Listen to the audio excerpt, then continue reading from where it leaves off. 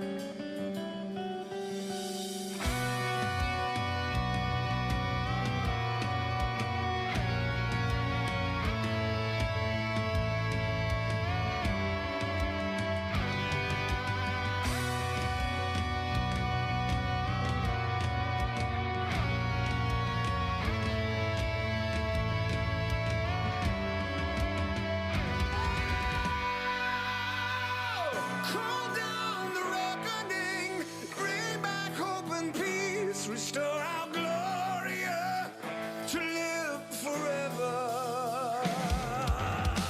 Call down the reckoning to bring back hope and peace, restore our glory to live forever. Bring down the dark regime. I know how to unleash eternal power.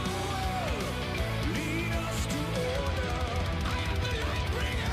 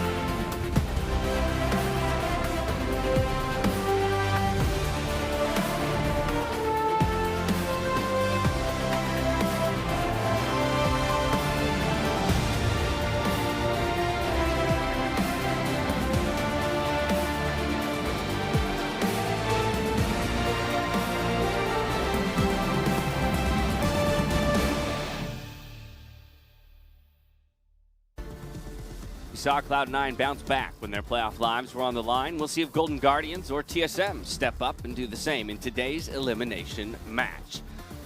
It's good to be back here on this Sunday for some more playoff postseason matchups. I'm here with my favorite analysts and, of course, Mark Z. How you guys doing today? I'm doing pretty great. I'm glad I can have that label and someone else on the desk not have it.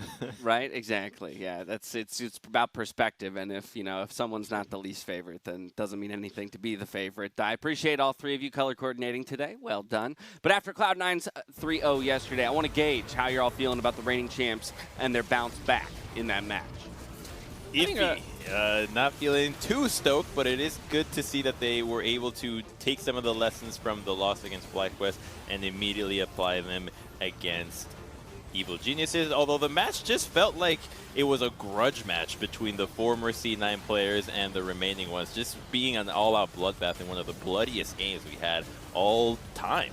Yeah, and I gotta say, like, also just the overall level of play, it was still good for C9, but they fell behind twice really hard in Game 1. Game 2 was their most dominant performance by quite a bit. Their bot lane stepped up. Sven and Vulcan had a pretty great series overall, but the entire team was still falling behind in a lot of these games. In particular, Game 3, Huni's Rumble absolutely popped off and able to make good plays in the side lanes, and you have better macro to get back into it, but it's still a little concerning for this team, I think.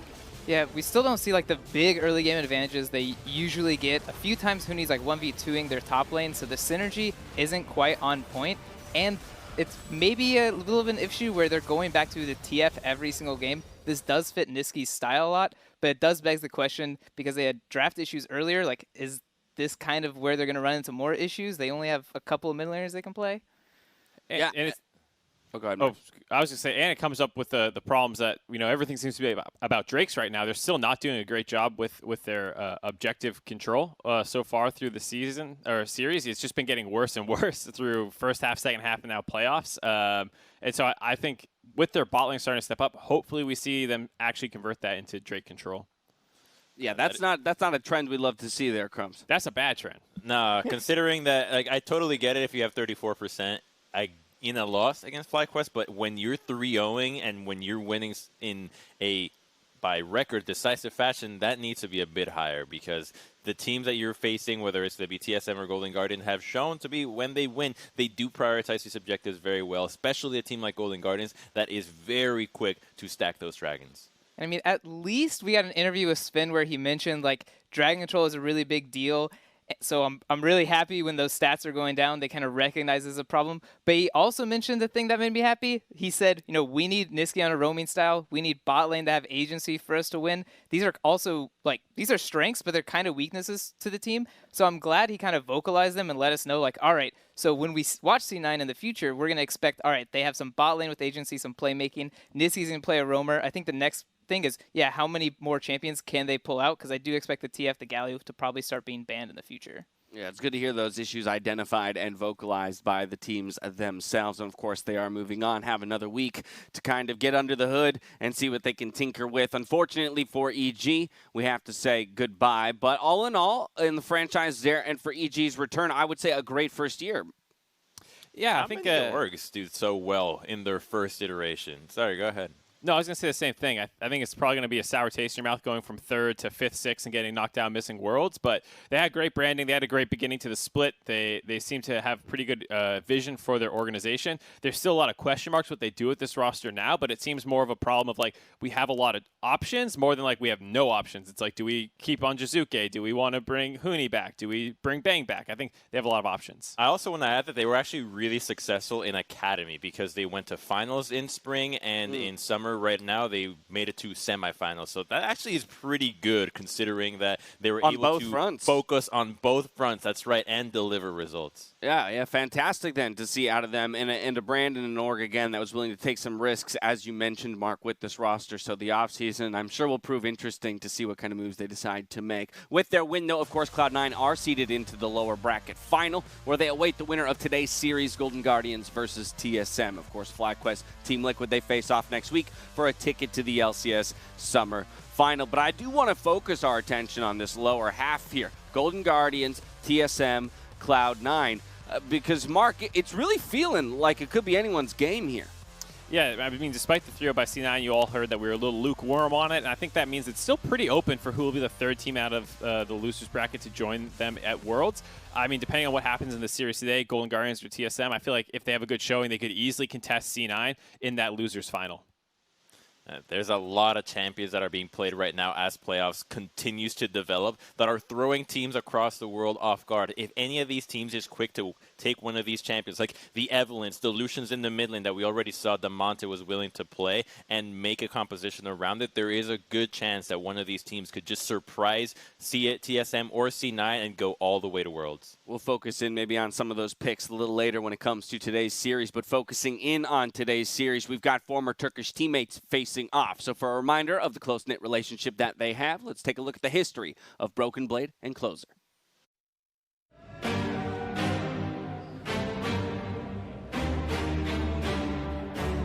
I know Closer from Turkey. I knew him since his first rookie split in TCL, and since then we've been really close friends. It's almost like I would describe him as my brother, That's how close we are. It was our first split together. Everyone was expecting us to be really bad team, but we went to final in first split. In that one split, we were really a real brothers. After I left, I think he got really good. I think I kind of lit his fire to become very good as well and play in a better region. I believe Broken Blade doing this inspired a lot of Turkish players that they can do this. In his first split, he almost take down the best team, so I was happy for him, and I also believed myself that I can do it as well. Coming down, stuff gonna be taken very low. There goes your bullet time. And Closer's coming around from the side. When I ended up in NA, I was really happy that we're gonna meet again. No matter what happens, outside of the game, we are friends, and if he can win against any team, and I don't care, but against us, he really can win.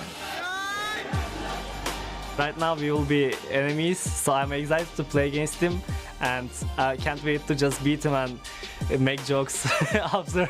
We will just make fun of each other, like the whole year, if someone loses. For rest of the splits, maybe like the rest of the year, so I need to win this match.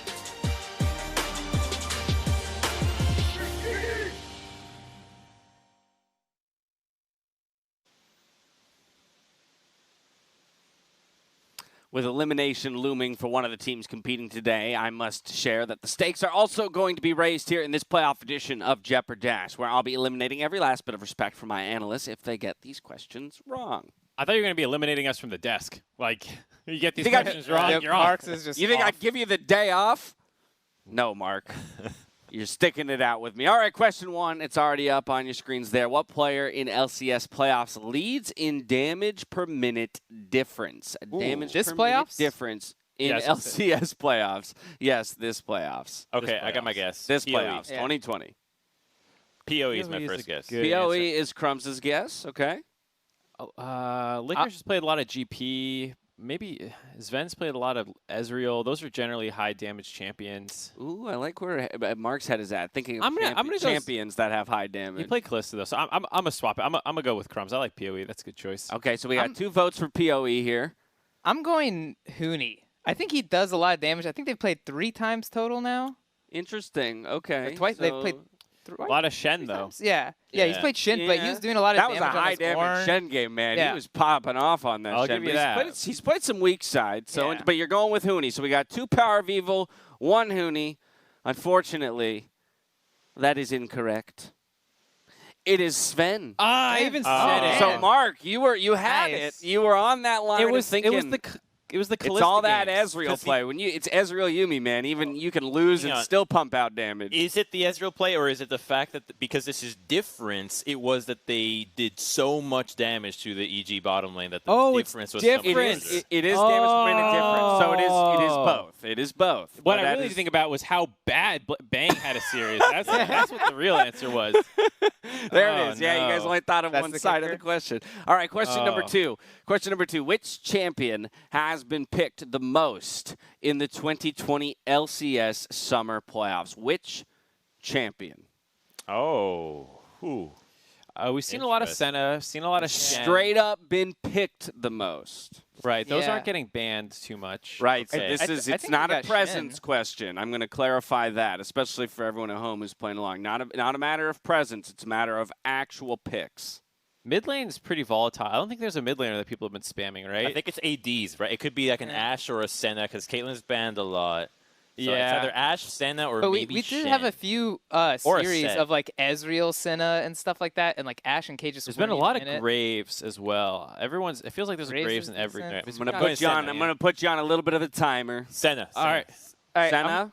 I'm going Shin. He's just been everywhere in almost every game. And I think Probably is right, but I'm going to Shen. go the Graves just to get us some coverage. Because Senna, Shen, and Graves. Senna, Shen, and Graves. Yeah. You are all incorrect. Crumbs, Yay. you were the Dang. closest with an 80 carry. Oh, It really? It was is the Ashe? at 14. So I thought this was really interesting because Ashe has 14 picks in summer playoffs, and yet she was entirely absent from like our most recent series. I think that's So why we all interesting- forgot about it. Exactly. Interesting how front-loaded her picks were, but that the meta seems to maybe be trending away from her. Question number 3. Who has the most solo kills in playoffs this split? So again, this split, flat solo kills. Oh, Who has the most? this is multiple choice, though, right? What are the options? It is not multiple choice. I like how Crumbs is just like, let me tell you how like this how- This goes. is not our first Jeopardy. I like Now how you give Crumbs me 4 options, he Chance. just tries to change. You will it into existence. I will tell you this. There is more than one right answer because there's more They're there are tied. people tied for the most. But I'm not going to give you options. But there is more than one player that All you right, could so pick. I did like the answer of EG players just because they've played the most games. I feel like Huni's been doing They're so bloody. Pretty well in the top lane, and they're pretty bloody. But C9's also played a couple games. FlyQuest. But who's actually getting solo kills in those games? So it has to have been a C9 EG game because that game was so bloody. A lot of solo kills happened. I'm just going to go through a wild guess because Svenskeren had a really wild league game. I'm just going to go with Sven, and it's not that he's having crazy kills, but that there weren't that many solo kills. He had a 16-kill Graves game as well. Okay, so Crumbs is going with Svenskeren. What is everyone else going with? I know I'm wrong, but I know he at least got one solo kill. I'm going to say like Santorin. Maybe he picks him up at the end of team fights. But I did see a couple, like he solo killed Huni in the top lane on Graves. So are you locking it in? I feel like it's going to be low. The solo kills has got to be low this. Okay, I'm gonna go so Santorin. Did Hanser get a lot of solo kills? I know he's played Mordekaiser. Mordekaiser old counts. Yeah. Oh wait, does Death Realm count as a isolated solo long kill? As nobody. I'll try Hanser. I mean, if you tag somebody before they go in it, you'd still get an assist. Yeah, I'll try Hanser. Why not? And you're going Hanser, Mark?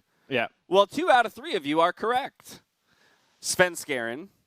FLICKR would have been the third, and you're right. It's not an astronomical number of solo kills. It is 3. But that is still impressive over just a couple series. Good job, Mark. All right, one more Jeopardy question to go. We lead playoffs with a total of 5 Bud Light aces, but our combined kills per minute is the second lowest at 0.63 combined kills per minute. Which team am I? Or are we? Since we was the pronoun. Cloud9. I mean, I'm going FlyQuest here. They actually are clean. Crumbs thinks Cloud9. Probably thinks FlyQuest. I'm gonna join Fly. They have the most aces, but are the second lowest combined kills per minute. I'm gonna join FlyQuest and Probably here because I remember they had. I haven't been right yet. Just randomly. I know that you're jumping on the Probably train, and you've normally been the right one on this, Crumbs. So you're shirking your instinct here. Okay, so we have 2 votes for FlyQuest and Mark. TSM. Mark's thinking TSM. The answer is FlyQuest. Well done. I thought so. Yeah, good job, Probably. Nice flip-flop. I got one. Nice flip-flop. I mean, that's interesting to me. But I guess it does speak to just kind of the consistency with which they they play. They're a team fight team, so that's the thing that they're good at. I'd say like the second guess is maybe TL with those kind of aces, but FlyQuest has played a lot slower these matches, so I'm not surprised that the kills are low, but the aces are high. TL only played 3 games as well, whereas FlyQuest has played 9, and they were pretty close games, a little back and forth. So I'm not surprised as FlyQuest, given just the sheer number of aces. Very good points. All right, it's time for us to take a break when we're going to step away. But as we go, let's take a look at Golden Guardians docuseries, where Closer lays out who he sees as a threat in playoffs. I think Cloud9 is really good right now, but I think outside of Cloud9, we can pretty much beat everyone. I think everyone can beat everyone. Only team I would be worried of would be Cloud9. Welcome back to the LCS for Game 2, where we've got Golden Guardians who've seen improvements in Summer Split as they currently sit at 7-7 up against Cloud9 today. Do you guys actually think? There's a League of Legends fan out there think Golden Guardians is gonna win today? No, just go there play. It's easy. It's easy when you're underdog. Come on. Alright, today, I mean, we're playing C9, no pressure on us at all. Like, if we win, it's fucking insane. If we lose, it's so bad, you know? Like, only we care. Yeah, exactly. Alright, let's go. Just bring it in. You ready, Tanner? Ready, bro. Damonte, he recalled and teleported back in behind Niski and Cloud9. What a big brain move from Damonte. Good fight, guys. Yep, everyone take a deep breath. Damonte wasn't on a team at the beginning of this year, by the way. Blabber won't find the damage onto him, and a huge victory in this team fight. We can end the game here. We can end, I think. The Golden Guardians will upset Cloud9. End the f***ing game. And they will take that win. I don't think with our team we really have a leader. I think everyone is trying to be a leader more so, if that makes sense. There's not a big superstar on the team. Everyone is just kind of people grinding the game out and doing their best all the time. And there's not really massive egos on the team, and it's a way different experience than I had playing on any of my other rosters.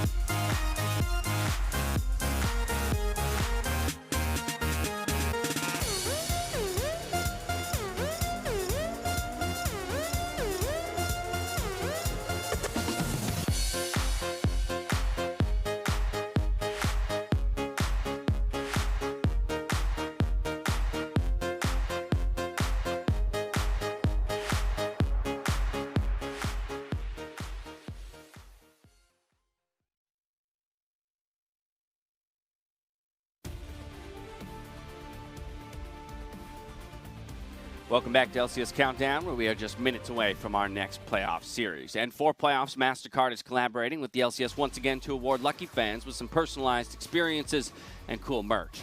One winner will get to learn League with Freak from the comfort of their own home, and 5 other participants will squad up with me for a Q&A session. Any player from the United States and Canada, except our friends in Quebec, can enter just by using your MasterCard and the League client to automatically be submitted into the raffle for our awesome prizes. Now, this contest goes until August 30th. That's 30/30th. So make sure you're set up before the end of the month. I, for one, cannot wait to see who joins my squad. Normally, I get stuck with these bozos by my side. That's my mom's birthday, August 30th, so. There you go. There So we you go. shouldn't forget. Make sure you get in there and save your MasterCard, Crumbs. You can win a Q&A session with me. That's what she wants for her birthday, right? Yeah, great. Spoiler, it's not. No, it definitely is not. All right, let's go ahead and look ahead at the matchup we have in store today. We get to see if TSM have truly bounced back from their sweep at the start of playoffs as they seek revenge against Golden Guardians. It was definitely a good bounce back in the sense that they 3-0'd. They played a lot of different picks. They had different carries stepping up. You had the Syndra game 1 for Bjergsen. You had the Nidalee set step up. You had the carry top for Broken Blade. And they all were able to play those styles quite well. But the question is, can you play all those better than the other teams who are playing one specific style? And I think that's still something I'm a little curious about. And I think the team is, as well, still trying to figure out, given that they are making roster substitutions in the middle of playoffs. Yeah, this is hopefully a few games that TSM just used to get their confidence back, to make sure that they are aware of what they are best at in champion selection, because it's a Dignitas that qualified for playoffs at 5-13. You should not actually feel that amazing for beating this squad and thinking that you can now take the Golden Guardians that 3-0'd you and the C9 that will follow after. And in that third game as well, they still had some of the issues with that Ashe Morgana bot lane kind of thing, which I'm sure is part of why they did make that substitution. Yeah, that was such a big issue for me is when TSM played against Golden Guardians, they were getting stomped by this Caitlyn Morgana blind pick. And in this week, I thought TSM would have figured out their bot lane kind of meta, but they decided to blind pick it against Dignitas as well. So Dignitas took the Ashe and the Karma as counter picks, which TSM should have the week before, and they just got completely smashed. So this is how the matchup goes. So I was really kind of shocked that they were blind picking this Caitlyn. They didn't have any bans to kind of protect it from these counter picks. And then they just got stomped in lane because Golden Guardians bot lane, FBI and Hui are a lot stronger laners than Dignitas' bot lane. So if they want to kind of replicate this, they're just going to get smashed again. And I don't know how they can win if their bot's going to be losing so hard. Yeah, we'll come back to talk about Golden Guardians bot lane in just a moment, but I want to talk about the game plan that was crafted by Golden Guardians the first time around against TSM, because it was crystal clear. 12 out of 15 bans against Bjergsen. Yeah, so I wonder who the biggest threat on the enemy team is. There you go. It's just to humor him, you know? That's only 3 games. You know, they're spending only 3 other bans on other champions. It's insane how much of an influence he had, and that was also with them picking the Ziggs for Damonte, which was a big part of why they were able to neutralize Bjergsen. You know, the Damonte had a great series there, and that was really impressive. I just want to jump in real quick, Crumbs, before you go, to just call out the number of bans for each of those. It was 3 Zillion Akali and LeBlanc bans. So each of those champions was banned across all 3 of the games, 2 Aurelia, 1 TF. Now, I'll hand it over to you, Crumbs. Damonte did a pretty fine job there with the Ziggs. I really like that pick for him, especially against the control mages that you see right now. But to be fair for Golden Guardians, I do think that banning out Bjergsen only works when the rest of TSM is not stepping up. Because if I'm a player on the team and one of my players is drawing 12 out of 15 bans, I've already failed and the game hasn't started. I need to be good enough at a champion that warrants a ban so that Bjergsen gets freed up. Looking at this rematch, there were questions about who TSM would ultimately be starting in the support position, and it appears that they have decided on Biofrost for today's game. So, Treats coming in midway through the split, playing up to this point, and now all of a sudden, we're switching things up. How do we feel about Biofrost is the better player, according to the tweet. The tweet. It was insane, I think, for a lot of people to see that swap happening in the middle of the week when it was announced that they might be looking into it. It makes some sense, though. Biofrost has been a better laner. As much as the KDA has been better with Treats and he's made less mistakes, I think you can say, he's also taken less risks. And it's transformed Doublet from winning most of his lanes to losing most of his lanes. And against FBI and Hui, I do think they need to have a little bit more of a focus on counterpicking and getting winning lane matchups. I think it's been a matter of comfort, not only for Doublelift having played with Biofrost for so long, especially in high-pressure situations like playoffs, but then you have Treats, who, it's not like he looked bad when he was in Academy. I think Treats and Lost are actually quite a formidable duo, and I don't even know if they are better than Doublelift and Biofrost. They kind of look like they're just as good, so when you look at their champion pools now, it might give us a clue as to what TSM is thinking about from the support role, and there's not that many unique champions that the Biofrost selection has, but the Blitzcrank might be a big one if you're thinking about playing champions like Kalista. Some unique choices, but also very different priority here, probably, when you look at the champion pools. Yeah, I mean, this is going to be like your playmaker on Biofrost usually. Like Treats, if I remember correctly, he was the Enchanter support bringing in. So when they started playing with Treats, he was not relegated to Enchanter supports as much as I thought he would be. So bringing in Biofrost maybe is just their way of saying, like, okay, we're going to be playing these stable bot lanes that can lend themselves to team fights, and they're not going to be necessarily lane dominant. I'm not really positive what the purpose of this swap is supposed to be in terms of champions. Statistically, we see that Doublelift does do better in the lane with Biofrost in the lineup. But, of course, you're going up against Golden Guardians, so as much help as Biofrost might be, we do have to recognize how solid FBI and who he are. Look at those numbers in the first series win against TSM. Yeah, you got to do something about that. You can't let that happen again, considering Doublelift is supposed to be one of your best players. So I think seeing that is a big reason why they're looking into it, as well as the issues around this Morgana pick that we've been harping on over and over again. And in the TSM Legends thing, they talked about going for comfort. In a double elimination tournament, you know, like, I don't know why you'd be going for comfort in the upper bracket. So I think whether that's the coaching staff or Treats or whoever, they need to have more confidence in their counter picks to actually try and win this lane against them. And it can be done. Doublelift has been a good laner for most of the split. And I want to see if they can actually get up and contest FBI this time around. A big stat there for me is the gold at 15, because the CS is very similar, but the fact that FBI's forward percentage has continued to creep up is just giving him gold from plates. Yeah, so still finding ways to gain advantages even though those CSDs are rather close. Time will tell today whether or not the Biofrost substitution is enough to take control of the bot lane, because probably I've got questions around your takeaways from the TL series, FBI and Huhi in that one. Was anything exposed in them as a duo that TSM could pick up on?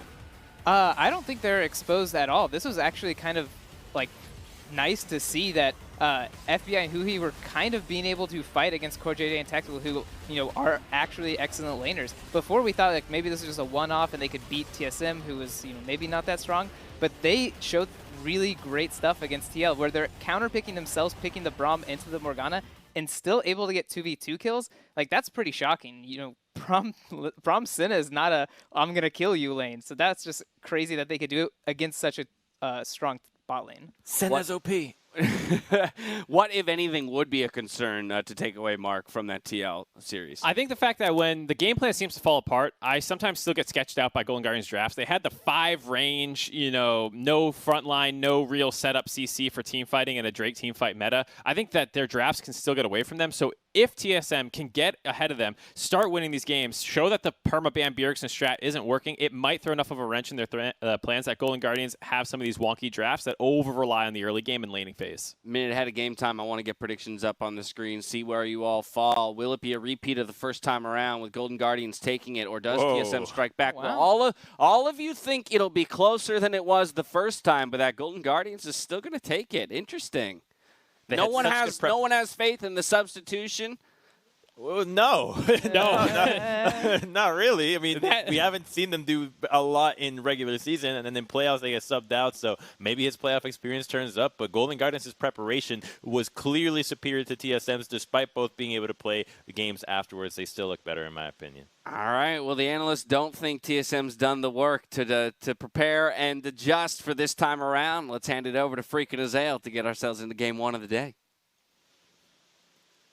Thank you very much, Dash, and welcome to the next round of playoffs as TSM and Golden Guardians do battle for the second time here in about as many weeks. They battled the first time around, and Golden Guardians 3-0'd them. It was a clean one, and now we get the revenge with Biofrost back in the lineup. Azael, how you doing? I'm doing well, man. I'm really excited for the series. We already know that Cloud9 is awaiting the winner of this match, and that is going to be the battle, to get into the top 3, to get that final world spot, and to try to continue onward for the Summer Split title. So a lot on the line here for both of these two teams, and I do think it's interesting because we have this revenge match, right? Because we have the lower bracket, and I am just so interested to see what are the adaptations that TSM has made. The analyst asked with the triple Golden Guardians prediction. But I think that TSM does have ways to win this series, right? If we saw the Golden Guardians are going to go the same route where they're fully targeting Bjergsen, where they're trying to get winning 2v2s, to me the obvious adjustment had to be TSM, fix your support champion pool. Try to put yourself in a position to be able to punish the blind Morgana, because that is what Golden Guardians was going to time and time again. They are triple banning Bjergsen here already. Yes, you can call some of those flex bans towards top, but really this is kind of all focused at Bjergsen thus far, so that is the same as it was last time around. And I'm going to be so interested to see if it is, Caitlyn Morgana, this sort of style, and if so, what is TSM's answer in game number 1? Because I do feel like Biofrost and Doublelift must play at a higher level than Doublelift and Treats played last time around if TSM won a shot. Well, there's the Caitlyn first pick, there's the Ashe answer, and now TSM, how are you going to win your support matchup? I assume you lock in the Ashe here at some point. Are you blinding support? Are you waiting till third pick? How do you make sure the 2-on-2 goes well? Because TSM with Biofrost tends to win lane. TSM without Biofrost tends to lose lane. But FBI and Huhi also tend to win lane almost every time. So Graves picked up, Lee Sin likely to be the answer. We'll see what else gets locked in. So I do prefer just saving your support pick to third here. There is no support pick locked in unless you assume that it's going to be, Shen support, which I think is incredibly unlikely. I do think this is going to be Shen top, so there's not going to be necessarily parity in the picks. I do think that TSM could go for Morgana now and then ban out some of the answers to that if they wanted to go for that sort of route, if they feel like that is the power pick. You also can match Shen top and then try to ban out some of the supports that perhaps who he would go to, or even save, fifth pick. Counter pick. The Vladimir is going to be going top almost guaranteed against this Shen. We did see FLICKR play it yesterday. I do think it is a good answer, and finally we're seeing more than just GP as an answer into tanks. I tend to think that Cassio and Vlad both suit very, very well alongside AG junglers. They are strong matchups into tanks. They scale very well alongside them, so I think it's an intelligent answer, but of course, Shen, the concern is always what is he going to do outside of the lane, not necessarily in that lane. And it's going to be interesting to watch how this plays out because, hey, you've got a Vladimir. Yeah, your gank assist isn't great, don't get me wrong, but if you ever do get, worn down, you've got the CC chain of Volibear Shen to kill you, so you want a little bit of attention from Spica just to make sure Broken Blade can free farm, but then in the mid to late game, really be that carry source. I went back and watched Sneaky's co-stream of some of these games as well, back the last time these teams played, and he was saying that Ashe is a little bit favored into Caitlyn, that Ashe is an actual counter and that you want to play that matchup, and it's up to Caitlyn to land Qs through the minion wave that also hit Ashe. If you don't do that, you should be behind a little bit. So as long as the support matchup's close, at least according to him at the very least, if it's an undisturbed bot lane, that is an advantage to Doublelift and Biofrost just on matchup. Yeah, that makes a lot of sense, and I do tend to think that it's it can be slightly favored towards Ashe, based on the ease of hitting volley versus the Piltover Peacemaker. Exactly. But I do generally think that supports have a bigger effect, right? So if there is a big support mismatch, all of a sudden that's kind of out the window. And lo and behold, 5 bans towards Bjergsen. 12 of 15 of Golden Guardians bans did go towards Bjergsen in the last series. So make it 17 of 20 now are bans against Bjergsen over the course of these 4 games. He's going to get Syndra anyway, but guess what? They did push him towards this. I think it's such an obvious open pick that clearly Golden Guardians would have been ready for it. Right. I think Echo makes sense as an answer towards it. It is considered, kind of a counter pick, so to speak. In the early lane phase, it can be a little bit tough against the Syndra in that melee versus ranged advantage. But if you can play this matchup aggressively, especially post 6, you can really come out on top. And then you're playing alongside the Shen, so you have the potential to go into a 1-3-1. You have the potential to group up and really answer there. And Lux support, this is something that has been missing from the LCS championship, playoffs here as far as a support pick. I think it's incredibly strong, and I think that Lux does have a pretty heavy advantage even against the Karma. Karma, Ashe have very good push, but Lux Caitlyn is something that is really popular elsewhere in the world, and Lux is really, really strong in solo queue as well. So despite the fact that it is technically the last pick here for Biofrost, he has the support counter, so to speak. I do think that they got the worst end of the support matchup again, just because Golden Guardians kind of like did the math here, and they're like, all right, well, these are banned out. What are you going to have as an answer? It doesn't feel like they have the best one. That being said, it's still a lot closer, I think, as far as the bot lane matchup than what we saw in all 3 games in the previous series. This is exciting. I'm always a huge fan of teams that do a bunch of draft prep and come out with exciting picks. It's Golden Guardians and Demonte pushing TSM into Bjergsen, saying, don't worry, this man loves his assassins. Let's bring out the Echo. It's a good pick. You ult the ult, and you're going to be really happy. And on the other side, maybe the single strongest support in League of Legends right now is Lux. Yes, this is still 10-16. The small shield nerfs are not in on this patch. She's still very good in 10-17, probably still pickable in pro play as well. But Lux is an absurdly good pick down to the bottom lane. Says, go ahead and answer with Karma. Your solo queue win rate's like 8% lower than mine. Like, we're good here. This is a stronger champion overall. I really like the Golden Guardians draft. I think this was very intelligent of them. I don't think TSM was like, inting their draft either. I know that was like a lot of the criticism that TSM got the first time around, was it felt like they were never really able to move the champion pools around. This looks like a solid TSM draft, but Golden Guardians just looks better. Yeah, I mean, I do always have concerns for drafts like what TSM is having, because you have relatively low engage against a team that wants to split push, right? And so when you're in these types of situations, you generally become incredibly dependent upon winning your laning phase, because then the way that you win the game is by being ahead so that you can go to the objective and force your opponent to come to respond, and then you kill them or you take the dragon or the Baron or whatever. That's generally how this has to be played out. Ashe engage is not enough, right?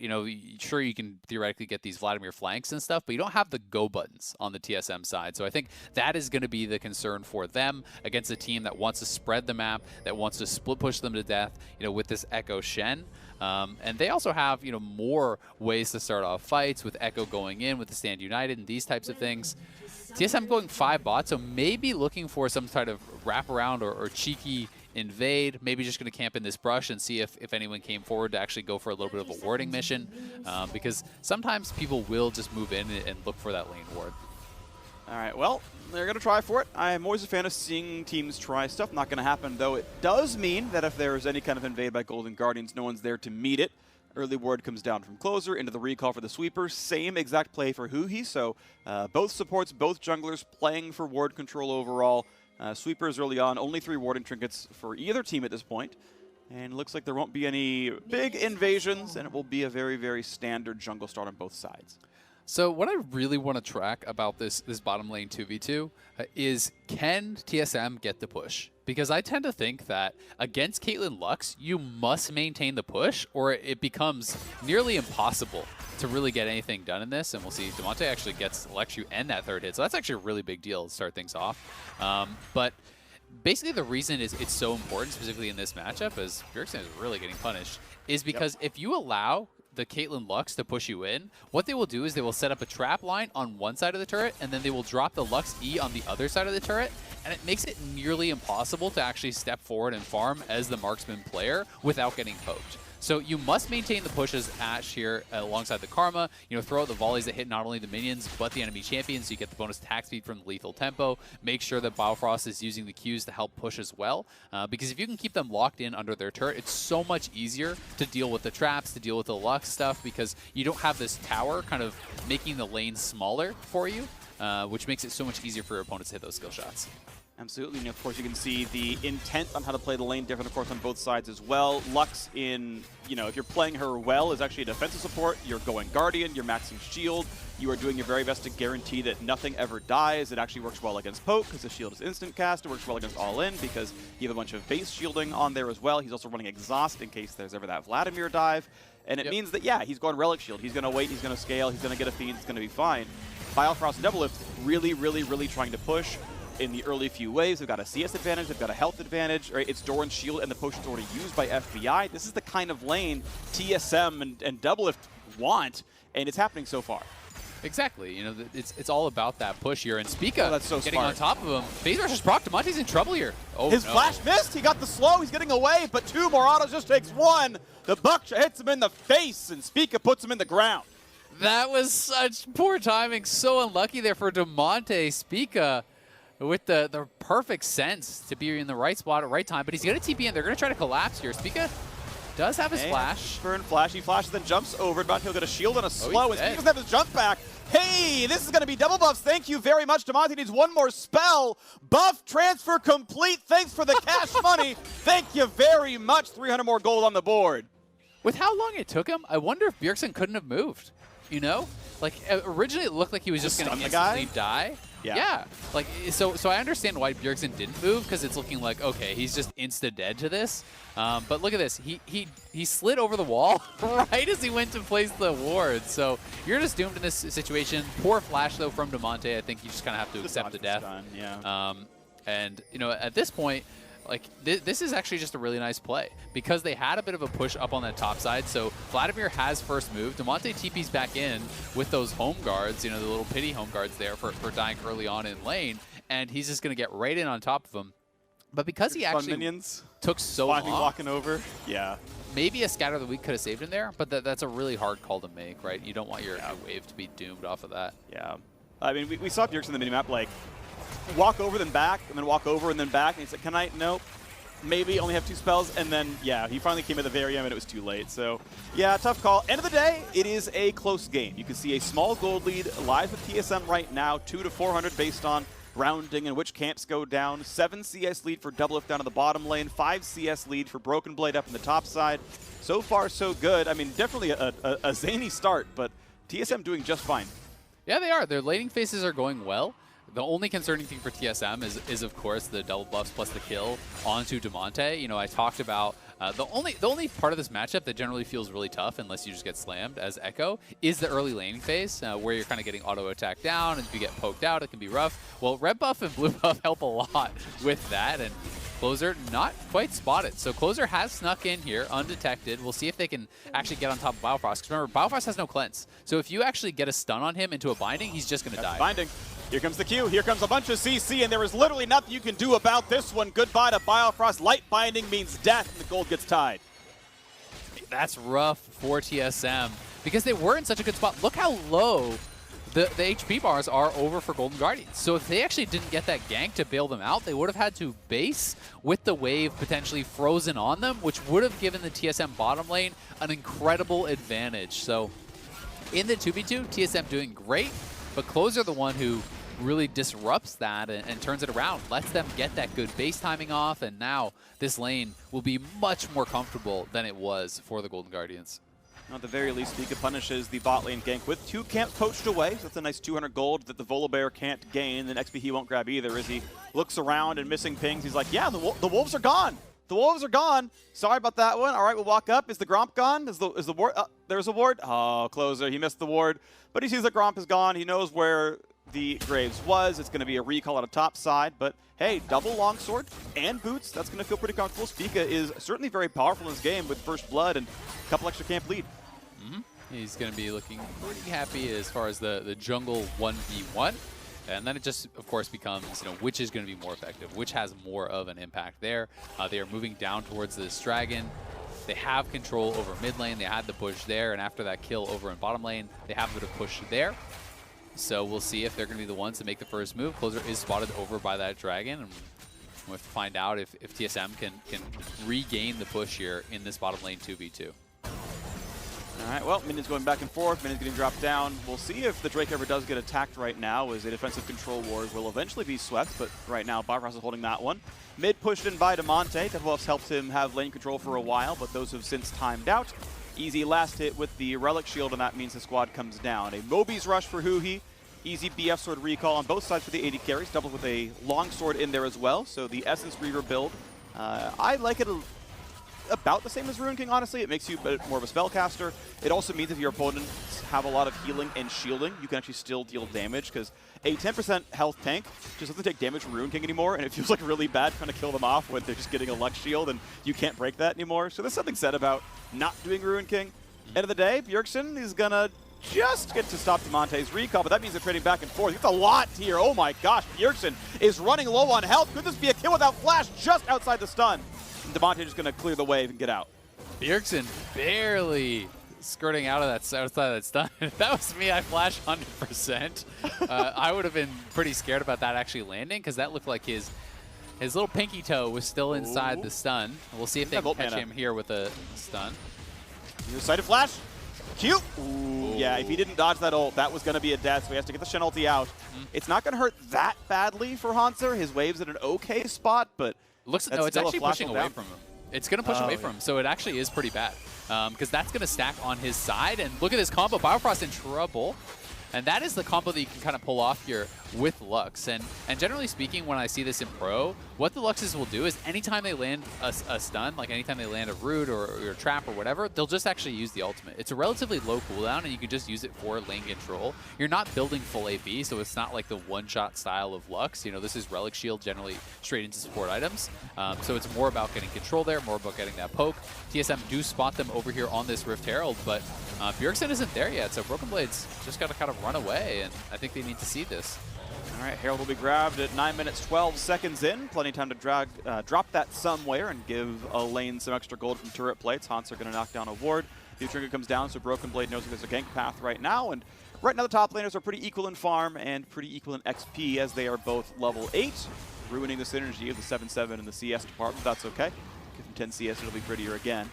And regardless, around recalls come through again as Berserker Greaves come in for FBI. Double up will match that before too terribly long, as you don't really want to lane with an item disadvantage, even if it's only Berserker's Greaves.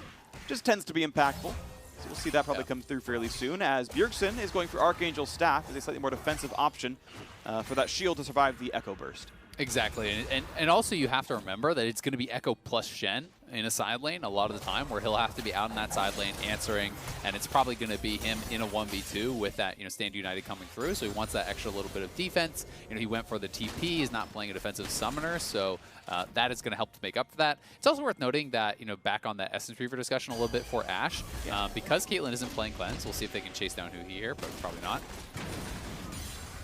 So yeah, because FBI isn't playing Cleanse, like that is where they're going to actually look to attack it. It's interesting because generally speaking, the Caitlyn's will take Cleanse in this matchup, and I've heard some of the reasoning for going Essence Reaver specifically against Caitlyn is actually to tax the Cleanse cooldown. Essentially, every time your ultimate is up, you shoot the arrow out at the Caitlyn, and you try to make sure that you just have your ultimate up so much more often than Caitlyn can avoid and cleanse them. In this case, there's no cleanse at all, so I would like to see TSM trying to get somewhat proactive and actually attack FBI in the lane with that arrow, because if you wait till it's teamfight time, it's pretty hard to actually land an arrow on FBI who's going to be behind the Volibear, behind the Shen, behind the Echo, So really, like, this is their window to do it, but it doesn't seem like they're really attempting it. Ooh, Red where he was, they land a lot of CC. Arrow's going to come down, jump back by FBI, not going to leave the stun on for too long, but Biofrost is flashless. FBI does burn the heal. Didn't end up having to do so, but he was afraid of getting counterpunched, I suppose. End of the day, summoner advantage very slightly with Golden Guardians. Yep, another nice binding there from Huhi, and this is, again, what I was talking about, where anytime you land a binding, you just ult it. You just say, all right, great, we have lane control, because if you can land that binding into trap, into ult, all the stuff hits, you can potentially 100-0 someone. In this case, Doublelift had a good counter ultimate, so he actually, arrowed FBI, which is, I think, what spooked FBI into using his heal there defensively. But, that also bought time for Biofrost to get out of the binding so that the trap wasn't actually layered. But because of the gank, because of the last couple good bindings from Huhi, it is now the Golden Guardians bottom lane who seem to have regained the push, and they're the ones really on the offensive here. Monte not going to find the stun just yet, but that means that the Volibear certainly will, and Bjergsen's days are numbered. 18 seconds, 30 actually now till he respawns. Yeah, Bjergsen going down very quickly there. Spica should be able to defend, but the Rift Herald's going to drop, so there will at least be 3 plates off this turret. He would have had the early flash. We'll see if Broken Blade wants to try to set up the dive. Now Hauntzer's definitely going to have to back it up, but Volibear is moving up here, so Broken Blade will have to be at least somewhat careful. Yeah, I mean, definitely some damage in the top side, though, as well. Of course, Haunzer down to about 1/3 HP, and he's not too far away from, one-shot capability from Broken Blade. You can see, I believe he's bleeding plates down there as well, if I can read that properly. 2, I believe, are dead up there, so that's 300 gold above just the 7 CS difference. Broken Blade, as we mentioned, right, he got counterpick. He's supposed to be difference maker in this game. We have seen Vlad's carry team fights, and it can be very hard as a, low MR AD carry or, anyone else to just survive Vlad burst in the late game. But right now, I mean, this is Golden Guardians again on the Dragon, and I feel like you know, TSM needs to be the ones that are actually stacking dragons to really have much chance in this game, because they're the ones that are really low on engage. They're the ones that are hurting for the win conditions as far as that is concerned. So the fact that Golden Guardians actually are the ones to get the first 2 dragons means TSM will not be able to force them to come fight them at an inopportune time. Because even if TSM grab, say, the next 2 dragons and they challenge to the next, whatever, you are now pushing back a potential TSM soul so late in the game that there's no pressure for Golden Guardians to ever pull out outside of their split push, right? They can afford to give up 1 or 2 dragons before they care at all. Right, and it allows time. It allows Golden Guardians 20 straight minutes of split pushing as a result, right? That's the end game is, well, we took Infernal Strike number 1. Okay, we took your inhibitor turret. We took Infernal Strike number 2. We took your inhibitor. We took Infernal Strike number 3. Well, your Nexus turrets are gone. It's like, well, at what point does Golden Guardians have to care? Is Infernal still better than Nexus? No. So that is the funny version of what you're talking about for, you know, the people with smaller brains like me who can understand. But Broken Blade is still farming up nicely. He is doing an early Spellbinder, it looks like, which is cool after getting the early CDR. Then goes to the raw AP stack. That'll be fun to look at later on down the line. And of course, getting to jam Qs means you're invincible in the entire laning phase. And Hanser currently down a level, tries to wave clear under turret, and, you know, yeah, that turret's at, you know, 15%. But look at everyone coming top. 4 members from Golden Guardians up here on that top side. Broken Blade will be able to back it up. But yeah, this is a fairly standard Vladimir build, but it is interesting because I think more and more people these days are actually trying to skip some of the early CDR, like the Kindle Gem, and just go straight towards more raw AP. You know, I've been seeing a lot more people in solo queue do things like they just go the Fiendish Codex and CDR boots, and then they go straight into Spellbinder Deathcap, or, you know, Deathcap Spellbinder, whatever, to just get raw AP so that they can threaten the one-shot on the backline. So when that team fight comes and you can flash on the Caitlyn and just try to absolutely delete them. You know, this does make your laning phase a lot easier when you go for these type of components, but then it's a question of, do you need the extra laning phase power? Ooh, another bind's going to land. No ult this time on a Spica, though it was up from cooldown. Decided it's not going to be important in this case. He does a Merc Treads. End of the day, Spica walks away, not losing too much. Saves the warp. You can see Broken Blade is 2 autos away. Anytime you see the dash, just, hey, go into Sanguine Pool, land a couple of spells, and now could this be a real trade? Broken Blade, Empowered Q, deal some damage. And I don't believe at any point in time Broken Blade has used the ultimate. He's just sitting there, holding every cooldown he could ever need, ensure that he can get a small farm lead over Hanser and slowly whittle down that turret in a pretty much untouched top lane matchup. Solo first turret goes to Broken Blade.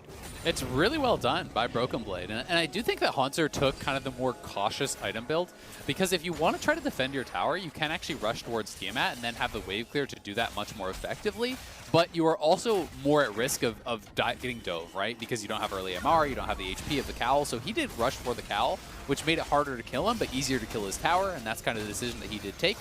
We'll see who gets this smite. Fight over this one. Herald is going to be stunnable and smiteable, and it's going to go to Spica. Nicely done there. He's going to grab that one, no problem. Brooklyn to the back line. Big shields and FBI going to keep him safe.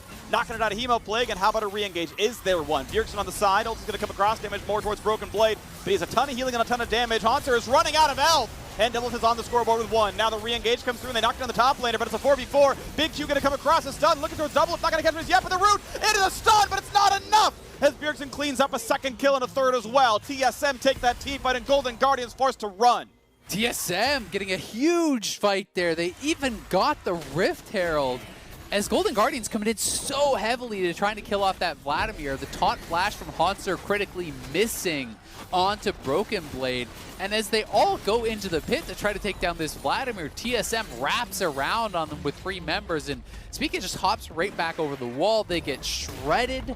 Went from basically a dead even game to a 3,000 gold lead here for TSM. Bjergsen grabbing a couple kills for himself, and we all know how dangerous his Syndra can be with the lead. Over a 70% win rate on this champion all time.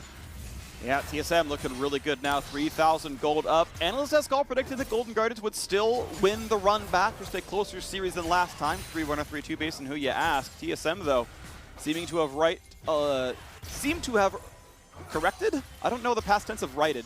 Maybe it's righted. They're doing better. They're doing better. The wrongs have been written. my brain keeps going written. That's the past tense of right, but it's the wrong right.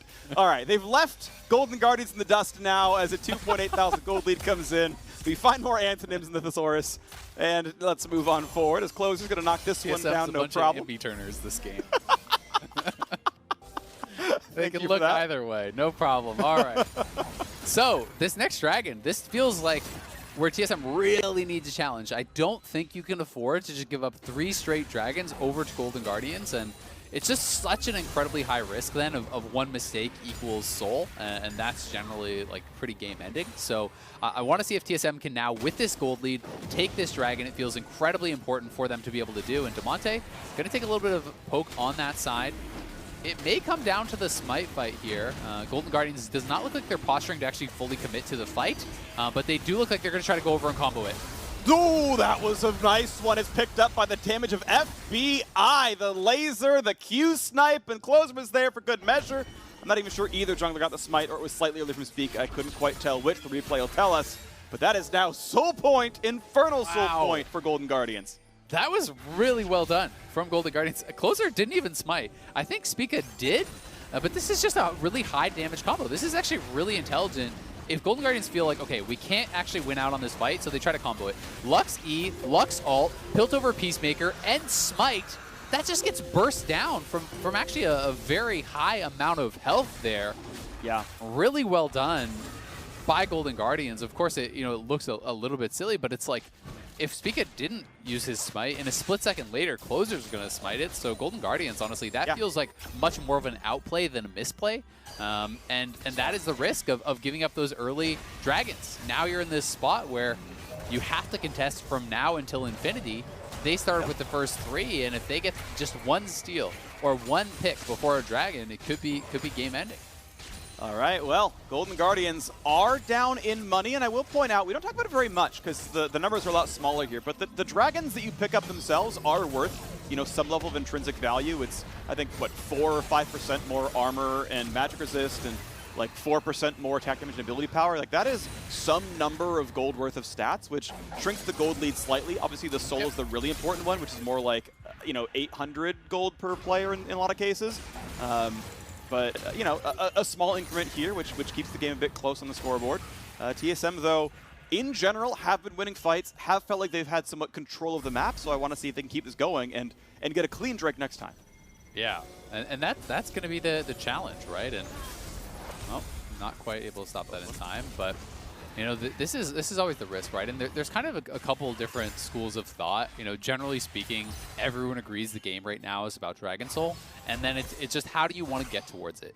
Do you want to try to go for early game control, stack the early Dragons? That's kind of option number 1, which is what Golden Guardians ended up doing this game. And then there's option number 2, which is essentially what TSM did, and that is simply seeding the first 2 Dragons and trying to get lane and gold advantages, and then hoping that you have enough of an advantage at that point to take Drake 3 and then the Dragons forever then on. Obviously, the risk with that is that if you fail a fight or you're not able to win that 3rd Dragon, then you're sometimes kind of out of it. Sure. And it was cool that we saw basically both styles, right? Golden Guardians spent a couple of closer ganks to the bot lane. They did, in fact, stack the first 2 Drakes. And TSM solo turret killed top lane with a counter pick. Like, both playstyles were working out, and then the Drake still happened. And it's like, well, that's the risk you're talking about. That's the difficulty. Yep. And now, okay, TSM, it is not absolute GG unwinnable if Soul goes over, but it is very Golden Guardians favored if it does happen. The saving grace being Infernal Soul doesn't save you when Vladimir one-shots Caitlyn. So, there's like, the counterplay still exists, but yes, it is so Golden Guardians favorite if TSM do not mount the comeback in the next 100 seconds. And in the LCS, Soul has like a 90% win rate, just to give some context, right? And Golden Guardians actually did lose 2 Soul games themselves very early on, but that was with very weak late game comps. TP coming in, we'll see if they can find an angle here.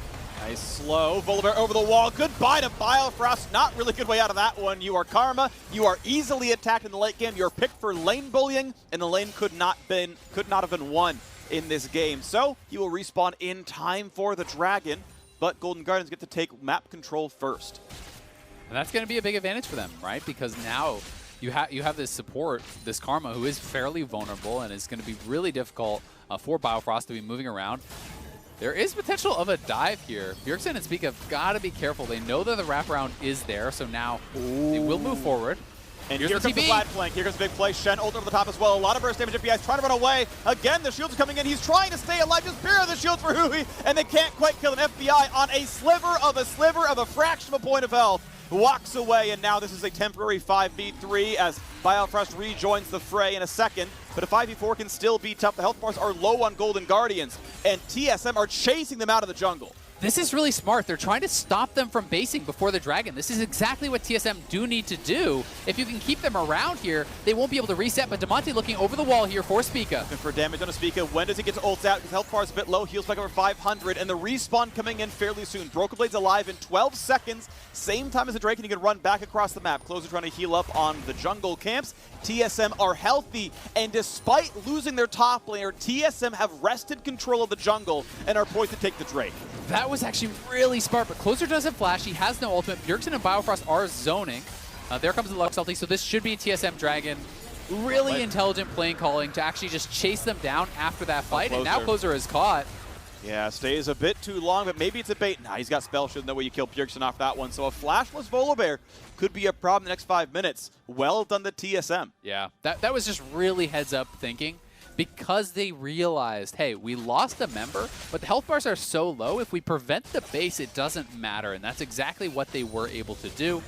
But that fight was so close to going heavily in the favor of TSM. And that is a situation where I'm talking about, you know, how I was talking about the builds earlier, right? Where if you actually go for more of a raw AP build instead of this Kindle gem where you have just more CDR and it makes your lane a little bit easier, potentially Huhi and FBI die. Right? Like, you could have a more powerful raw AP build at this time because he went for Void Staff, because he went for Kindle, as well as the Merc Treads. You know, he went more kind of itemized towards that 1v1 almost against Haunter.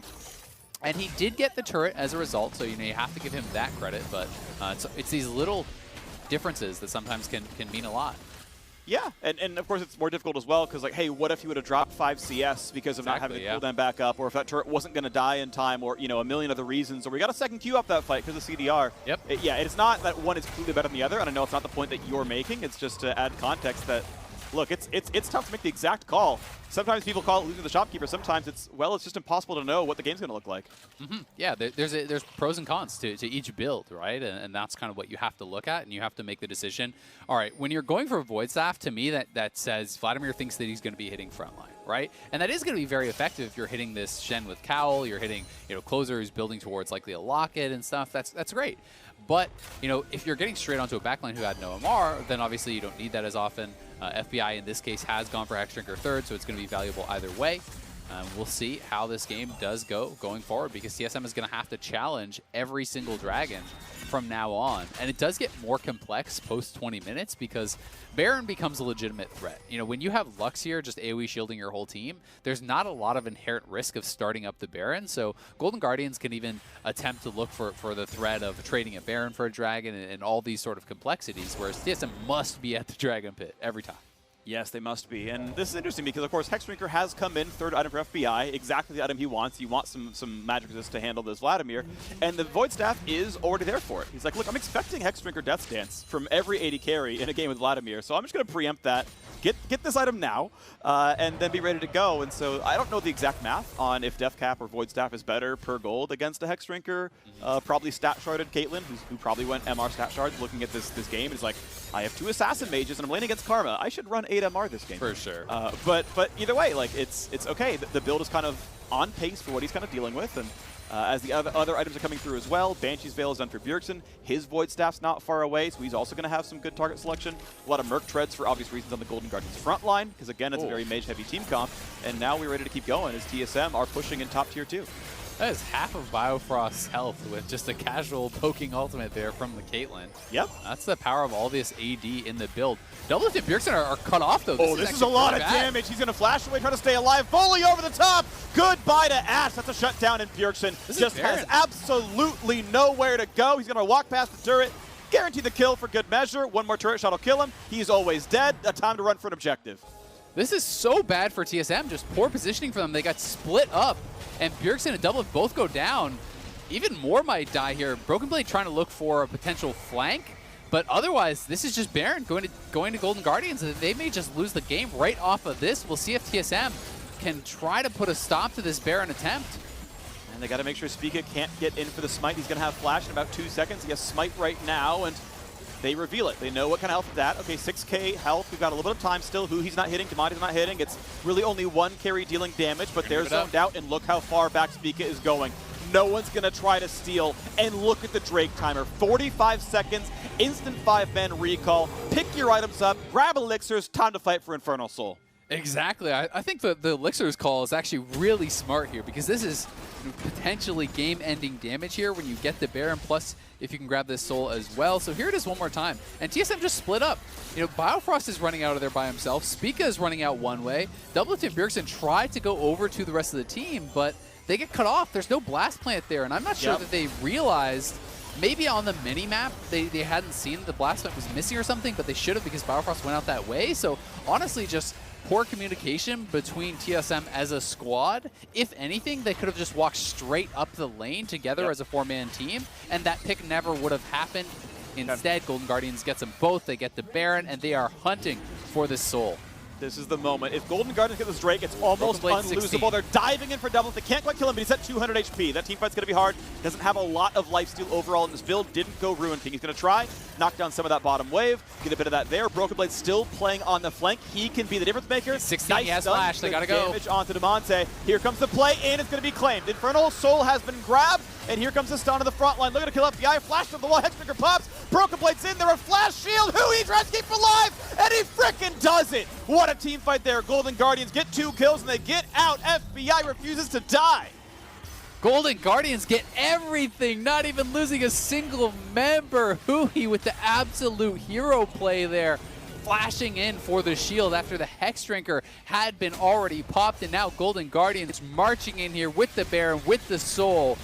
They have taken full control of this game. They're going to get mid lane inhibitor for sure, and Double may just die. There is no way to live through this one. Golden Guardians poised to close out the first game of this series. TSM made them work for it, but Golden Guardians 4 playoff wins in a row over TSM. This best of 5 puts them 1 away from Worlds as they're going to close down game 1. Still 2 more Nexuses to kill, but Golden Guardians pick up where they left off, destroying TSM on Summoner's Rift. What an explosive finish here from Golden Guardians. It felt like TSM was really in this game. You know, they had clawed themselves into a pretty good spot. That Vladimir was online, he's 16, everything's kind of going right for you. One misstep with the poor positioning over by that Golden Guardians blue buff. Golden Guardians absolutely punished TSM so hard. They recognized the mistake that Bjergsen and Doublelift and the rest of the team had made, immediately kill them off, secure the Baron. They get another dragon here from FBI, by the way. He got 2 of the 4 dragons for their team on the Caitlyn. They don't even lose anyone, and then they're able to just push it in for the win. That game really turned on a dime, and Golden Guardians have got to be feeling so good about the result of that one. And even for TSM fans, I don't think you can be too angry about this one. Obviously, yes, really good steals, some really nice plays by Golden Guardians, but this game was so much closer than the entire last series, right? Biofrost and Doublelift were winning the lane, but there were some good ganks from closer. The comeback was happening, but wow, what an incredible Drake steal. And okay, Bjergsen and Doublelift screwed up going out of the jungle instead of out of lane, right? Small mistakes could have been fixed, and that feels more TSM favored once that happens. This game, again, is closer. I would not be shocked to see TSM win a couple of games here or, you know, the next 3 that they need. But either way, a fun series, a very tight series, and Golden Guardians still showing up today, which is exciting to see as well. So it's time for us to take a step away. But when we return this day from Analyst Desk, we'll break down that win. See you soon. Series is going to be a banger. Yep. Welcome to Assist of the Day, presented by State Farm. Continuing to show up on our assist watch, Spica delivers Demonte to his death with a quick kick from behind enemy lines. There they go! Kick Demonte back in. There's the set ulti to get him out there, but Demonte, he's just going to get crushed by Doublelift as the ace in the hole is going to land. He's not dead just yet. In fact, the counter kill comes as Spica's able to get it, and now Haunter 1v1ing Doublelift. He's in the death zone. He's got no friends to save him from the Maud, and now Haunter going to flash out to safety. Bjergsen.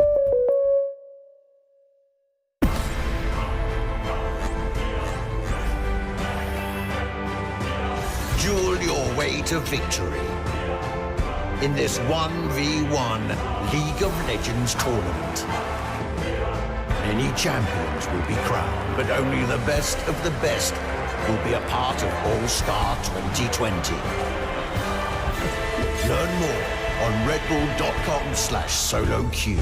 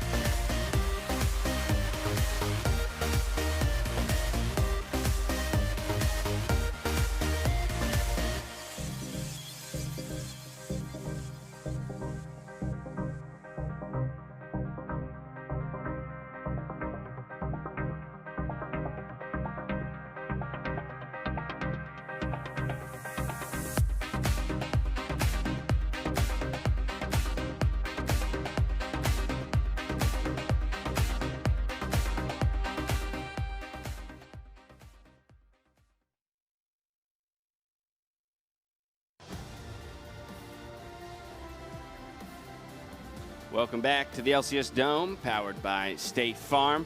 After that first game of the series where Golden Guardians take it, back and forth, both teams definite opportunities to win it, with the goal lead in TSM's favor through the mid-game, but Golden Guardians finding the response on multiple occasions. But probably I'm coming to you first around draft. Top of the day, we talked all about Golden Guardians' first time around, targeted bans towards Bjergsen. 12 out of 15 of them were all towards the mid lane. Well, in this first game, they kick it off with 3 mid lane bans. 5. And then even some more when you look at the second phase, but just kind of working through the draft one beat at a time. How did you feel about TSM's response this time around? Okay.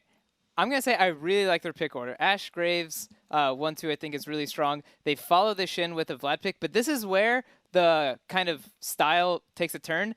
Here, I'm guessing they're going to blind pick mid and give the counter pick to support. I think this is a good style against Golden Guardians. However, as soon as they pick the Vladimir, Graves, and Ashe, you no longer can go range support in this meta, because what you're going to do is you're going to have a low CC comp and a really fragile comp. So I like the blind pick mid laner instead of saving it for counter pick, but the way that they drafted the first 3 picks does not allow them to counter pick support. So if they keep the pick order the same, right, top 3rd pick after them, give me a Gnar or a Mordekaiser, then the Karma last pick looks good. But the way they did it this time, I think the order is correct, but the champions need to change. So positionally, we like where they landed, but not from a champion perspective. Yeah. I was also going to throw in that the Morg ban doesn't really make too much sense if you're willing to play Karma anyways and you're willing to 5th pick your support. Like, you can just pick the Karma into the Morg and leave it up and ban something else out. The Echo is an option if you think you're going for it, but you are telegraphing a little bit. But they do have other options. And to be fair, people hadn't seen the Lux quite yet, so that might have been the wrench in the game plan. Right. I did not like giving up Caitlyn. I think it's a champion that is really difficult to play against, especially if you are facing a bottom lane that's already bodied you one time before. This just plays entirely into what Golden Guardians wanted to do. And sure, the laning phase was even to a certain extent, but even then, Golden Guardians won the laning phase multiple times, getting kills, getting a ton of bindings onto Biofrost. So I don't want to see this champion get by and into the hands of FBI, despite it being almost killed by how good Broken Blade's Vlad was. There was action all over the map in this game, but the first of it came in the mid lane. A bit of a whoopsie here from Damonte as he gets caught. Bad timing when he chooses to ward, as well as losing his flash. Yeah. This is a tough start to the game. I mean, the counter pick Echo can do quite well, has the flash, but totally waste it. And so this looks like, they might repeat gank mid. There might be all these problems if they don't get this under control. But Closer's like, don't worry, Damonte. TP back in here with that war you just placed. We'll trade this one back out. And it kind of saves the laning phase for Damonte, I think, a fair amount. The fact that he's able to get these kills, get the double buffs, and get back in the lane. And yeah, it's really important. Like, if Closer doesn't flash stun the Graves, like, Graves is going to get out because he's going to be able to dash one wall, flash the other. So it was really important that Closer was playing that so aggressively. He's comfortable trading his flash for it. But Closer was amazing this series. Not only did he get the kill in the top, he also did this really good lane gank bot, and it was just set up perfectly by Huni's binding. Does this look too easy to anyone else? Because to me, it certainly did. And it certainly looked like every single time the Karma just found her way onto binds. Read him like a book, Crumbs. Yeah, and Bjergsen read that he was dead here too and didn't flash, which was actually a really good move out of him. He affected every lane.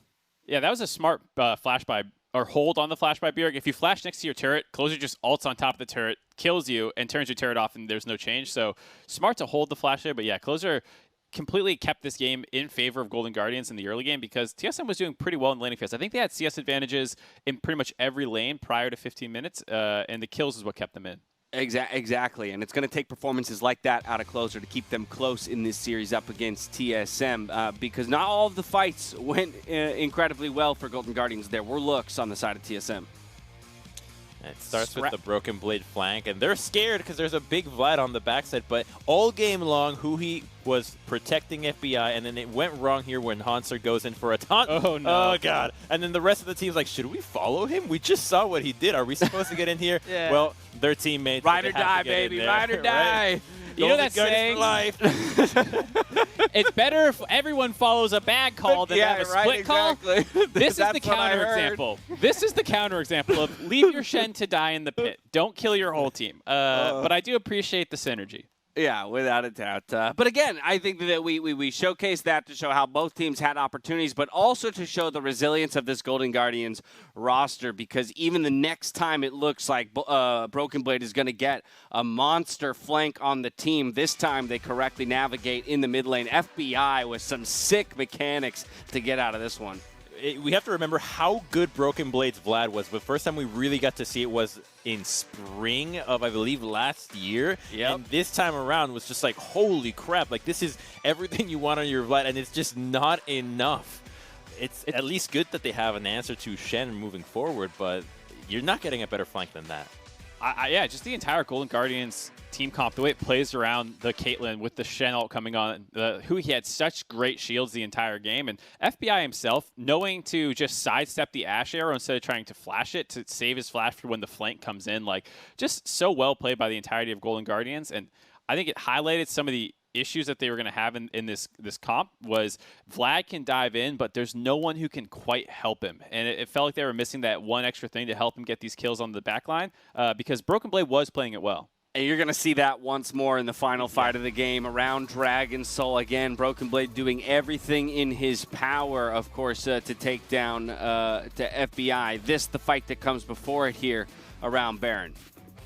This was the game-breaking play where Damonte realized TSM actually split up, and they're playing Ashe and Syndra, so they don't have any way to get over the wall except for their own flash. So Damonte does a really good job, calls for the Shin ult, and they're actually able to catch TSM when they actually had control for most of this game. And this was TSM invading the blue side jungle, but after that, it was all Golden Guardians' game. Watch the left-hand side. It's exciting to see Damonte go in and back, but the real highlight at the end is actually Broken Blade as he's thinking about going for FBI, because so much of TSM's members are chunked. The Dragon is low. It's like, all right, it's time to get in here. He's got everything charged. The exhaust is real quick, but the ultimate, and then watch Huhi keep his AD alive. It's just a joy to have a support that lives through Syndra, procs the Hex Drinker, gets stunned, but the flash plus the double pass through on the shields there. It's just clean. It's just clean. Yeah, Huhi deserves a ton of credit for this, and I think it speaks to why this is such a great matchup is the bot lane popping off. FBI is a fantastic, aggressive player, and Huhi is so good about propping him up to do that, whether that's landing the bindings. He landed a bunch in lane to chunk out Biofrost. They didn't get a 2v2 kill, but they had a lot of pressure off the back of Huhi. And then FBI, if you give him some room to work, he'll absolutely pop off.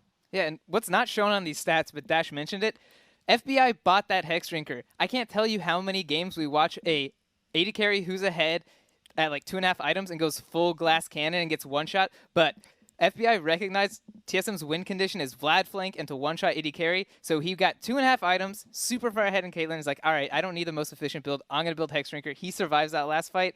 I'm so excited that this guy bought Hex Drinker instead of... He survived literally by the amount of health that Hex Drinker saves him, so you can definitely call that one out there. You know what else isn't on this, or what other story the stats don't tell? He stole 2 dragons.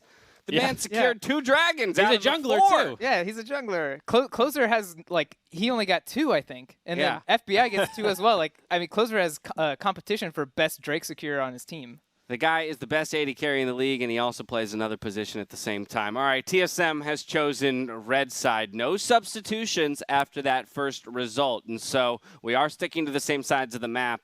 Crumbs, what are your first thoughts here on adjustments that TSM would make with this first game behind them? I think that Caitlyn has to go. You really are not wanting to give that back to FBI. And then the other thing is, who's getting the counter pick? I don't want to see Biofrost get the counter pick. It just did not strike me as something that needed to get enough of an advantage to justify that pick. Let's put more focus on Bjergsen because, yeah, he got picked on a little bit on the Syndra. If he had, I think, a little bit more agency despite being targeted, I think he can pop off. I'm still not seeing anybody else do a whole lot on his squad except Broken Blade on Vlad, but he'll only play that if the Shen is picked by Golden Guardians. Mark, let's not pretend that TSM didn't have a gold lead in the middle of this game. So is there anything that Golden Guardians should come away with saying, hey, maybe we consider adjusting this even though we did pick up the victory? I overall liked their game plan. I think you saw that both teams can make mistakes in the mid game, and I think as long as they're taking a comp that continues to be able to make plays in that period of time, they'll be in a good spot. There it is. We're heading to a quick break. When we return, TSM will have their chance to tie up this series, and we'll see you back here. And we've upgraded her with the sonic shield and holographic mapping drones. Impressive. There is one more thing. Ah, Jake from State Farm. Here's the deal. With the Drive Safe and Save app, you'll save up to 30% for being a safe driver and get a discount just for signing up. Well played, Jake from State Farm. As usual. When you want the real deal, like a good neighbor, State Farm is there.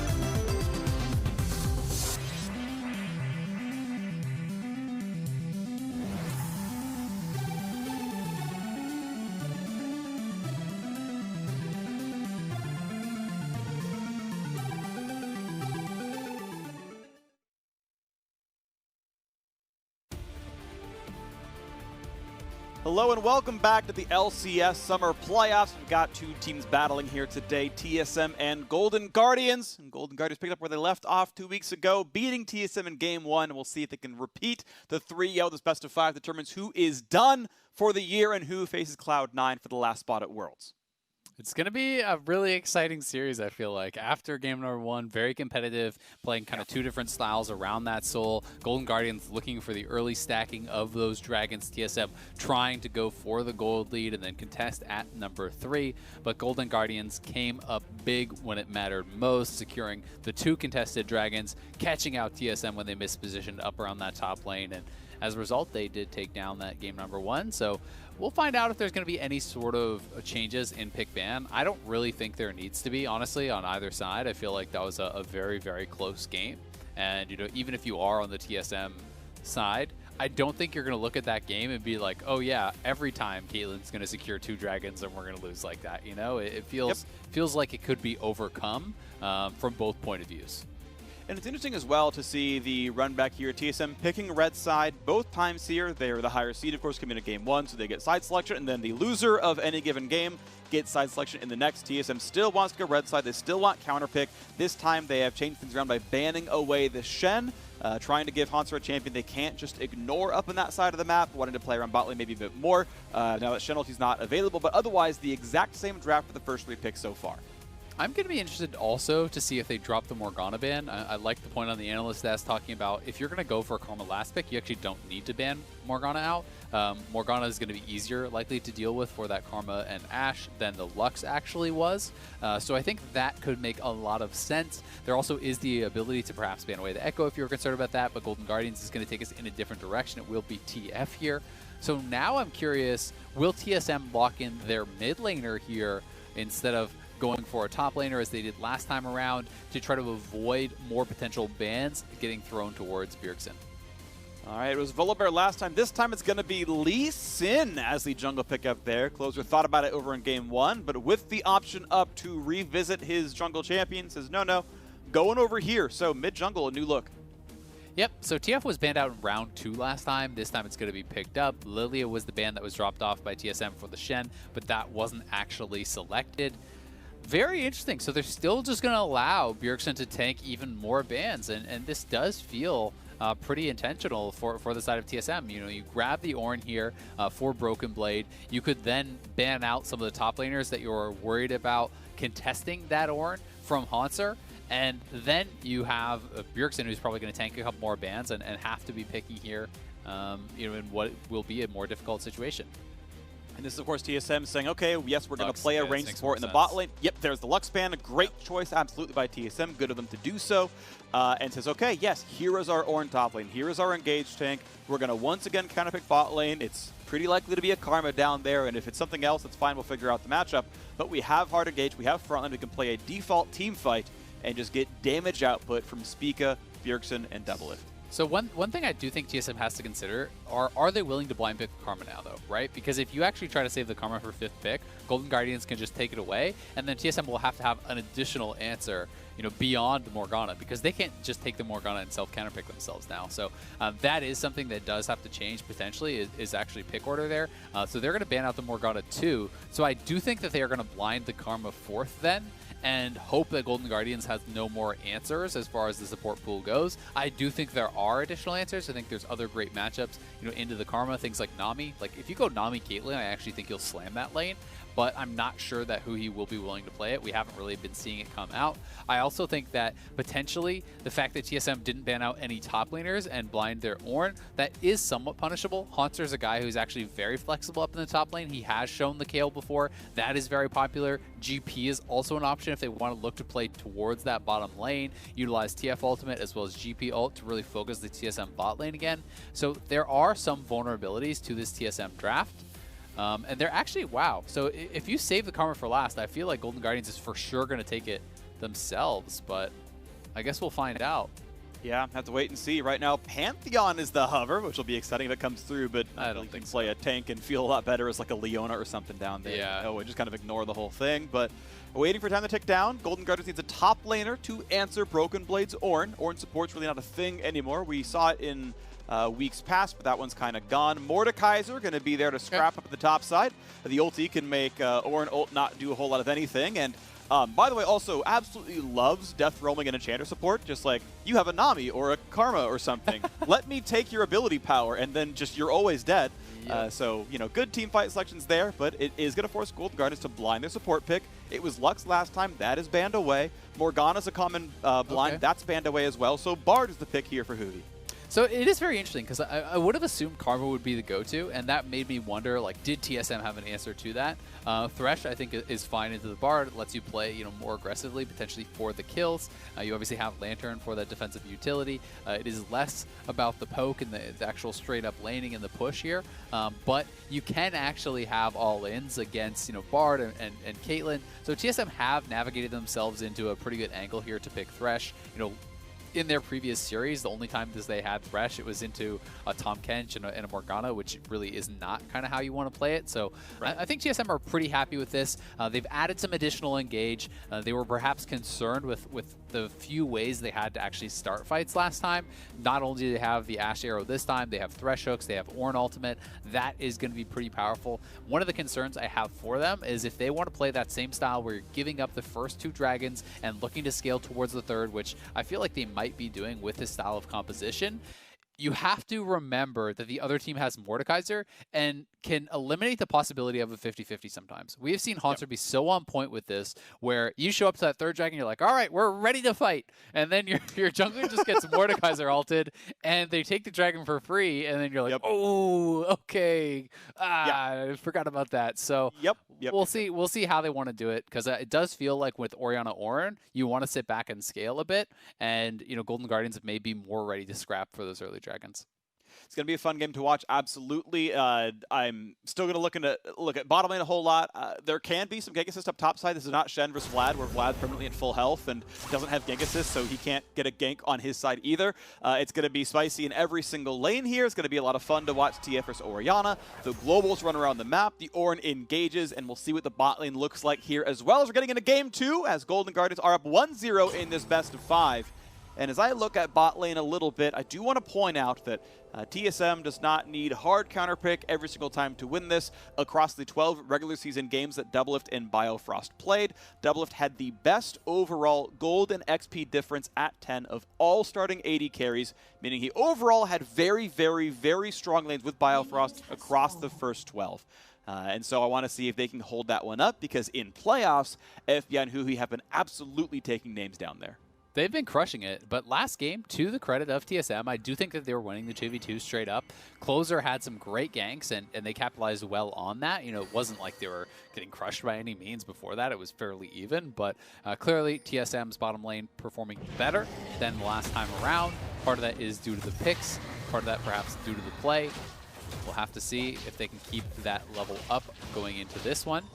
Is cleanse this time around from FBI, so he's paying that tax because it's not only the Ashe, but it's also the Thresh this time. So I do think it makes sense. There is also less straight up kind of big beefy frontliners ahead of him, so you don't have the Shen and the Volibear standing up there to tank arrows for you come teamfight time. So it's more likely that you would need the cleanse in this situation. Nice sweeper, gets rid of the ward as the wave pushes in. Golden Guardian's going to let the other one down on that brush timeout, as that was the early place of the recall switch to sweeper. But early push goes in, as Bard is a better early fighter than Thresh. The skill shot's a lot more reliable than Thresh Hook, and even Flay, which he actually is what he learned, shorter range tool. So first push goes through, TSM respectfully backs off, and right now Doublelift is on perfect CS, whereas only 10 of 12 for FBI, so we'll see how much more the Ashe can get here, as Hawkshot reveals that Closer did 3 camps with blue buffs. They know which 3 camps are gone. Hawkshot also reveals the 3 camp markers. They know exactly what Lee Sin's been doing so far. Exactly. You're going to have full information there, so that always feels really, really nice as the opposing jungler to know where he is, where he could be. They have that push on the bottom side, so you are kind of assuming that Golden Guardians is going to challenge for that bottom side scuttle, and then it's going to be up to Spica to say, okay, do I want to try to answer this? Do I want to at least get a ward down here to protect? He is moving over here. Biofrost has Hook, showing the junglers around. Stun's going to land on Ashe. Hook's going to land. Cleansed back away. Now Spica's got to run backwards, gets slowed, but no more stuns to be had. Good first time by FBI, or sorry, by Huhi, but end of the day, Cleanse down for the gank is well played by TSM. It is very well played, and we'll see if they can follow up on this. They're trying to push it out right now. Spica maybe face-checking this Lee Sin, though, and we'll see if Huhi can get the bind. Gets the slow, gets the Q, is going to ward hop away. The flash Q, that was some miscoordination. I think Huhi thought there was more of a fight to be had, but there was not one. There wasn't, but if he could have found that angle, potentially you could trap off of it and maybe follow up there. Either way, he's not able to find the binding. So in the long run, TSM can't reset the wave, but they got 2 summoners, big summoners. They got the cleanse and the flash, so that is going to be feeling really, really nice. Good trade up here on that top side from Broken Blade, and we'll see if TSM can utilize this little skirmish advantage that they have gotten to try to get something more. So far, so good. Broken Blade up 8 CS with a wave to farm, so that should pretty close to equalize on this side of the map. Very small gold lead to Golden Guardian. Some of that is fraudulent, with Twisted Fate passive is generating free gold. That's reflected in the scoreboard, despite the fact that he's playing the lane pretty much equal to Bjergsen here, with this wave going to be fairly easily cleaned up. We're going to see our first recall before too terribly long. as we can see more items being forged by Broken Blade. He's just stacking the early MR, knows he's obviously facing Mordekaiser, wants to get Abyssal Mask online so he doesn't have to worry about that fight too much. And Spica keeps moving around his side of the jungle, taking down the chickens. Yep, and he saw that ward getting placed. That's always a little bit of a feels bad man for Damonte, because right as you place it, it does get cleared out. And for me personally, anytime I'm in that type of a situation, I'm always feeling really nervous. It's like, oh, well, he knows that I know he's there, so is he going to gank me or not gank me because he thinks I'm expecting it, you know? It can kind of feel like a little bit of that mind game, but Closer was pathing up, so he felt comfortable to stay around and farm it up. Wasn't worried about the Graves gank coming in, and of course, Graves Orianna, not exactly incredible gank assistance there. Yep. So it's going to be safe, and looks like Bjergsen will try to shove out one more wave and then reset, while Damonte just is going to wait in base and blow his TP here. Boom, put in knocked off, follow-up auto attack. Bit of damage with Biofrost, but he's regenning decently well overall. Gold is tied across these teams. 80 carries has the same amount of farm. This is the wave you want to recall off of. You can see Biofrost already starting his. Devil should have no problem having BF Sword with 45 CS. That's more than enough to make the one come through, so pretty standard stuff out of the TSM bot lane. Now some looks towards the top side as Broken Blade tries to find some CC on Hanser. Hanser walks away, and we can see who's doing well in gold overall. Yeah, pretty close across every role, under 100 across in any individual matchup. Top lane in a weird spot. It's overextending, forcing Hanser to walk up to do this. He was going to want it back before too terribly long either. Yep, but with him being 6 on that wave, that's why they look for that gank. And I know the gank looks kind of awkward. It's like, well, it's pretty low chance to work, but that's really your last chance to actually gank Mordekaiser, so they're trying to see if they can make it happen. Easy Q, easy gold card, a lot of CC. The flash puts him back in the turret range. He's got to be careful. Hooked right back in. Good damage, but Bjergsen, I don't think he could move the Q in time to get the shockwaves, so Closer gets right back out. Yeah, the gold card actually expired because they waited so long there. So Damonte popped it very early, and I think had he not done that, I think they kill Thresh. Because they could have had the the binding into the gold card. Instead, they just had the binding. It expired. He was able to flash out. But yeah, Bjergsen not able to get the ball over in time and get that shockwave down. Was a little bit late. I think he was trying to go for the deliberate timing of pulling the Lee Sin out of the portal, perhaps. But either way, not going to be able to get the kill there. So it is just a couple summoners off of Biofrost. And now we can see a small gold lead on the Golden Guardian side as recalls come through. Dragon being started in the face of Spica, but as somehow the wave was manicured in Golden Guardian's favor, Double Lift is forced to be under the turret, losing your BF Sword 80 carry as the mid laners come back to lane. Means it's not too much of a problem. And the early Cloud Drake will go over. 10% ulti CDR, gonna feel real great picked up before Damonte has to press R the first time. Yep, both for Damonte as well as for Hanser. I think that's actually pretty impactful. I would also say, it's kind of illustrates how important that previous play was. Biofrost getting caught there actually forced him to be on a reset. He couldn't just stay out on the map when he was that low. So that means that Doublelift has to seek control over the wave, and Doublelift has to allow FBI and Huhi to push them in.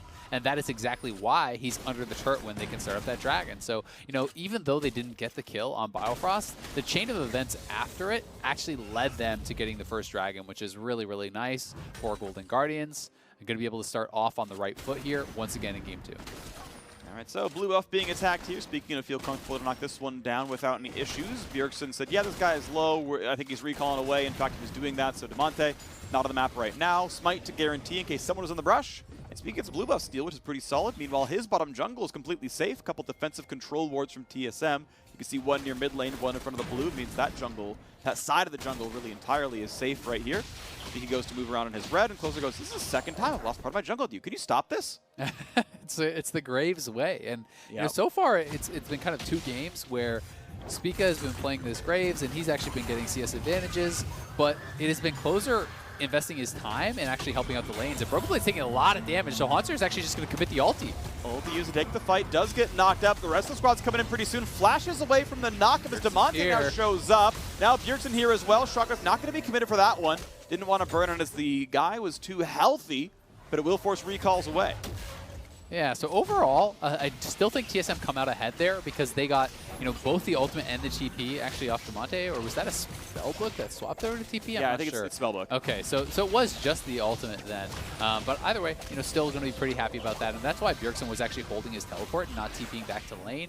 Was trying to make sure that he could respond to a play like that. So both sides ended up trading pretty even. Golden Guardians will come out ahead with the Rift Herald here, though. Yeah. Doublelift was able to push in bottom lane and have that wave pushing back towards them. So a little bit of a CS advantage there. But Golden Guardians actually, move their bottom lane over to mid. They're going to send Damonte now down towards that bottom lane, and we'll see if Bjergsen can get anything done in the mid lane, because he will have the blue buff advantage and should be able to hold pretty comfortably with blue buff, I think, against this jungle lane. A lot of ward control right now in the bottom jungle by TSM, an aggressive control ward, a regular invisible one down there as well by the red buff. Going to give a lot of vision down there as the lane swap around. Bjergsen going to try to 1v2 against Huhin FBI. He says, all right, Doublelift and Bauerfrost, you had your turn. Let me do it. He's the fan vote MVP from Twitter. Closer going to smite this red, but again, he's dancing around some wards right now. TSM nearby. And Closer gets the sixth sense to just hide away from that one. That would have been certain death if he walked into a hook there. Yeah, if it was a split second earlier, they could have potentially even smoted away and then got a kill. So I really do like the deep vision. I think it's extra important when you're playing against champions like TF to have deep vision to be able to track where they are going, because it's not as though he's level 16 at this point and can just ult super, super far. The rank 1 ultimate has relatively limited range. You have to move about halfway up the map. So if Damonte goes missing from bottom lane, you will likely see him around that red buff before he could ult towards mid lane and actually attack Bjergsen. So this allows them to play a little bit less defensive anytime he just goes into fog, because you have wards tracking where he needs to be. Yeah, if he's actually making the trip all the way over it there. Cannon going to be knocked down, I believe, not by Damonte himself. I think the turret last hit that one. Still a very small lead. Yeah, you missed the cannon. It's just unwinnable game at that point. I mean, why even bother playing it out? TSM, congratulations, you made it to Worlds. Cloud9, yeah, you're not going to get to play this one out either. It's just how it is. So when the recall comes through for Biofrost, he's moving around. We have the Mountain Drake spawning in 1 minute's time. I'm curious what it's going to look like, as the mid lane push hasn't amounted to much turret pressure. The Rift Herald will be coming down pretty soon, you have to imagine. It's been in inventory for 2 minutes so far. Closer finishes Warrior Enchant, same here for Spica. No boots for either jungler, Abyssal Mask close for Broken Blade, and another recall going to come through for Bjergsen. Now, only 40 seconds on Drake. He'll be there in time, but he can't really fight for the ward control. So if Golden Guardians takes the bottom river, it's going to be vision deficit for TSM. A bot pushed in, easy farm for Doublelift, as Archangels is, of course, a very worthy power spike and one worth recalling for. Drake's up at 25. Yeah, and I honestly think that TSM should be pretty happy about how the early stages have gone. The gold is very even. There's no kills on either side, and I talked about how, the Ornn and the Orianna want time to scale. They want to be able to, sit back and play a bit of a slower pace. Even though they did give up the first dragon, it wasn't like instantly on spawn, and they have the ability potentially to contest at the second dragon to really slow down that snowball towards the soul. If they could get one dragon here, that would buy themselves so much time before any potential soul could come through. And then at that point, TSM can give up a dragon or two and make sure that they're really in the right spot to fight. All right, Golden Guardian is eyeing the bottom lane right now. Close to showing up in the lane. This looks like it's going to be a Herald summon potentially and some real turret damage. I would like that. Of course, can move around. There's the first plate knocked off. Herald always means 2 and never quite 3 plates by itself, at least in the early game. Yeah. And timer is ticking down. We're down about 30 seconds left from the Herald, so you've got to summon it pretty much on this wave. You're not summoning it for anything useful at all. At some point, you got to get the crash. He should just drop it, and then TSM either don't respond to it and lose their tower, or they do respond to it and they lose the dragon, but TSM's just going to rush this down. It will be a steal. Shockwave, it's not going to be the smite in time. Well done to Bjergsen. He might have been in range, but it was a better smite by Spica. There's the charge. There's 2 plates, 300 gold going over to Closer. But end of the day, all it got were those 2 plates. TSM secured the Drake. Well played to them. Even as Haunter TP's down, he gets nothing for it. It felt like Golden Guardians were a little bit hesitant on committing the Rift Herald. I feel like if they did that the previous wave, it would have drawn more attention from TSM, and then they could have been the ones perhaps rushing down that dragon, getting the inside track. But Spica does secure this one for TSM, so they have bought themselves a ton of time now before any potential soul could come through, and that's exactly the situation that they want to be in. Bjergsen deserving of a lot of credit there, though. It looked like you pulled Closer out of his Q with the Shockwave, so even if you're still in range to smite, you lose the execute damage from that Lee Sin Q if it does not connect.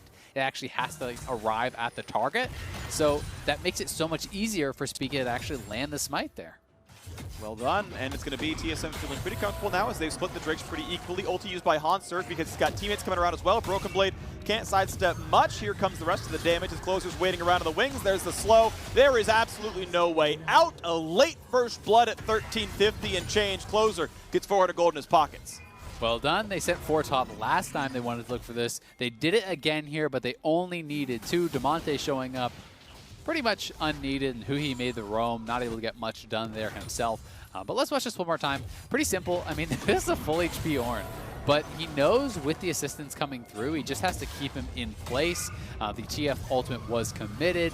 Broken Blade getting very low. And I think that TSM at this point, as soon as they saw the TF ult, you can see that Speak is just farming Krugs. Like, there's actually no point in going over there because you can't get multiple members to be able to fight back. So you just give it up. You say, all right, well, we got the TF ult. We got multiple things. It's okay if our Ornn just dies once. And honestly, with a kill going over to Lee Sin, you're not too bothered as TSM. Yeah, overall solid stuff. Monte not even getting the assist onto that one, so you can see a little shockwave there on a Hanser. He has ult down for the time. Bjergsen not quite stunned, couldn't get the rest of the AoE. Ulti going to be dodged away as well. A little bit too far back on that one. Couldn't have really flashed over it anyway, but no real play to be had. A couple of ultis traded out and nothing else picked up here, but an 1,800 gold lead to Golden Guardians, and only about 200 of that is Damonte with his passive. So overall earning more gold as a team and having a pretty solid mid game here as Golden Guardians. They definitely are, but the scaling is really good over on the side of TSM, and as those Ornn items do come unlocked, that is always a concern. Was a critical sidestep also from Bjergsen on that Huhi ultimate, because if the Bard ult does connect over onto Bjergsen, it's a pretty easy setup for Closer to just kick him in immediately thereafter and get that kill. So he's able to stay alive, and Golden Guardians, I think, doing okay, but given the state of the game and the compositions, I actually favor TSM from this game state. Wards at work. Spica takes the entire chicken camp and puts Closer down to half HP and is an easy lantern away. Biofrost, well done from you. As the top laners are now fighting, as Damonte moves up to that side of the map, says, I'll have my turn fighting Broken Blade. Difficulty being, he's got a magic damage top laner, so Broken Blade already went Abyssal Mask. He is all magic resist, no armor. That's still going to hurt Damonte. Huhi tries to fight over this one. Spica's here as well, but this time around can't steal it.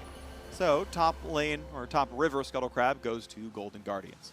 So I'm actually really curious now when and if members on TSM are going to start picking up QSS, right? Because that was such a big point of discussion in the previous series when, you know, Doublelift on his Caitlyn game against the Mordekaiser, he's on 2 items, he goes for the Zeal instead of the QSS, and he gets soloed out in a critical fight against Hanser, and there was a lot of criticism towards Doublelift, both for how he played that fight, but also, you know, for not having QSS.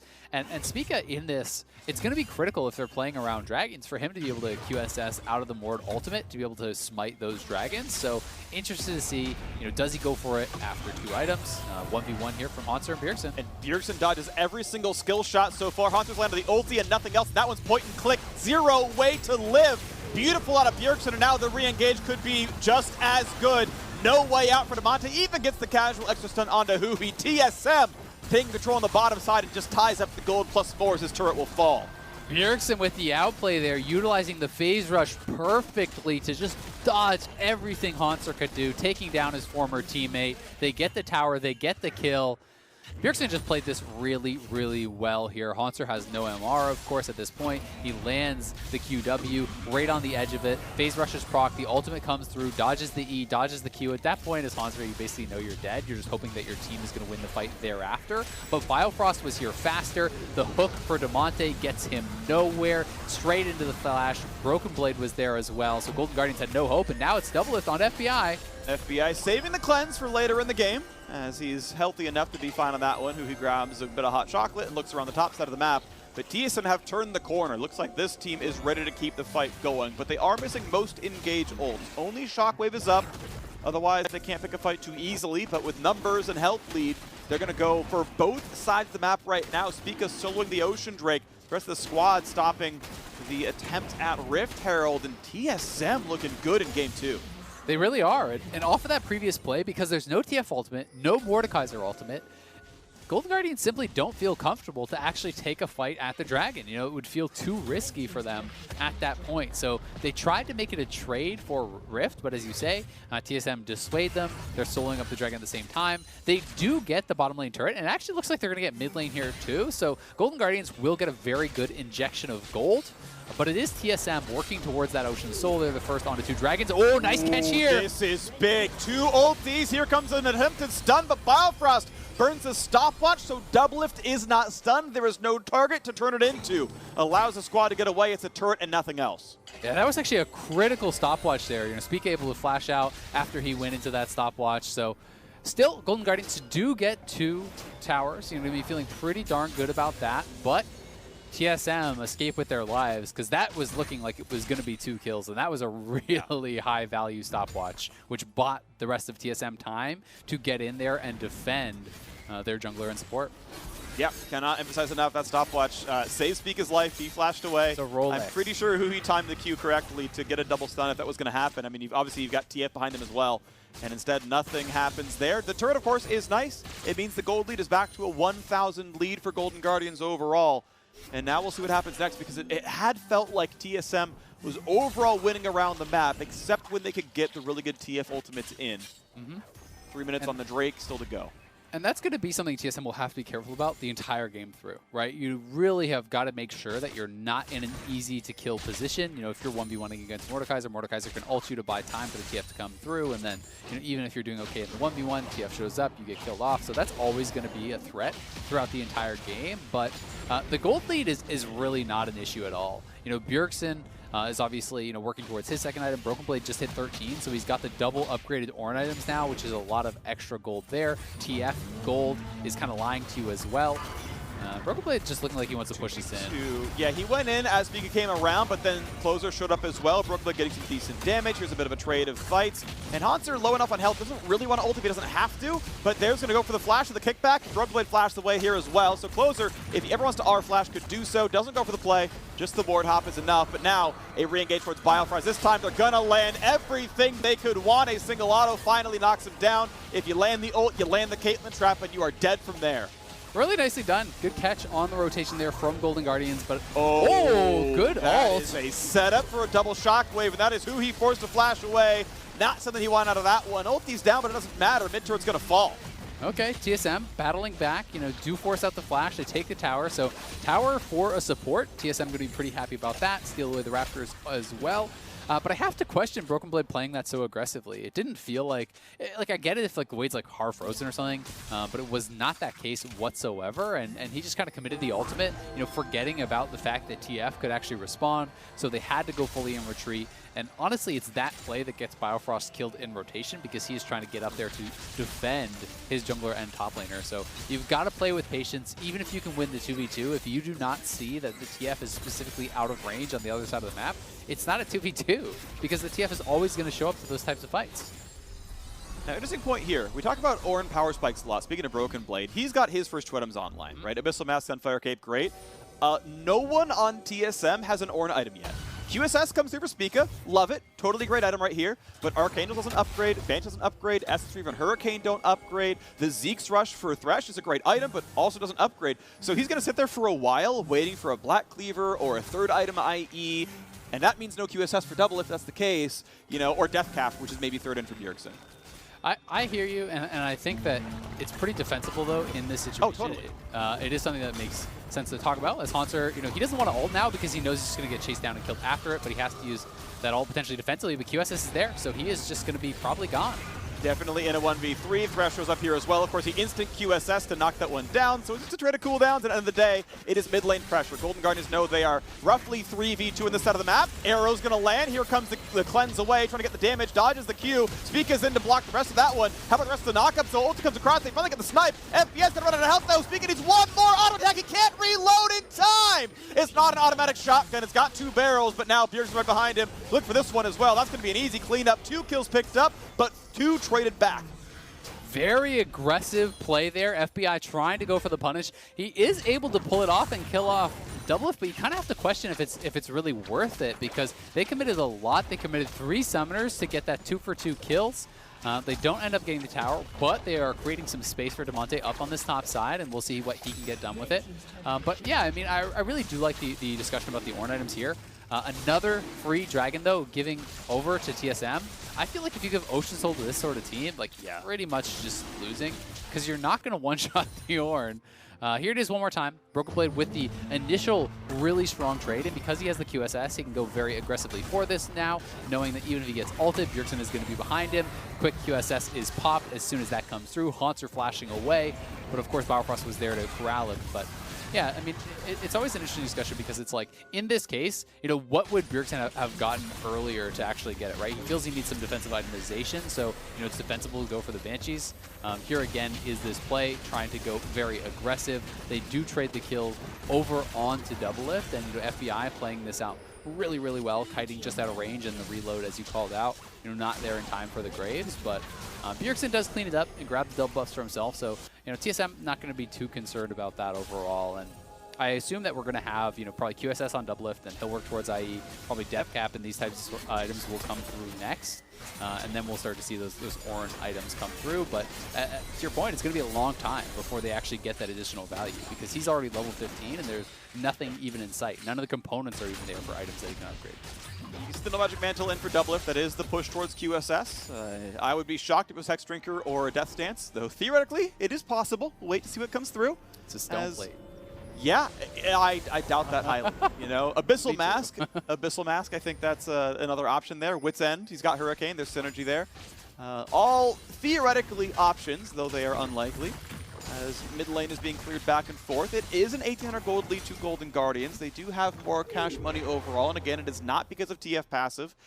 He's actually down in gold against Bjergsen. The other members are ahead, Closer and FBI, the primary ones. FBI actually 1,700 gold up. But has a lower DPS build, it's lower spell damage, it's lower auto attack DPS. It gets him that one auto if he needs to play very far back and hide from Orianna or hide from Ashe. But you will never kill Orin because you have one extra auto attack. That is still not a team fight build. It is a poke out a turret build, which can make sense in a split push combo. As TSM knocked down the mid lane, no one is here to defend. Tier 2 is gone, and TSM ties the turret score. The other thing to take note of is the fact that FBI has been getting a lot of solo experience. You know, he is playing the cleanse, so was less worried about getting picked off.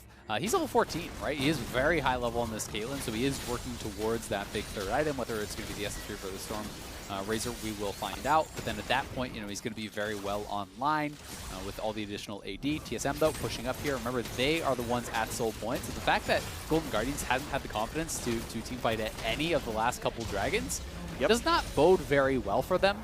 Because TSM is going to be at this dragon, and Golden Guardians either give up soul for free and then they're trying to play some sort of wild game where they never interact with TSM ever again, or they have to take the fight and find the correct angle. Because, you know, TF, the power in your ultimate is very much about finding mismatch fights, right? It's not necessarily about the straight up combat power. It's more about, oh, you're in a side lane 1v1, now it's a 2v1. Whereas, you know, Orianna is just built differently, right? And Bjergsen has the components of that death cap, possibly could get towards the death cap completion before this next dragon comes through if they, you know, give him some of the jungle camps and funnel him some of this farm. That would be massive, not only because he would get the huge power spike from the completion, but it would be immediately upgraded by the Ornn. So Bjergsen would be absurdly strong. I also don't know how close he is to 16, but if he could get there also, Orianna Shockwave on really any of the carries would probably seal that fight. Yeah, these guys are not tanky at all. There's a Rod of Ages for health, and that is it. Mikhail's not going to do a whole lot for you overall. I'm curious what the fight looks like if Haunter can get his ulti off fully on someone. We already saw Bjergsen solo kill the guy last time, but at least you can lock out Thresh for a bit. Thresh actually gets a lot of AP through his passive, so there's at least stats to poach there. But do you win that 4v4? That's the problem. Not with Orin. Exactly. Like there's 3 QSSs, and there's a Banshee's Veil on Bjergsen, and he's going to be pretty far back. So it's, generally speaking, it should be hard for him to get in range. Yeah, and he wins. So it's like, okay, who cares about the ulti anymore? TSM has itemized effectively against it. Yes, they paid that price. So, you know, that's not a BF sword in double lift's inventory. He's going to do less damage, but it really does reduce your options. And it also has the added value of you're playing against a TF and you're playing against a Bard. So if you get Bard stunned, if you get gold carded, if you even accidentally step on a trap or whatever, you can remove that. With the trap interaction, I do believe that you still get that free headshot as Caitlyn. Yeah. Even if you get out of that trap. But, you know, there's going to be something you can QSS in a fight to the death. Very, very likely. And now Biofrost has one. He's joined the roster. He's got more stuff. So now Haunter is in another 1v2. Flashes away from the knockup. Bjergsen runs at 9,000 miles an hour, knocks off the Banshee's Veil, and now slowly walks at him and can't do nearly enough damage. just for good measure, pops the Seraph's shield. These fights are absolutely not close. So Golden Guardians are going for broke. They're trying to rush down this Baron as fast as possible. Spica is nearby. Bardal hits. They can run this one down. They can burst it down. They can grab the pickup. They grab this fight. But how about the rest of this fight? How about the rest of the crowd control? Is there a battle to be had in the 5v4? QS has popped to get away from the gold card stun. 1 kill for a Baron is nice, but guess what? The Ocean Drake is alive.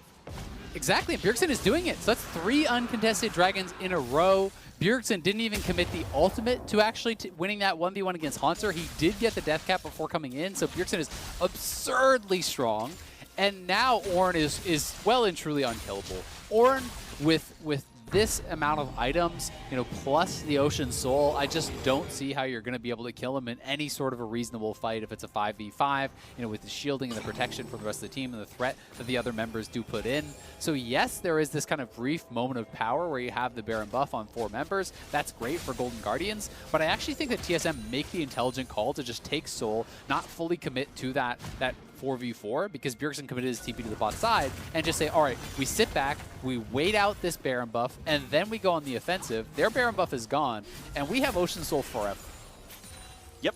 So it's really up to Golden Guardians to use the injection of gold and the injection of experience from killing Baron to say, look, we are more powerful right now. This is our time to do something with this, with the Red Bull Baron, to push in and find themselves some kind of a lead and say, look, you can still boil down Ocean Soul to stats. It is some amount of health over the course of a team fight. That is a number that you can quantify to a certain degree and say, okay, if we're up 4,000 gold, 5,000 gold, we're roughly as strong as Ocean Soul, compositions notwithstanding, obviously relevant here as well.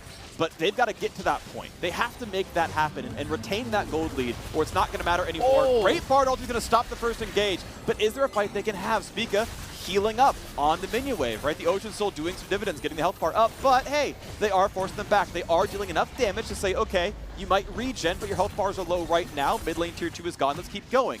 Bear buff is on for another solid minute. Demonte pushes in top. That turret's at 20%. Mid lane's under siege right now. They're going to keep trying.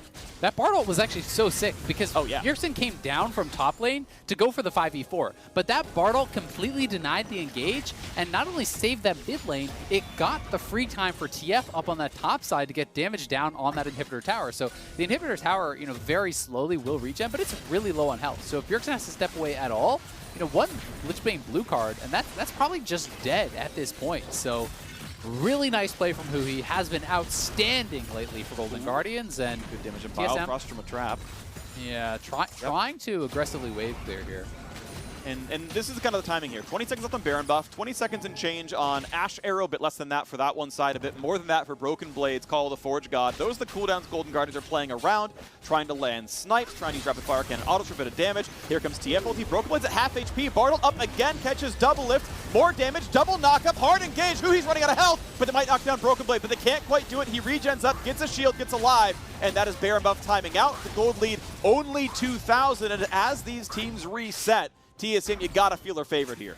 They're very favored from this point forward, especially because they haven't been able to take any 5v5s. And guess what's coming in under 3 minutes? It is the Elder. That is generally the GG buff. That thing is insanely strong, and TSM are going to have their eyes on it. They couldn't crack any of the inhibitor towers because of that great defensive play from Huhi. They almost got that top lane turret. But since it's still closed off, there's not the potential of just TF ulting into the base to take down the inhibitor itself or any sort of shenanigans like that. So it was actually really critical that they kept that turret alive. And as we turn the corner here, it is now TSM point of view. The team in the driver's seat, the team that, yeah, the technical gold lead is not with them, but they are the stronger squad on the map right now. It is up to ingenuity from Golden Guardians. How good is your split push? The spooky ghosts are in the twin shadows for Demonte to find those picks out in the wings, to find the openings there. Red buff being started. It's on some vision, and a nice snipe by FBI is going to grab the red buff. He's got to get the Mikhails. The Claim's got to flash away, stays alive. Ulti going to catch Biofrost, and TPs are coming in from all sides. Closer goes for the kick, catches Biofrost 1 for 0. 5v4 the team fight. How good is it going to look? A double knockup for Broken Blade, and Closer forced away as well. Huhi low on health. Haunter pulled into the Death Realm with the Broken Blade here as well. A snipe on Double puts him at half HP. FBI maybe can be the carry. More damage on Broken Blade, but the Cleanse, the Mikhails, all those are on cooldown. No longer has tools to get away from Hard CC.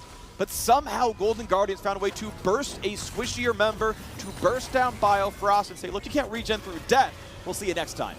Nice kick onto Biofrost, but Bjergsen, I think he got way too greedy with his Shockwave. He actually tried to Shockwave FBI blind over the wall instead of just taking what looked like a guaranteed two-man Shockwave on Haunter and Huhi. And if he Shockwaves them instead, they are for sure dead. And they could have just taken, you know, a guaranteed win. Instead, they tried to go for it all. They knew they had forced the QSS, they forced the flash, they wanted to commit to this. But again, great defensive play from Huhi, keeping him safe. And then watch when Bjergsen comes in here. He's really fishing for FBI, and they know if they kill off FBI, they hard win this fight. So instead of taking that Shockwave that was guaranteed on Huhi and Haunter, over the wall, blind, looks for it, FBI anticipates and steps back. So that is a critical error there from Bjergsen. With those two members dead, you have full run of the map, could have probably gotten some towers as well. And, you know, that is something where sometimes you just got to take the guaranteed kills. Yeah, and in the day, he missed that one, and that means that it was a small team fight victory for Golden Guardians. The gold lead slightly pads in their favor, but Bjergsen still a gigantic threat. Lost the Banshee's Veil. Ulti's going to land. Again, they've got to find the play. They've got to find the CC. They've got to find the stun. The kick gets him over the wall. They're going to chase it down, though, and that's going to be the shutdown. The damage was there, and it's time to chase on down. Without Bjergsen, this fight is a lot easier. Doublelift burns the QSS, flashes away from Haunter. Knockup engages there. He's going to pull the ulti into Broken Blade. They're going to fight 1v1 as Spica is forced to run backwards. Easy scuttle take here for TSM, but it's going to be Golden Guardians who want to chase Spica at 200 health. Flashes over the wall, and there is no contest here for the Elder Dragon. Spica trying to regen up. He gets a lot. Ocean Drake plus hitting jungle monsters, but it is a 5v4. Bjergsen cannot be in this fight, and they cannot steal the Elder Dragon. So Golden Guardians again find the pick they need. The ulti from Huhi sets it up, and they kill Bjergsen this time. What can't this guy do? Huhi is just on fire, refusing to lose here against TSM. Finds the ulti on Bjergsen right after they poked off the Banshees, and I didn't catch what actually was the spell that got it off. So Caitlyn Q then poking that Banshees off into the Huhi ultimate, killing off Bjergsen, and that gives them the Elder gives them the Baron, and that gives them a shot in this game. We go to the Honda performance replay. It was in fact that Piltover Peacemaker. As soon as it's knocked off, that is a close range Bart ultimate. You have to flash that. You cannot step outside when it is coming from that close, and then the pink wards come down on the Lantern, kicked over the wall, away from it, and he just gets burst down. It looked for a second like he might have been able to escape. Doublelift with the instant QSS on that gold card, had to flash out as well to avoid Haunter on the flash pull-in. If he died there, it could have been even worse. But Bjergsen not able to flash that, perhaps didn't realize that his Banshee's Veil had been popped off by the Q. If there's a time to win the game, it is now. You are never getting stronger than this point in. You were never getting stronger than this. Ocean Soul lets your tanks regen. It does not do a lot for your squishies. You have Elder buff for 1:10. You have Red Bull Baron for 2:10. It is time to kill the base. You are never going to be more power spiked than this. Biofrost tries to find the hook, can't find it just yet. This turret is gone. How many inhibs will they get? Can they reach the Nexus? Top lane turret going to fall as well. Double inhib is a guarantee. Still 54 seconds on Elder and Doublelift. Gets a nice shield from Orianna. Means he barely feels the ulti out from Caitlyn. Bot wave not anywhere close. They're going for the Nexus on this. TSM must mount the defense on these turrets. Top lane under fire. Ball somewhat near where the siege would be. They keep spreading around, looking to knock down the waves back and forth. Double cannon wave is in. Bjergsen knocks them down a bit. 2 autos will kill that one off. Banshee's Veil not yet knocked off Bjergsen. He is still not a target.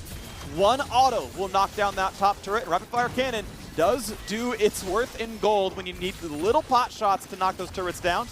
Double does the best to wave clear. Gets a little bit of poke on FBI. Elder buff gone in 15 seconds. That is most of the combat power that Golden Guardians have. They walk in the next wave. They are not out on the top turret just yet, but they really need to put a couple of shots in. Bot lane taking some damage. A couple of cannon minions there as well. A little bit more poke comes in. First turret finally falls. Baron on for 1 minute here as the Elder falls off. Golden Guardians go for the ulti. They get 2. They get 2. Here comes the engage. And they're going to pull back Doublelift. And flashless, he will die. A stopwatch. A Zonians keeps Demonte alive. The second turret is now gone as well. And they've pulled in the fight. They've looked for the kill. Broken Blade burns the QSS. The Nexus is falling. And Golden Guardians 2-0 in the best of 5. Oh my god. Huhi again.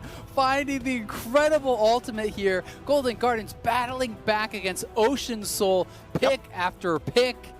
That was incredible from them. Huhi having one of the most impressive Bard games you will see. This guy is just making it happen for the team. The only way they could win is finding these critical picks, and he found them time after time after time, getting them the Baron, getting them the Elder, getting them the Nexus.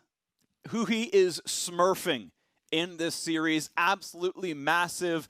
He and FBI have comboed to be maybe the best performing bot lane so far in playoffs. That said, it's been an exciting one to watch. He's been absolutely huge, and that's why Ocean Soul isn't always GG, because 40 health per second regen doesn't matter when the entire squad bursts you for 2K in 2 seconds. So well played to Golden Guardians. We'll see if they can do their second straight sweep of TSM in playoffs. They will knock them out of playoffs if that is the case right here. They got 3 chances to do it. Otherwise, TSM need the reverse sweep. Now, we are heading to a quick break, but when we return, we'll break down that win with the State Farm Analyst Desk.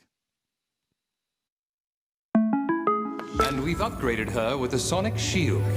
Impressive. There is one more thing. Huh. Jake from State Farm. Here's the deal. With the Drive Safe and Save app, you'll save up to 30% for being a safe driver. Like a good neighbor, State Farm is there.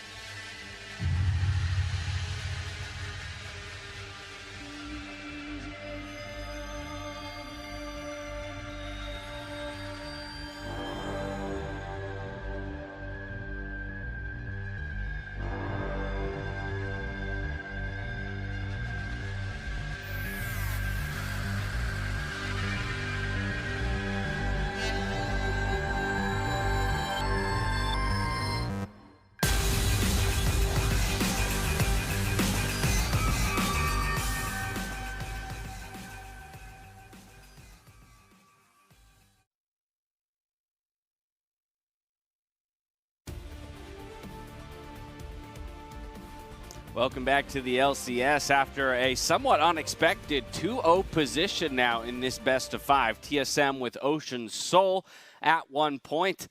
But Golden Guardians find a way to fight back into this one in what felt like a doomed game in the late game there, Crumbs. Who he found the clutch pick on the most important member of TSM, Bjergsen, and from that point forward, there was no coming back. But Bjergsen was doing so much work on his Orianna. He was 4-0 at some point, just picking on Hanser, who had no business trying to 1v1 this Orianna. And this was a play that ended up being a huge turnaround in the favor of TSM, where they just get a fat 2-0. It's kind of crazy that the best plays that TSM had this game were Orianna's side lane plays onto Mordekaiser when you have this, what should be a front-to-back team fighting team comp that's successfully stacked their Ocean Drakes. It was definitely a weird game to see how this actually ended up going down. And for the credit I want to give Golden Guardians, and this is going to be very sad for TSM, this entire game I thought TSM was going to win, but I kept saying how happy I was with how Golden Guardians was trying to make plays over and over, though they were just messing them up. Going all the way back to level 3 in the bot lane, where Spica face-check Closer, who he wanted to flash Q him on the wall to stun him and set that kill, but they misexecuted. Then they misexecuted play on Biofrost and the top lane ports. And like so many things were going wrong for Golden Guardians, despite being the aggressors the entire time, and TSM was still struggling to win this game. So I thought, okay, after the Soul, at least Golden Guardians play well, it'll be good game 3. They still somehow managed to win this game. It blew my mind. I mean, this is a fight that they're fighting against Dragon Soul, where FBI is getting, you know, quote-unquote, getting caught, but is able to escape and trap Biofrost when they go forward. So yeah, this was a point where it's like, wow, they got a lucky fight, but they won't get it again. But highlighting Bjergsen, he loses his Banshees here. And who he recognized, it's gone. Bjergsen has to flash this. He is the sole carry for TSM right now. He's basically their entire team. And this play is what got got Golden Guardians the win, because they're able to pick the most important member on TSM. I love the commitment there by Golden Guardians as well. They see their one opening and everyone goes for it. Double pink wards onto the Lantern. You see everyone charging in, knowing if we kill him here, this is the game. If not, we may be in that outscaled state where the Ocean Soul becomes too powerful. This is the guy that has 10 bans dropped against him on the side of Golden Guardians. Like, still their best player. Nobody matters. Yeah, but still doing the most. Which is amazing that, like, where is the rest of the team? Somebody's got to step up. You cannot ask more of an individual if you're getting this targeted. Like, somebody on TSM has to step up. And I'm looking at Doublelift. You have Biofrost as the lane now, but the Ashe is not delivering the impact that she has to. I absolutely love that you call that out, because it should be recognized the amount of focus that Golden Guardians has thrown towards the mid lane. And so while, yes, we look at that one mistake there being the end-all, be-all for TSM, when it is Bjergsen individually who's making it by stepping too far forward without the Banshees, he has also been the brightest point for TSM throughout this series. And so we are looking for someone else to step up alongside them. Of course, Mark, I do want to return to that point that you were making, though, real quick about Golden Guardians, because throughout the early portions and through to the end, late game parts of the game, it was Golden Guardians who was taking the aggressive stance in all cases, but they were plagued with some misexecution throughout this game. You know, so is there any concern there? Not if I'm Golden Guardians. They're a great early game team, and they had a bad early game where they missed kill after kill after kill after kill while conceptually making good plays. And they're not going to do that again, which is why I look at this game and I go, TSM can't even win the game where Golden Guardians messes up early game. Well, what game are they supposed to win? You got Soul. You didn't fall that far behind the early game. You're 1K behind against a team that had a better early game and had globals and stuff. You got to the point you're supposed to win the game, and then they still lost. It's such a, scary for TSM fans, but also speaks to how good Golden Guardians is at playmaking, that they just keep going. You know, they don't care that they missed. They don't care that they're flashing under turret with Caitlyn Closer. Like, what is that play mid that they're going for? But they go for them over and over again, and eventually, yeah, they find the one opportunity that blows the game open because they recognize this is when we win the game. Probably. Yeah, them being able to see the windows and execute on them is really, really important, because a lot of teams will be scared off of these windows, or they'll play too safe. But yeah, every time TSM would try to make a play or go somewhere, Golden Guardians kept trying to make that play. And yeah, the issue was just the hands problem, timing, right? They're double stacking stuns and stuff, and they're not landing the Kate traps on the Bard ults. Yeah. Like, these are all things that are fixable within a game. If your team does not see these windows, they don't understand the concepts, that's really hard to fix. That takes weeks. But these mistakes Golden Guardians are making are literally just, oh yeah, you just move your cursor over. Like, they can fix that in this next game. And the fact that they're 2-0, woo, that's pretty terrifying to play against. All right, well, easy fixes then for Golden Guardians, and they're already in the lead, looking to shut out TSM with another 3-0. But let's talk about TSM on blue side with side selection. So we are flipping sides of the map for the first time in the series. What are the options here? What are the outs? We talk about Bjergsen being hard targeted. Is this some kind of, disgusting first pick priority? Get him something super comfortable blind Give me the Zed. I don't know. Like, what do you do in this situation? Not that far. I think they had a good idea. With Broken Blade on the tank, please revisit that. I don't want to see giving this guy resources. He's fine on his own, and it gives you more freedom in the bot lane. TSM did have good vision control that game, so I think if they draft similarly, where they're playing this, weak side top laner and hopefully more aggressive mid, I think if they changed it around to get more CC in their composition, play around mid and bot, I think they have a chance. Yeah, I think Caitlyn, and no Graves, all right? No more Graves. That experiment can stop now. We need some CC. We need some playmaking from the jungle. Put him back on the Lee Sin, man. Give me that Lee Sin. Sure, just no more Graves. Yeah, let's see some plays made in the early game. Mark? I mean, I understand all the things we're suggesting, but it feels pretty doomed where you're going up against a better early game team, and even when you get your team fight, team comp that gets to scale in the mid to late game, you have a better team fight, team comp, and you have Ocean Soul, and you can't win. It's just like, it makes you as a coach go like, so what am I supposed to give this team? What draft do I win on? Because it doesn't seem to be any of them. I mean, hey guys, I think I'm starting to read that Mark thinks TSM stands no chance in this series. Give him the handshake. I don't know about you guys, but it's starting to feel like maybe Mark thinks this one's all done and dusted. Maybe they can at least show up something on the blue side, though, because we haven't seen them on that yet. Yeah! And they're legitimately playing for their lives here, right? You were done here. You go home. You got a long-ass vacation. So they should know that they need to give everything that they have left on Here's this what I'm match. thinking, Mark. To begin They already tried right, they tried the late game scaling, control mage in Orianna. Why don't they take a page, out of the 131 EG book and go with like the Kassadin? For Bjergsen in the mid lane, right? Let's just try another version of scaling, and instead of putting Bjergsen with the team, just say, Bjergsen, do it in a side lane alone. How about that? AP Cog. I was joking about the Zed as well. I don't really want Zed, but some sort of mid lane assassin with a strong mid jungle 2v2 and just hope Bjergsen 1v9s. Or the Echo for him, right? Yeah, maybe. 1v5, AP Cog, it can do it. It's a champion that can actually do it, and no one's going to ban it. Okay. All right, there's some thoughts. We're grasping at straws because it looks pretty grim for TSM right now, down 0-5 holistically against Golden Guardians in the postseasons. With that victory, Golden Guardians have brought us to match point. We'll be bringing you Game 3 right after this.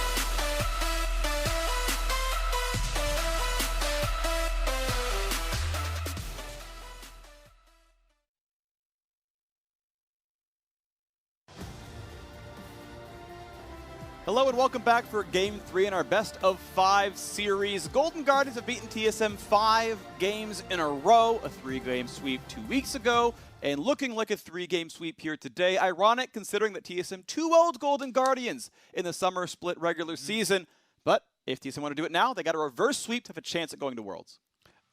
And the way in which they're doing it is also surprising because both these games were very winnable for TSM. There was multiple key moments where it felt like TSM could have played slightly differently and won that game.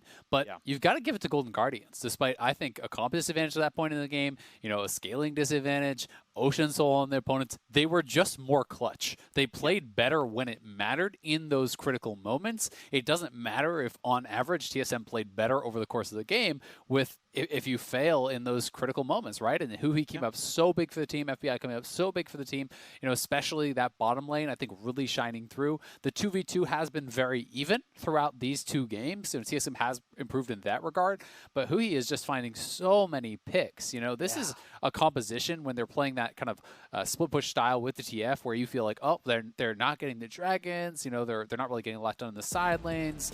This is going to be a rough game. And I think most teams from that point would have just continued to try to split push and maybe try to get something done and probably slowly lost the game. Instead, they recognized that wasn't working. They grouped, they depended on Huhi to actually find, you know, great Bard ultimates, and multiple times in a row, he found the critical members on TSM, got them those picks, got them those kills, and they are 1 game away from Worlds when they had never won a playoff series in the organization's history prior to this year. And now coming into the split, they've won against TSM already once. They're looking to beat them again and go straight to Worlds. Well, a battle with Cloud9 for the 3rd spot, I believe, would be the next road. Excuse me. Yes, of course. But I mean, the point still stands, right? The squad hadn't won a best of 5 in their lives, and yeah, here they are about to maybe 6-0, and then, you know, a battle with a team they haven't played yet, right? C9, who has been faltering in the late half of the split, is certainly a battle they could win. And you know, TSM, I feel bad because they were the longest running Worlds team. I mean, they were there from the very first one in 2011, and then 2018, 2019, and now about to be 2020, missing it as well. And of course, we're into the draft, so we'll skip this talk for now as Set's first pick for TSM. Flexible top jungle. We saw Bjergsen play it in Game 3 against Golden Guardians last time around, so you might re-up that one. But we've seen supports like Huhi also play Set. How salty would TSM fans be if Bjergsen plays Set? Go back to Bjergsen Set. And Ala's like, yeah, give him Zed or, I don't know, something to like 1v5 on. Crumb's all hyped on AP. Cog is like, it's Set time, let's go. What about full tank Set, though? What about full tank Fiddle, you know? Just one more of those. One more for good times. But we'll see if they do want to put it, you know, top, mid, or jungle. It is a 3-way flex. You know, theoretically, it can go support, but generally it only is considered if it's alongside Kalista. So it is going to be, you know, Ashe in the bottom lane. The Caitlyn has been banned out. So TSM, you know, getting a little bit more serious, have made some adjustments. They ban out the Caitlyn, so that's not going to be over for FBI. They take the Ashe because they are on blue side, so that is their main adaptation. So FBI will be put on more of a supportive style of champion. We are seeing almost exclusively farming Senna, so you don't think it's going to be, you know, fasting Senna or anything like that, which does mean that, you know, Doublelift is going to be on a champion that has higher amounts of DPS. They have the Azir. That is a tremendous amount coming out from the mid lane as well. And we'll see how Golden Guardians do look when I think there's going to be more onus on other members other than FBI to really be that team fight carry, because on the Caitlyn, he's been getting work done in these last 2 games. And Hanser again onto the Mordekaiser, only half sure that Set is up in the top lane, and I believe he's actually more commonly a jungler anyway, but wants that one locked in as soon as possible, and they'll wait to see. We'll see if TSM has a counter pick for Mordekaiser in mind. As you can see, the matchup he put himself into, right? He picked Mordekaiser into Ornn, says, but we're going to ban Ornn here. I mean, if you are willing to actually commit to more of a side lane player or a top lane style, and I'm not sure that TSM will be, but Jax is a great matchup, right? You can block the Volibear stun with that as a Q, counts as an auto attack. You know, you win that 1v1, you can outscale the Mordekaiser in the 1v1. That can be very, very strong. It does require some attention to actually protect the Jax, especially in the early game when Jax is fairly vulnerable, but you can get a tremendous side lane advantage. I also think that it can help to deny and match up well against things like TF if Golden Guardians wants to go that way as well, because you can also block the gold card with your E. It's fairly powerful against Senna, who is reliant on few but very strong auto attacks, so it can work out well there. I'm not sure if TSM would be willing to go to it, because it's not just Broken Blade that would have to make the adjustment. The entire team has to play differently around one of those kind of side lane counter picks. All right, well, Mordekaiser being covered by the Gangplank and Ornn bans. TSM throwing some mid lane bans that we had been seeing out of Golden Guardians. His Lucian was actually pretty solid against Team Liquid. And we go to the pick that we had twice before. You saw the Ziggs hover. It may still be the lock-in, but no, still wants to play Echo. Okay. Ziggs Azir was 2-0 for these players. Damonte played it game 1 and 2 against Bjergsen, won both those games. Says, you know what, we're done with that style, though. We're going to stay with the Echo. We like it against Syndra. We like it against Azir, too. Really interesting, because I actually would have felt like the Ziggs would fit more alongside the Senna, because Senna is fairly low DPS, right? So generally you want a really high source of DPS from another lane. The Jax, I talked about it. I think it's the pick. I didn't think that TSM would have the confidence to go to it, but wow, they actually are going to. So I'm actually so excited. We get to see how TSM can play around a side lane win condition, especially with an AP mid laner and a tank jungler. You can rush things like the Wit's End, which are ridiculously strong in this 1v1, and itemize heavily towards that. Because anyone who's going to answer you in the side lane is going to be magic damage. If you go Karma last pick, the only physical damage that you really care about at all is going to be from Senna. That's easily answerable by your Counter-Strike. So I do think that your itemization becomes incredibly simple this game, for Broken Blade. And that can be really, really tough to deal with if they can get it going. If you can get to things like Wit's End, Death Dance, Merc Treads, of course you're going to want, maybe the Blade of Rune King and Triforce in there at some point. But the AP itemization, the anti-AP itemization is quite strong for the Jax. So this is a really smart pick, and I like that TSM have the confidence to go to it in what would be an elimination game here for them. Yeah, if there's a winning draft for TSM, it is this one. I like this comp a lot. I think Doublelift is a very proficient Ashe player. I love the Broken Blade Jax. It is exactly the kind of style he wants to play. I want to see Spica spend some time up there. Bjergsen's Azir we know is absolutely phenomenal. Just off the draft, this feels like TSM taking a game and moving us to game 4. Obviously, you have to play the game out, but I like this one so much. I think the Golden Guardians win conditions are so incredibly narrow here.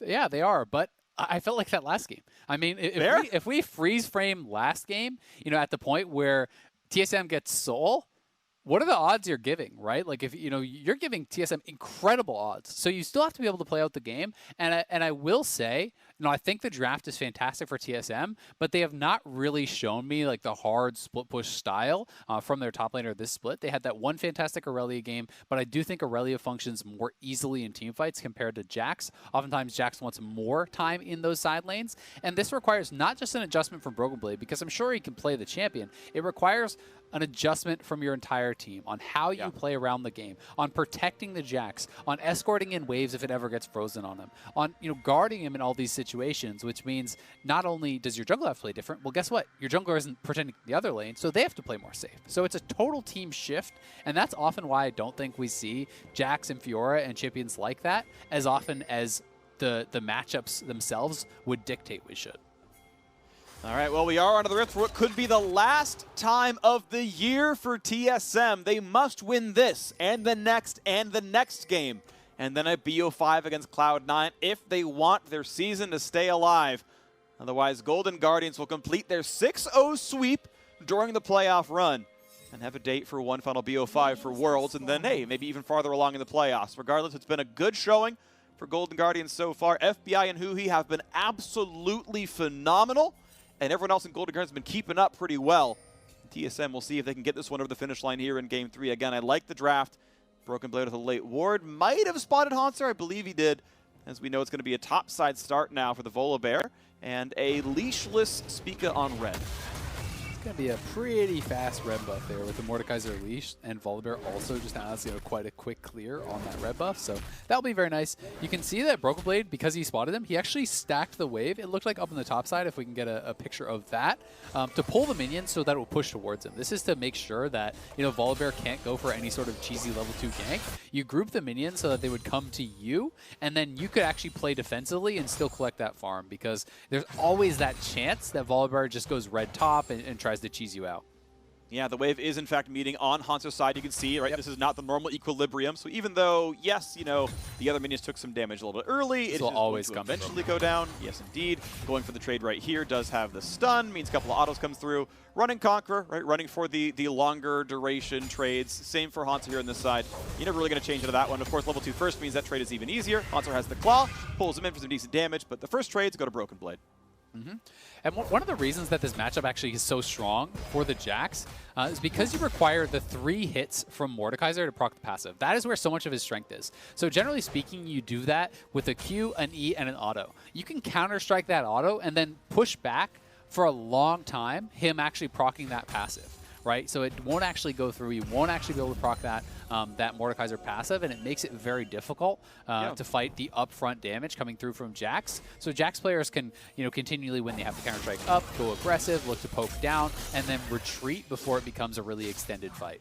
Right, because the guy is stunned. You can just like walk backwards. You're literally never in auto attack range. You can take 0 physical damage from the matchup if you play it around counter strike the entire time. You see Hanzo can force something his way, but yeah, so far so good. You can see the first potion already chugged through. The first corrupting stack, not bad on Broken Blade side. Trying to swing the matchup. And there's no ward. So he has no ward hop, and he went forward. Okay, the Claw will not hit though, so this is stunned down. Hanzo are going to be trading with Broken Blade now, and we know Counter-Strike is on cooldown. We know his flash got burned, and he doesn't have a trigger to jump to. There's not much else to do, so now here comes the jump back to the top side, and that's going to be a defensive flash for Hanzo. Didn't want to be flash E-stunned by Spica to lose the lane, but this top lane's already over. That is really well done, from Broken Blade. I actually think flashing up in that case is better than flashing to your jungler because the Volibear Q expired. So that is actually what he got, because Closer uses that to gap close, but that is actually your stun as well. So when he flashes away towards the alcove, that expires, and then Volibear can no longer go forward because you're not going to be able to lock him down and burst him out before the set arrives. So really intelligent stuff here from Broken Blade. Spica coming back in does result in that trade, and Hanzo had to actually base, right? So Hanzo's first buy is just the refillable and the cloth armor. Broken Blade still has 2 biscuits and a refillable, charge there from his flask. So he's going to be able to farm up and get a much better buy. And now they're looking. Flashing for a bit of the stun. Good damage. Hanzo's at 400 health, but that is a turret shot. Now again, Broken Blade, as you mentioned, has teleport. He can get away. Yeah. Without flash, there's a chance Closer makes something happen, but this seems so unlikely. Here comes the pullback. Not going to land. Broken Blade jumps back to the minions. And time is spent topside. The junglers aren't, doing any more farm than one another. But this is a farm lead to Broken Blade. But that was actually a horrible gank. I got to be honest. I would be fuming if I was Broken Blade. Like that forced gank, and maybe it's Broken Blade calling for it. I can't just put it purely on Spica, but it throws the lane against him. So it's actually going to equalize the farm. And now he has to TP back in instead of being able to just push in the wave. Just all Spica had to do is just walk in, reset the wave, and then Broken Blade bases and walks back to lane and has TP advantage. Instead, because the wave is frozen off of that gank, he took multiple tower shots. He has to go back to base before he had an even better buy. He has to commit the teleport to unfreeze the lane. So, they took what was a really big winning lane state and made it worse. Good root is going to land on both, so there's no gank at all. It's so easy to be Senna against Bard, as they're going to find a couple of roots, but a big stun means damage on who he is running out of health, has to flash away, and a single auto would have killed him off. FBI had cleanse, not heal, and he couldn't save the man's life. Just barely lives off that gank. Very close. It ends up going in TSM's favor because it is that heal for the flash. Well played overall by the Golden Guardians bottom lane, though, to fight their way out of what was a 3v2. So pretty nice stuff for them. We'll see how much this farm Doublelift can grab, but it is going to be a Golden Guardians farm lead. Somewhat expected in the early phase. For Karma to definitely have the advantage. This is Ignite, Comet Karma, so very heavily itemizing and kind of setting up rather for that laning phase. He's also even going Darkseal. So that is really for the laning phase here from Huhi. He is trying to slam this lane. Went Spell Thieves, going Darkseal, so he's going to have a tremendous amount of mana regen and flat mana, and really just try to slam this 2v2. This is the first time it felt like they had a big kind of 2v2 type advantage in this series so far in the laning phase, and they're going to try to continue pushing that forward. All right, well, close game overall, and at least for now, Hanzo's able to lick his wounds and catch some farm. He's going to remain under 10 CS difference, although it's probably going to grow over the course of time. The first week of Broken Blade, not massive. Longsword and Doran's played pretty good. Obviously better than a cloth armor, but we'll see if this can move any further for now. Recalls come through in the bottom lane. FBI getting a pretty nice pickaxe plus coal. And Doublelift switching his build up, right? This is actually the first time he's gone Blade of the Ruin King across his 3 Ashe games so far, saying that, okay, you do have cleanse, we're not going to try to force the cleanse tax too much, we're just going to go for optimal team fight damage. And so he has to, you know, fight closer a lot. It's understandable. But again, there's a lot of shielding and healing, meaning he's hitting low health tanks who are getting the health back, and it you know, can hurt your sustained DPS. Yep, having the Vamp Scepter for lane also can be pretty nice when you're playing against the Karma, who really is kind of dependent upon that poke to get control of the lanes. And as much as you're saying the low health targets, that can be problematic with Blade of Ruin King. But if you're hitting that Mordekaiser, that Volibear, these champions that are building up quite a lot of health when they are high on health, Blade of the Ruin King obviously going to have a lot of effectiveness in those types of situations. So I think it's a pretty solid build here. And I'm going to be excited to see where Broken Blade goes in his build. I am expecting Blade of the Ruin King first. I think that's pretty darn standard these days. But where he goes after that is going to be the main question. Triforce is the most standard, but will he go towards a Wit's End or something would really be interesting to me. Now a fight in the bottom river. They want this battle, but great magical journey through and an easy stun goes on a closer. Level 6 in the Volibear, couldn't quite immune that one. Is first to 6, but doesn't ult in for the fight. Maybe a possibility there, but everyone had flash who needed it, so not going to get a whole lot done regardless as the wave is being pushed in. First plate at the bottom lane did go to the TSM duo, although Golden Guardians now pushing it back in, might be getting their own. We'll see if they want to stick around for this one. Seems likely, but they have no ward control. Spica is on Krugs, and fighting for this ward might be a little difficult. We know it's still going to be a 3-on-3. Level 6 for Biofrost, not the same for Huhi. Thankfully, Karma has an ult in the first few levels, and now a fight in the mid lane. Damonte getting a bit low, gets ulted back by Bjergsen. Ults in for the health, but overall, Bjergsen not going to take damage and wins that trade overall. Equal in farm, but pushing Damonte out of the wave. Oh, let's see if he has the E. Doesn't look like he does, so Damonte's probably doesn't seem he wants it. Yeah. But Bjergsen should be able to grab the Honey Fruit, go right back to lane. So either way, still nice trade for him. Ult for ult, gets the big HP advantage. And it's also worth noting, Biofrost, he's going to get his shot on the Bard. He didn't talk about it in the pick ban because the Jax is so interesting to me, but Biofrost was really known for his Bard, right? He's been known as one of the best Bard players in the league for a long time. When he was back on TSM previously, winning championships prior to his time on CLG, he was really known for his Bard playmaking. So that will be very exciting to see if he can kind of match or overcome what we saw from Huhi in the previous game, because Huhi really did show the power of the playmaking that this champion has. And Spica is going to be grabbing the first Herald for the first time for TSM. This had been a 9-minute pickup for Golden Guardians both times so far this series. This time around, never having to face against the Bard with Rift Herald, actually. As when Golden Guardians had it, they got the Heralds. TSM getting it now when they have this champion here as well. And we'll see the second turret plate drop shortly in bot lane. And also there is some danger because the jungler was known to be topside with the Herald take. Decent damage towards Doublelift here. Second plate is claimed. And that is an ulti onto Huhi. That is a lot of damage available. The flash engage. They're going for double, forcing the flash away to keep him alive. But Biofrost right over the wall, finding a stun here towards closer. He can ult away when he needs to and does so, but the rest of the squad is still on the chase. Looking for another stun. A dunk backwards. They're going to grab first blood. Spica doing it all. Great punish there from TSM. And they even have the Rift Herald, and they already got a plate, mind you. So they can actually push up 3 members strong. This is why Damonte, I think, may move towards that bottom side, but there was potential for that. So this is the second wave in a row that Doublelift had actually been zoned off of. Biofrost was on the roam, so they zoned him off there. Then we're doing it again. Closer flashing in, the exhaust immediately on Closer, and Doublelift flashes to avoid that Senna ultimate. Then, as Spica arrives, it was a great ult there from Closer to actually immune the clap back, but still Spica able to get behind him, dunk him right back into the turret, take that first blood, and they still have that Rift Herald to drop somewhere and extend that gold lead even further. So TSM going to be really happy about how that has been going. Top lane has been fairly isolated, fairly farm-centric.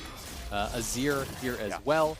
Echo's going to want to go out to the side lanes at some point, but in this game, Jax is going to be there to meet him, and as I said, if you go towards some of that, MR itemization, I think just Wit's End is so good in this game, then you're going to be really comfortable both against the Echo and the Mordekaiser. All right, looking around as this game is starting up and getting pretty exciting. Temporary farm lead for Hanser, actually, holding on pretty well in the matchup, stacking a ton of armor early on. Jax does some decent magic damage, but obviously Ruin King pushes the physical profile a fair bit.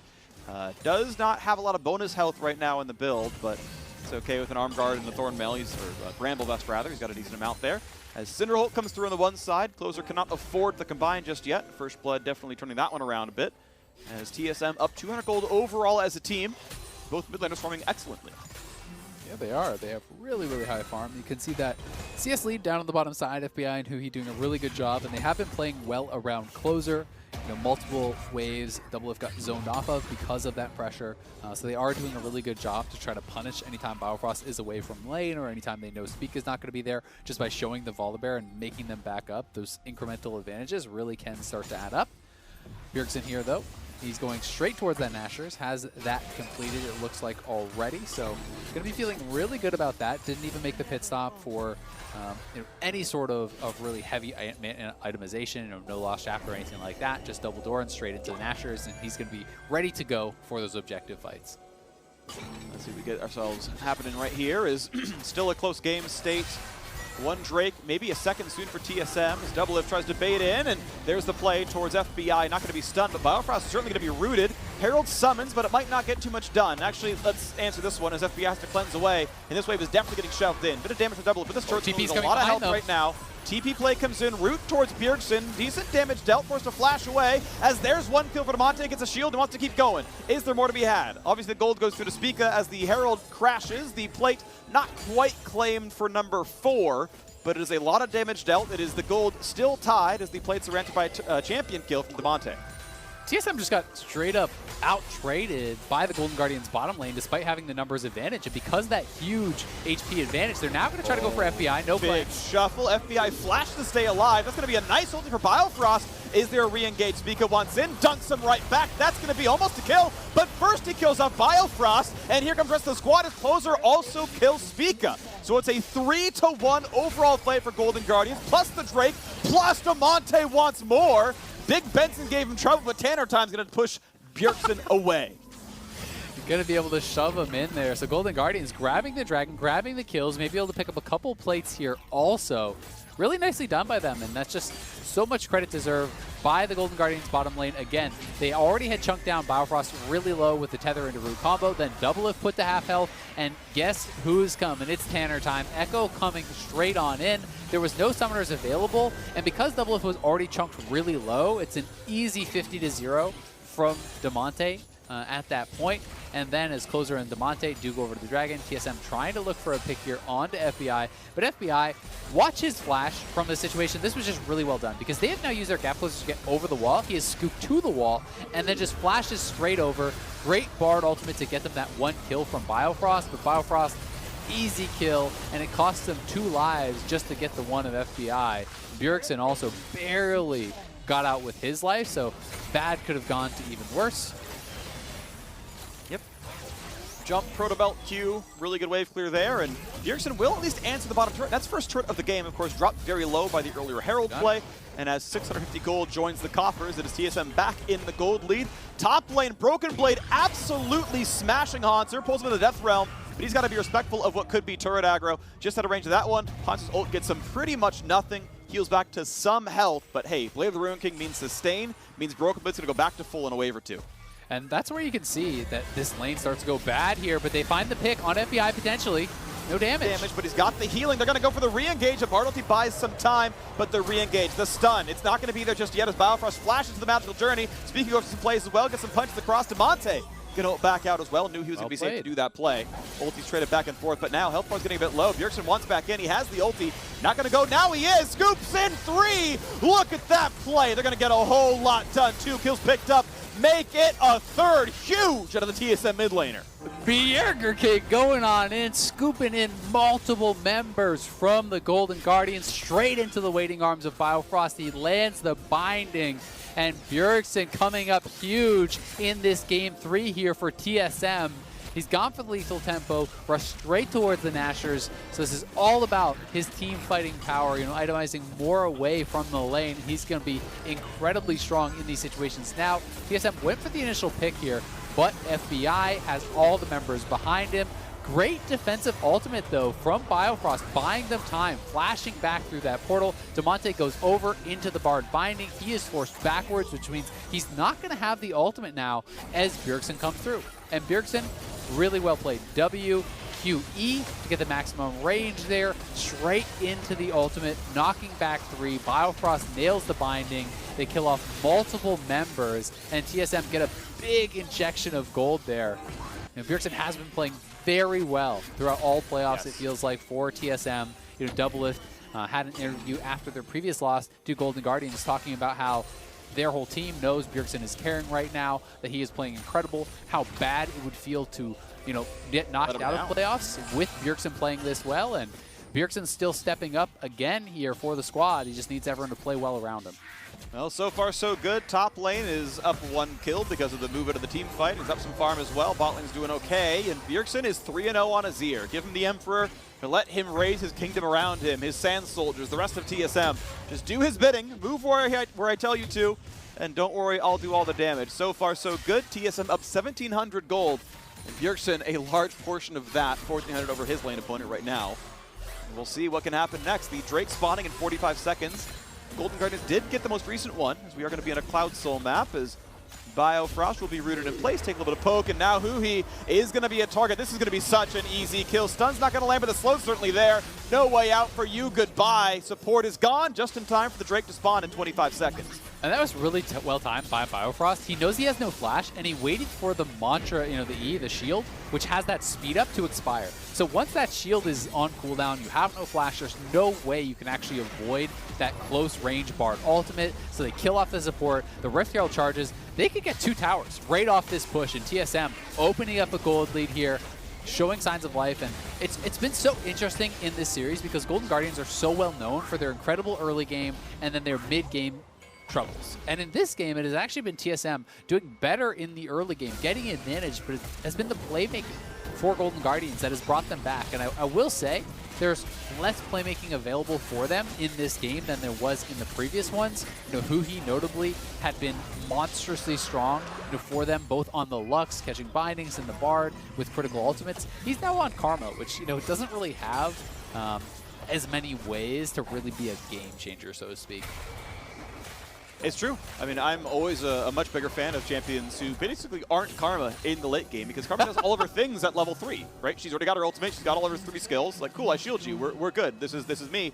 And the playmaking just gets better and better from the other champions over the course of time. So, still favoring TSM quite a lot in this one. Obviously, we have seen Golden Guardians come back from maybe worse situations. This is still a game to be played. They have done some wonderful things across this game and across this series. But TSM, I think, very solidly in the driver's seat. So, Broken Blade is going towards a Phage with the Ruby Crystal and the Longsword, so likely Triforce. You know, some people do the Black Cleaver Jacks. I don't think we'll see it this game. It probably, in all likelihood, will be Triforce, and we'll see where he wants to go after that. You know, I was hoping for the Wit's End, not expecting it necessarily. I still think that there is room to go for those types of utility-style items. Third, Bjergsen, though, with the heavy attack speed, 3 soldiers out. They're going to knock down the tower, and now Damonte in trouble. Good damage. Damonte going to have to ult pretty soon. Does so, but he's in the middle of literally the entirety of TSM, and Doublelift grabs his kill as Vengeance, from the first time he TV'd back down to the bottom lane, says, I've got homies with me. You're going down. And again, TSM in control of this game. Baron's on the map. Not an easy take, to be clear, but a 2,500 gold lead for the team. And they're playing proactively. They're actually, you know, pushing their advantages. They're looking to make fights happen. They're looking for picks, which is something that you want to see them doing when they have the tools to go for it. You have the Bard ultimate. You have the Ashe ultimate. So you need to continue to look for these sorts of plays. They find Damonte kind of overextending, trying to defend that tower. So, you know, well handled there, just focusing down the turret and then forcing him to ult back into the waiting arms of the rest of the squad. TSM have those 2 dragons. It is going to be a Cloud Soul this game, so, you know, not as much direct power, but I do think it's very effective in the side lanes in particular. You know, for both Jax and Mordekaiser, it's actually really, really strong. You know, you pop that Jax ultimate, you get that big burst of move speed. It becomes incredibly difficult to actually kite, to the point where even if you flash away from, you know, a Q Counter-Strike, Jax pops the ultimate and he can kind of just get straight back up to you. Yeah, he's going to do really well for himself. So there is the Phage in there. I wouldn't say that I don't hate Cleaver because there's an armor stack here, but Bjergsen's going to lose the Banshee's build, just gets out of the stun, goes for the backwards shuffle, and Damonte can have a hard time catching back up, but he can try. I mean, Bjergsen's ultiless, jumps back to the soldiers, puts turret down here as well, goes for as much damage as he can, and Damonte taking too much damage, does have to jump out, doesn't have any MR, doesn't have quite the burst of AP. Senna ult finds some damage, Closer wants in, smites, claps, and it took 4 of them. But they finally find themselves that kill. They couldn't get the shield on a movement champion. But yes, with 3 showing bot lane, Baron is the target. This was what led the Golden Guardians come back in Game 2. It could seal the deal for TSM in Game 3. Team is coming around. Haunter could always ult the jungler. 5k health on Baron, and there's just not enough time to knock it down. So an unanswered kill in the bottom side for Golden Guardians. Yeah, I mean, you have double bladed Rune King, sure, but it's 21 minutes. The Baron is tough to take down at that point of the game. So despite the fact that, 3 members went bot, the Senna ulted bot as well, there's just not enough time for TSM to actually secure that. And Haunter could even flash in and ult your jungler, taking away your smite. So, it's too risky to try to finish. So Golden Guardians find a really good pick. They grab a tower on the bottom side. Broken Blade looking to trade here on Haunter, but Haunter just needs to spend all his time under the turret, to be honest. He just wants to try to wave clear and prevent Broken Blade from doing what he's got to do. If you can just trade evenly and farm, you are really happy at this point, because any sort of extended fight is going to go heavily in the favor of the Jax. Yep, and it's going to get kind of worse before it gets better. Looking over at the rune page for Haunter, not even running any chance of Spell Vamp. He's not running Domination Secondary for Ravenous Hunter, so you could, heal up off the minion wave. Yeah, his W passive gives him a little bit, and you can get a couple hundred health back every wave or two, but you can just see Broken Blade takes any trade he wants, fights the Krugs, goes back to full, and says, all right, want to do it again? You're at half. And Haunter's like, no, I don't, actually. I would lose that fight. Yep, and he went Resolve Secondary very likely because it's stronger for the laning phase. Yep. Those things like Ravenous Hunter are so strong later, but it's very weak early, and you can already sometimes fall behind. And if you fall behind Jax early, you are so doomed because you don't outscale, so you're just kind of screwed. He's done okay, right? He's been able to keep the farm relatively close, and as long as Broken Blade isn't just getting to the point where he can just take all the towers, you don't have to worry that much. Broken Blade is closing in on that Triforce as a second item. That is where your burst in teamfights becomes pretty scary if you get in on top of some of these members. There's no exhaust on the Karma this game, so there's no exhaust at all for Golden Guardians, but they're looking for Bjergsen again, and he looks again like for the play. He has flash, he does burn it, he's trying to get away, but can't get too far. Ulti over the top from a couple of people, and they're going to knock in the mid laner. That is most of the gold gone, so Haunter pulls in the ulti. He's going to catch Doublelift. Double's going to have a really hard time kiting a Mordecai without anywhere to go. He's stuck in the ring. He's stuck in the circle. The Monte gets him as he comes out of the Death Realm. And Golden Guardians have found their way into a team fight yet again. They one-shot the captain. This time around, you are not FBI by Alfrost. No Drake steal for you. Golden Guardians ties the Drake count and nearly ties the gold lead. I mean, this is Baron. They're going to tie the gold lead because they're just going to go straight forward. Both carries on TSM are dead because Bjergsen got picked again here in the side lane, and then everyone from TSM, the call was to defend Bjergsen, so everyone flies on in, and Haunter just gets the ultimate onto Doublelift. With the itemization that Haunter has, with all of that armor, there's just honestly no chance. Even if Mordekaiser doesn't hit a single skill, you can just auto-attack Ashe to dead at that point. So Golden Guardians looking for this Baron here, and it looks like they're going to get it. Demonte is going to be the one to zone out the jungler, keep Broken Blade away. He's going to run out of health, but not before the Baron dies. Huhi gets chopped down as well, though. TSM, how much can they get? Doublelift has the global ulti available. It's going to be an offensive recall from one. Haunter is alone against 4. How many does Golden Guardians lose? They've lost 3. They're going to lose a 4th, as well as the arrow from downtown finds closer. And you may have gotten Baron, but the gold lead's going to go to TSM. Give the kill over, a shutdown to Broken Blade. It's TSM's time to shine. It's revenge of the Doublelift after getting put in the no fun zone with Mordekaiser. Nice ultimate from downtown. So Golden Guardians always were going to get this Baron, but the question is, can they escape? Demonte trying to zone off multiple members, but he gets put into a 1v3, just dies, and then Bjergsen shreds through the Karma, arrives here. They burst down Haunter, who had no ultimate, and then Doublelift from downtown nails the Ashe ultimate. And the last split second there of Closer's recall, meaning another death going over. So the only person who actually is going to have the Baron buff there is the Senna. It won't be in the side lanes whatsoever. They could still group around FBI, but taking so much of that power out of it, and with all those kills going TSM's way, they extend the gold lead. Yeah, big surge of golden XP when you kill the Baron. It's a lot of the power of getting it in and of itself, and obviously that was all answered by the fact that 4 kills went right back over, XP to boot, wave clear to boot, and now what can you get with 1 champion buffing up the minions nearby? It's as strong as 5 buffing up the minions, so it does make the siege pretty decent. And so how much can Golden Guardians get? There's no one answering Broken Blade, so they're actually just trying to trade for this. Bjergsen has Death Cap. They're looking for the dive. Looking for the hard dive, 5v4, dunk backwards in from the set. Turret turned off by Volibear, but it doesn't matter. TP comes in. Here comes Jax. Pulled in the Death Realm by Haunter, keeps his backliner alive, but he will lose his life for this play. Cannot fight Broken Blade. He's going to be killed off, and who he is next to fall. TSM have turned it on in Game 3. And look at the pings towards the bot lane minion wave that's already pushed up there. TSM is trying to get over there before Senna could wave clear it out. I don't think that they will be able to, so perhaps they can stop this push, but there's actually another wave coming in here, so Bjergsen looking to try to reinforce. They want to try to threaten this inhibitor tower. Damonte is back up, though, and Closer's going to be up here pretty soon, so I'm not sure how much more TSM can get. I think they should just probably back off, reset. They are feeling it too, but they defend the Baron push here, getting more kills to their name, as Golden Guardians felt they couldn't answer the split push, tried to force, and TSM more than strong enough to withstand that push. Yeah. I mean, Bjergsen had the death cap before that dive happened. He is ridiculously strong on this Azir. Broken Blade's going to be going towards the Death Dance third, so he will be getting some MR into the build just in a different way. Death Dance also going to be very nice for the team fighting if you do have to group. So going to be pretty strong on this Jax. He's already hit 16. Now, TSM's gold leads lie in about 2,000 each on Broken Blade and Bjergsen. We saw the top lane counter pick.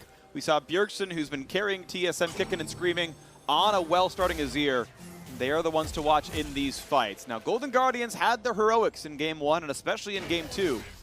But it looks like the carries may well be able to stand up here. Triple item in for Bjergsen, counting a death cap, counting a Banshee's Veil. And that's going to be even harder to find a way to kill him. QSS picked up for the entirety of the bot lane here. Doublelift will be able to get away from Hanser. That's an important pickup here, as he wants to just, just hurricane the front line down and not be forced to 1v1. And you've also got to remember, look at how little MR is over on the Golden Guardians team. The only MR really is the Athenes and the Locket, which is basically zero. Azir went for the team fighting rune, the scaling rune with lethal tempo. He has the 3 items with the death cap and the Nashers.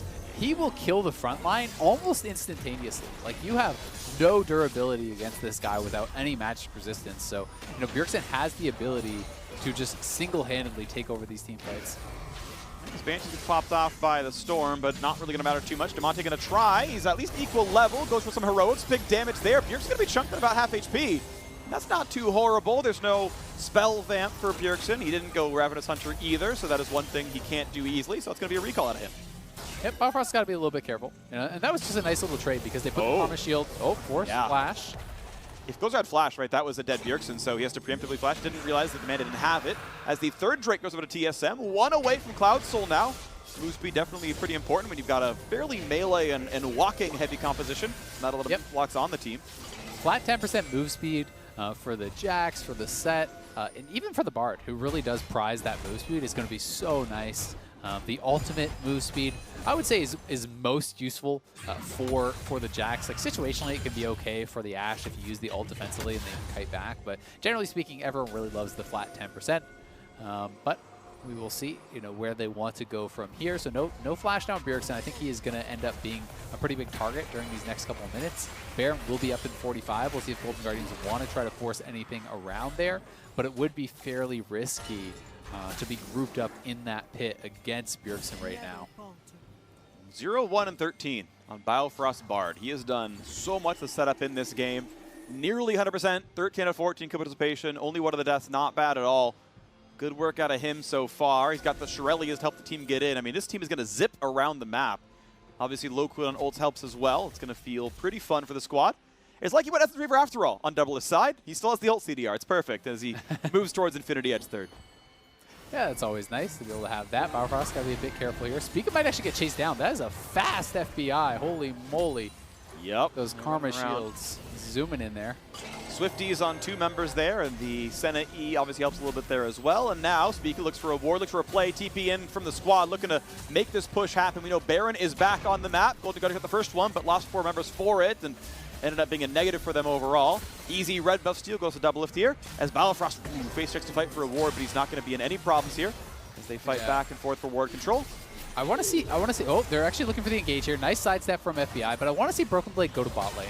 I think that is where you're going to get more out of the Jax, because it's very easy for Golden Guardians to both push away the Jax and contest for vision at the same time, because you're going to the same location to actually do it. TSM trying to zone and 2-man the Baron for now. Jax is on the flank, so they're actually just looking for the fight. Closer into the pit very early, though. Ults in, didn't have vision, didn't know when it was getting too low, but now the re-engage comes in. Broken Blade wants this one, flash the FBI, can't find the stun, but he gets a slow. pulled into Death Realm. Baron's already been picked up. Now the other half of the team fight is Damonte gets right back to base after his TP comes in. Broken Blade is the target. He is in a 1v4, but he might not be stopped. He is simply too tanky. He walks away, and TSM get a clean Baron. Nicely done. So they decided to pull out of the split push. They used Broken Blade for the flank there. He went for the flash follow onto Counter-Strike, onto FBI. Couldn't quite get that timing, but they forced out the cleanse. He's TPing down towards the bot lane, so they're just going to push in 3 lanes. Damonte, though, setting up for the flank here. He knows they have got to get a kill here to stop this Baron push. They can't just sit back. Senen does not have the kind of wave clear to get it done. Spot.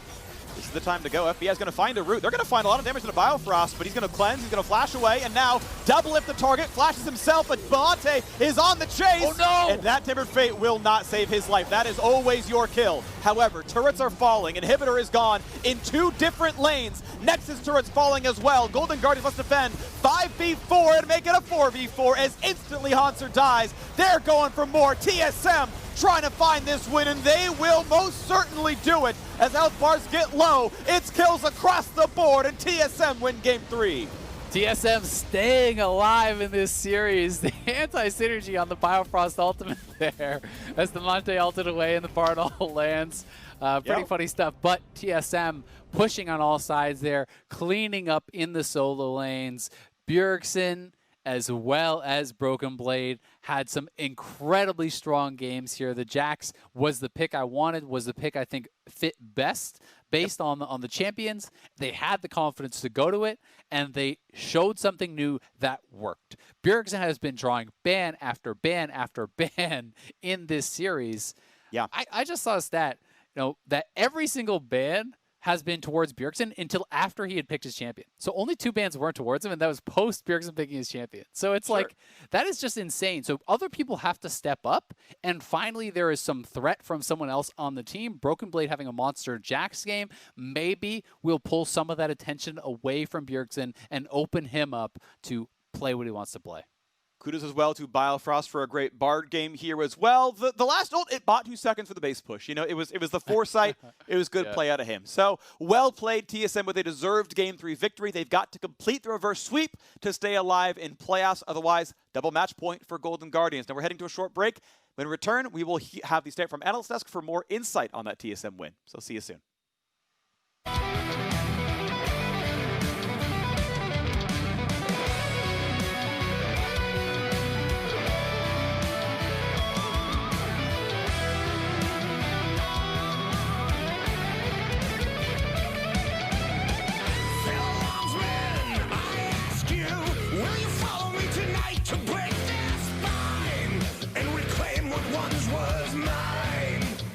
Those cravens backstabbed me, deceived me. Never shall I tolerate their crimes again. Now let the hunt begin. Yeah.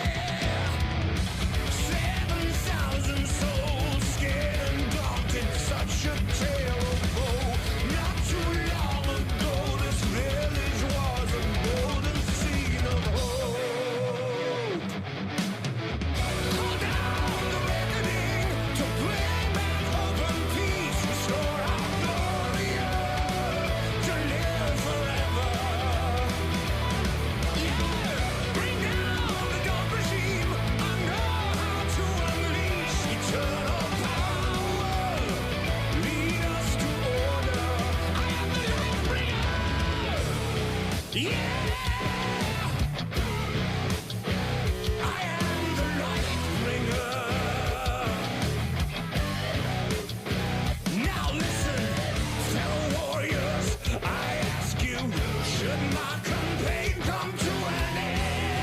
There's way more to avenge.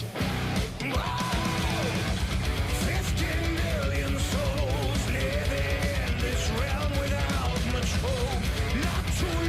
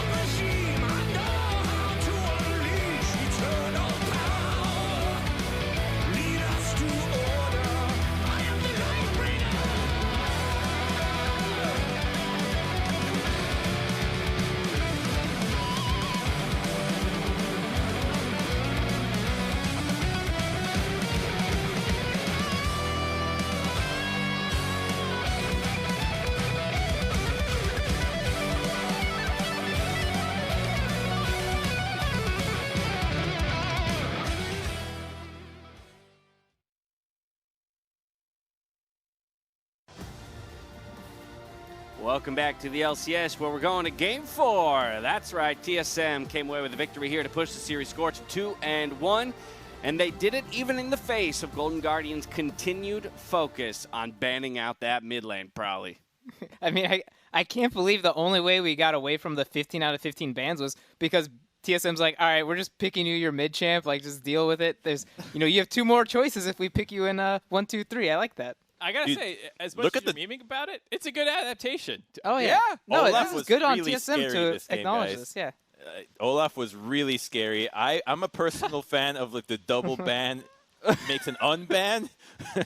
But the reality is that the Echo versus Azir matchup is one that we have seen so many times before, and it puts a big emphasis on Echo in the laning phase and then in the 1-3-1s. But then the team fights for Bjergsen where he really got to shine with a big scoop. Yeah, overall, you're not really scared about the counter pick from Damonte killing Bjergsen in lane and stomping him. It's more about, Damonte using his counter pick to stay even and make things happen for his team, which he does do on the Echo, but it finally gives Bjergsen one of his best champions in Azir. At the same time, they also were willing to finally really hard counter pick the Mordekaiser, which I liked a lot. And Hanser has not actually looked that good this series. I would say that's one of the biggest departures from the previous series to this one is the top lane has not gone heavily in Golden Guardian's favor at all. And yeah, I think this is the Jax pick is what kind of seals this draft as a good draft for TSM, because the Jax can beat the Echo in the side lane later. He stomps the Mordekaiser early. And biggest thing is it's another threat for TSM. TSM's been rolling one threat Bjergsen like this whole series, but now there's a Jax to deal with. Like, you can't just kill Bjergsen and call it GG now. I love to see continued experimentation in the top lane. I also like to see that set back in the jungle for Spica, one of the best champions for him all summer split long. He's back on it, and already he has a greater effect rather in the early game. Set, Volibear, these kind of champions is what I want to see more of Spica, just because it's so easy to have a giant impact. And it's great to see because last game, even though TSM had an early game going in their favor, we still gave a lot of credit to Golden Guardians being the proactive ones. Here, TSM starts making their own plays and finding a lot of opportunities. It's not always the cleanest thing, but the fact that they were not slowed down, and they weren't thrown from game 2 in a mental boom state, that they're actually still going in, was great to see. Even if plays like this happen where it gets turned around a little bit, at least they're still fighting for this series. They're not laying over and letting Golden Guardians run over them. And the Azir, I think, moving forward, it's weird to me that Golden Guardians has actually gone for more of the Echo and less of the Ziggs that was so successful at the beginning of the playoffs, where the Echo just puts himself in such dangerous situations like this one, where it's like, okay, you can chase and you could maybe even die if TSM commits a little harder for you and you don't have time to use the ultimate, but it does allow TSM to then come back into the play because you are in melee. There, that's the big one that you were talking about, Crumbs, right there. Yeah. So big Shurima shuffle coming out of Bjergsen to help turn things around. I like to call out towards the Ziggs. What will Golden Guardians now do in response to that earlier picked mid laner on the side of TSM, now knowing that maybe they only have a potential of up to 3 bans to throw towards the mid laner? Do they swap up their bans? Do they go with just a different counter pick in the mid lane? Because even though Spica had a solid early game and things did look good for TSM, Golden Guardians, they stuck to their plan, man. If there's one thing this team does well, it is stick to the plan. And it works. I mean, this was how they almost got back into the game with attacking Bjergsen in the side lane. Jax had lost his TP, but TSM wanted to keep up side lane split push pressure, so they put the Azir down there. A little dangerous versus Echo, and TSM doesn't seem great about playing around side lane pressure, so they found a couple openings to sneak through their line. Here, TSM was actually shadowing bot side. They were shadowing Bjergsen, but they still got ran through. They just sprinted past TSM to get to Bjergsen. Then TSM's playing catch-up, trying to keep him alive, and they pick him off again. This did lead to a Baron situation that TSM contested successfully and basically only allowed one person to come back into it. So the fact that they didn't fall apart once Bjergsen started getting picked was really impressive. Yeah, I think that's very key, right? Keeping themselves alive even when things started to turn bad in this series. You mentioned they pick up Baron off the back end of that Dragon, but TSM will immediately remove 4 of those purple buffs, making it quite easy to deal with the Baron itself. So now we turn our attention to Game 4, still series point for Golden Guardians, now a side selection for the first time going to red. So they're going to repeat side selection from the game that they lost, which is interesting to me. What any ideas why they might maybe doing that? Yeah, I think a big thing is just going to be switching up the top lane picks. You don't want to blind your champion anymore, and if you do, you want to make sure that you protect them for the matchups that are going to be the worst. The worst for Mordekaiser right now is the Jack, so if they're going to go in that direction, they can protect themselves by banning those in the second rotation, knowing that you have the last pick there, and you can start setting yourself up for a better matchup top. Because I agree with Mark. I think that has been the biggest difference between the first time we've met. You obviously are not going to be able to replicate the bodying that FBI and Huhi did into the bottom lane, but the top one needs to be stabilized. And I got to say as well, you can swap up your first rotation bans. If Bjerg wants to blind the Azir early, ban the Azir in the first phase and maybe save the Akali, or I think the Zillion was the other first phase ban they've been doing. You can try to drop one of those. Zillion's been actually pushed out. It's LeBlanc, and Aurelia. Aurelia. So maybe you pause on the Aurelia ban and wait for second phase for that, as well as the fact that I don't think you need to save the counter pick for Huhi. I think he's playing great this series, and you can power pick the Bard and save the 5th pick counter pick for your top lane actually. Okay, Probably. Yeah, no, I definitely agree. I think the dropping Aurelia ban is smart. It's not a blind pickable top laner, so if TSM does want to take Aurelia in 1-2-3, it has to go mid laner because you can pick Jax or Fiora and that stomps on Aurelia. I'd be That's very why careful. I don't think Hold it's a blind on. pick. I think Aurelia mid is the problem here because not only do you get to give it for Bjergsen who got buffed, but then it gets Spica on a matchup that he's very comfortable with, Sejuani duty. Every coach dreams of putting their jungler on Sejuani duty, and if you can have Bjergsen on the Aurelia, it's even better. So Aurelia Sejuani is good. The problem is you are now running the full AD comp, so now you pick an AP top laner. I can't think of many great AP top laners that that Broken Blade plays well. I know he showed the Vlad, but that was specifically into Shin. Maybe he does the blind pick Mord, but we're going back into the Jax counter pick. So the one thing that I would like to see, though, is the Ashe in 1-2. I want to take that away from Doublelift. Not that he's playing like phenomenal on Ashe, and that's a huge takeaway, but it forces the Cape ban from TSM. You take the Ashe in 1-2. Now Doublelift has to play Ezreal or Senna, or maybe he goes to the Kalista into Ashe, maybe the Zyra Khan. It puts him on something different. He's not playing Senna, I hope. Yeah, I don't think he's playing Senna, but I would like to see FBI back on something that like has a bit better wave control and still has that kind of engaged potential. I'm intrigued. I'm intrigued by the fact that Golden Guardians is opting to stay on the side that they took a loss on when they crafted 2 really great blue side plans, but that indicates they've got something in store. They feel like they've got what it takes to take TSM down in 4. But with that win, TSM will be sending us to a 4th game today, right after this break. We'll see you there.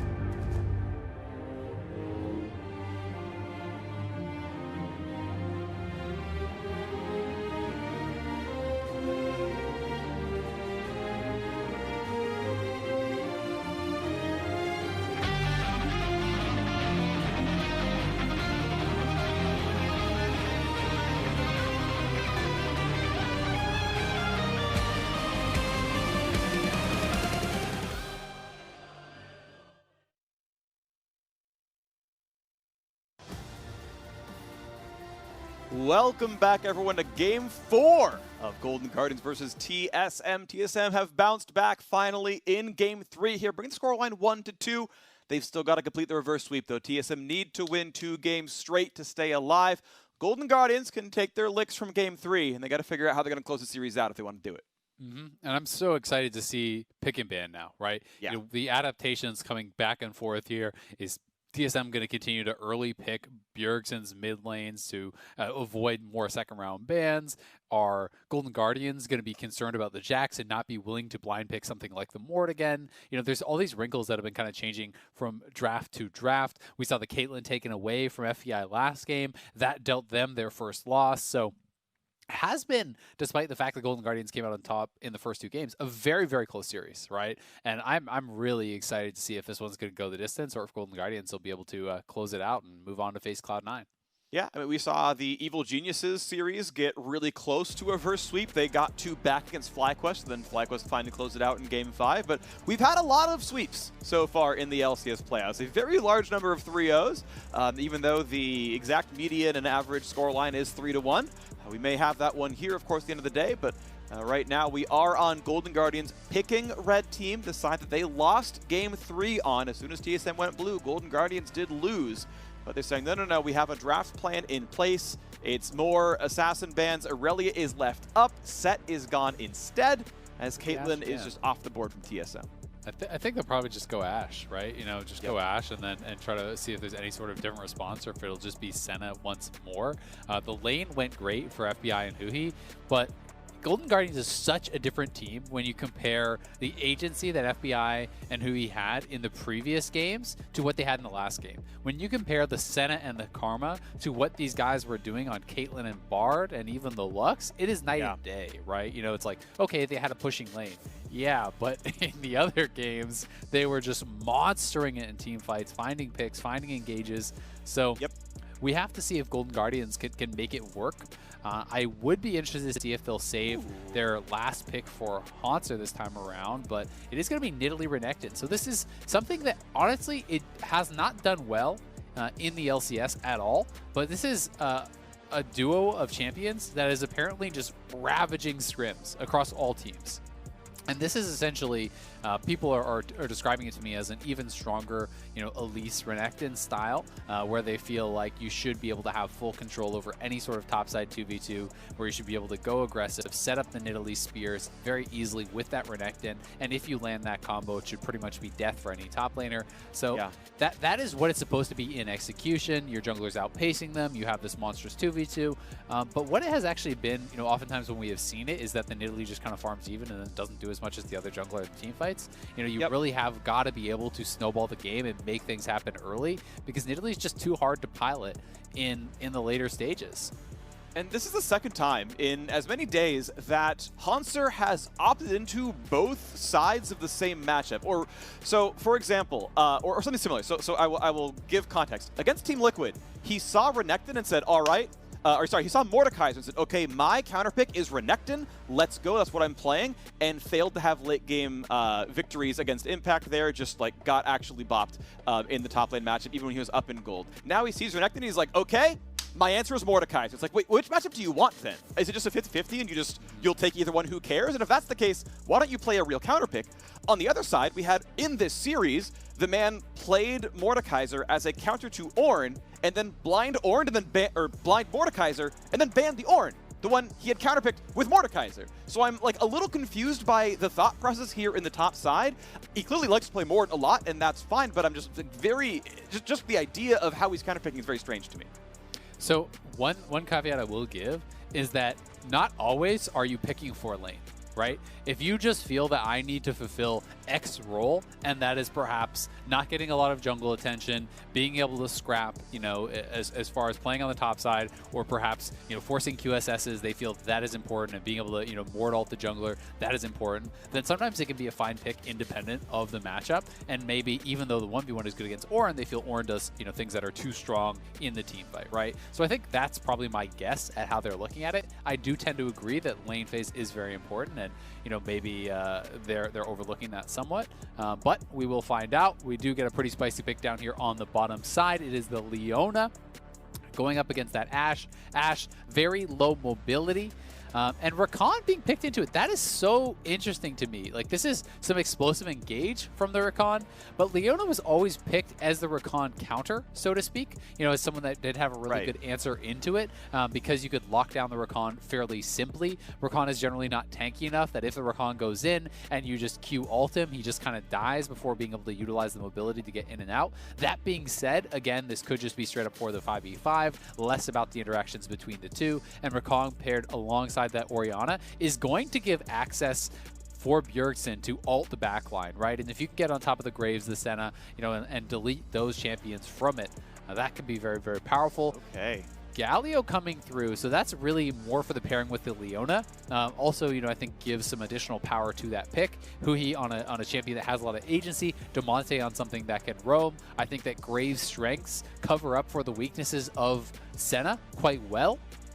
But it does still mean that closer, you know, is going to be having to have a good game here for this team to have enough consistent damage, I think. And, you know, I'm going to be tracking this jungle matchup so heavily because it does feel like Spica's got to get things done in the early stages, and closer, if he gets put too far behind, that'll be very detrimental for him. But likewise for TSM, if Nidalee not proactive early, it's going to be probably pretty useless late. Well, it's going to be a fun one here as we are done with the draft. We got global champions again from Damonte here. TF, his most played. Second in line is that Gallios. He's going to go around to those sides. We'll see which ones he can impact there.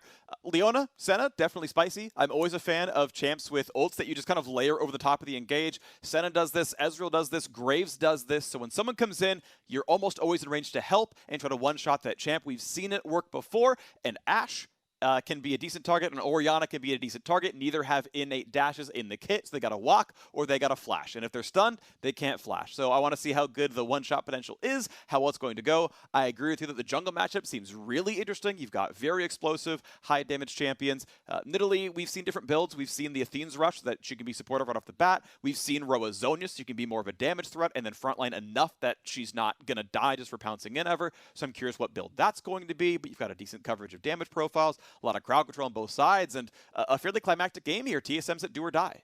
It's going to be really, really exciting. You know, TSM obviously stepping up in that previous game, having their most dominant game of the series, but that was Huhi off of Engage. He is back on it this time around. You know, they have such a clear target of picking on Doublelift, it feels like. Yes, he's going to play the cleanse, but, you know, if you can just immediately go in with the Zenith Blade and Q ult, you know, it's very easy for it to sometimes happen where you cleanse the Q from Leona straight into the ultimate, and then Galio is going to be ulting on your head, and that can be pretty frightening. It does feel like a game with a lot of QSS value with double AP solo laners, you know, magic damage even from the Leona, plus a tremendous amount of CC. So we'll have to find out, you know, if Doublelift is going to be able to survive against that kind of dive, and Bjergsen also, you know, he's going to be very vulnerable here too. Going to be a fun one to watch for as we get into the Rift and we see what the players are going to be. Wards coming down. Spica, this time around, going to keep his warding trinket. He has just enough time to recall if he wants to switch to a sweeper, but hasn't put his trinket down if he's doing so. Okay, yeah, it's going to be very late in that brush to watch maybe a late invade potential, or it looks like it's going to be on his own blue buff, and it might mean he's going to have some interesting pathing down the line. Golden Guardians mustering up for a late invade, and sure enough, Spica or his analysts have done his homework and said, no, my ward's not here. My ward is elsewhere. It's on the blue itself. You're not going to invade me. I'm going to know. Yeah, so they won't be spotted by the ward, but, you know, initially on the invade, but they will be spotted, obviously, as they go over towards that blue buff, and this will allow Spica to, hopefully for his sake, be able to get up and start some vertical jungling, you know, take that blue away from his opponents. But that being said, if TSM's bottom lane is pushed in, there's also a defensive ward from Golden Guardians over by their blue buff, so they will know that that is happening, and there is the potential of FBI and Huhi going up and trying to collapse and defend. All right, closer in vision, getting his blue buff. We'll see which way Nidalee gets to go as a result of this one. Yes, as you mentioned, bot lane push is coming from the Golden Guardian side, so that is closer's first camp. A few moments behind the Nidalee, but shouldn't be terrible overall, as Raptors being killed on both sides, and we'll watch for the coverage as the Leona's running around, goes for the ward near Tri-Brush. Okay, if you are ever leaving your bottom jungle, you'll have to go through the river, the bottom corner of the screen, which, by the way, is warded here as well. And so at this point, they say, okay, Nidalee has not crossed. She has not gone anywhere. She's maybe going to your top jungle, but she's definitely not going to your bottom jungle. Yeah, it feels like at this point, Spica's basically just going to take the L. You know, he was maybe anticipating that closer would go blue to blue or something like this. He is coming over here, so if he can get there in time, yeah, he can actually smite this away. It's 2 autos away. 2 autos away. There we go. Smite's going to come in. Closer can't get it. And that's going to be nicely done. Spica brought Broken Blade down. Closer smited to guarantee the chickens were going to be faster. But because of Spica's pathing, he bypassed every single ward. Closer didn't know he's going to get a Smite stolen.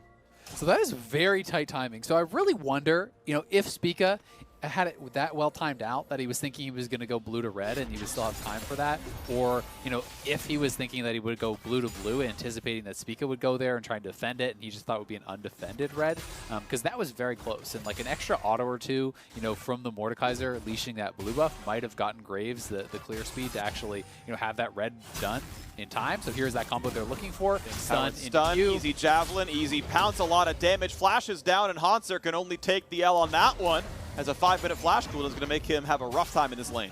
Yeah, it's an easy rinse and repeat too, and the wave is pushing away from him, so you're going to be really scared as Hanser. Wow. They're actually TPing bot side, but it's responded to by Bjergsen, so you can't make his dive happen. So it will just be a trade, and we'll have to see how the minion wave actually kind of shakes out in mid lane to really determine who that was better for. The other thing that actually does kind of go in Golden Guardian's favor is that Damonte already based. So he actually got his buy off already. Bjergsen hadn't gotten back to base, and this is going to push towards Damonte.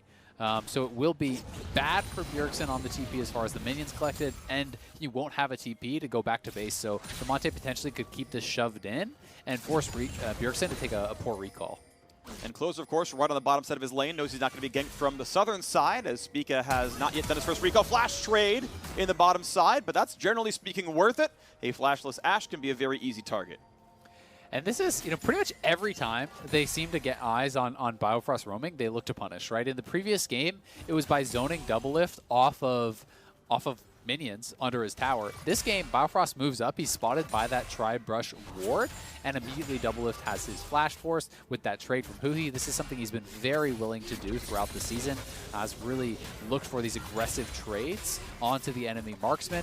And Biofrost and TSM in general have just got to try to really make sure that when they are looking for these moves, when they are looking for these roams from Biofrost, that they are not spotted on wards or that they have some sort of other coverage for Doublelift, because he's getting punished every time his support leaves the lane. Yeah, wanted to stack souls. The auto Q trade with Doublelift is pretty much in his favor. Does the same amount of damage back to him and then heals himself for half of what he took as a trade. Plus the permanent AD stacking. That's going to feel pretty comfortable. Yet to see any recalls out of the mid lane, as Bjergsen's going to take a big chunk of damage, down to half HP onto him. Mana pool a little bit low, but chugs through a biscuit to get some of that back up. And overall, going to catch the farm. You got a 1 CS difference in mid, and Bjergsen finally going to take his recall. Might have lost chapter money or a tier or so here. Okay, so I think Damonte could have taken one tower shot, and it actually would have been worth it there to stop the recall, because Bjergsen had no TP, and because he had to wait for a cannon wave to not lose a full wave on the recall. I think it's actually worth taking the hit there, but of course you're not sure exactly where Nidalee is, so it would be a little bit risky. So in this case, Damonte takes the safer approach. I think he could have got away with it, but either way, not much of a punish there from Bjergsen. He handles that about as well as he could, and as he picks up the rest of this farm, will have equalized quite a bit, but still that proactive TP down to the bottom side from Damonte, because he had the push, ended up getting him a little bit of an advantage. And speaking of advantages, 11 CS lead in the bottom lane as Doublelift walks back to the lane and catches some of it. You've got a pretty comfortable item set here for FBI, as he gets, once again, Pickaxe plus Cull is a decent one there, and Doublelift not quite enough money for the BF sword, it looks like, although I feel like he'd actually have right about the right amount of time. Either way, though, goes for Berserker's Greaves. It's going to help him, of course, dodging Leona. Being flashless, you sometimes just go for the more defensible option.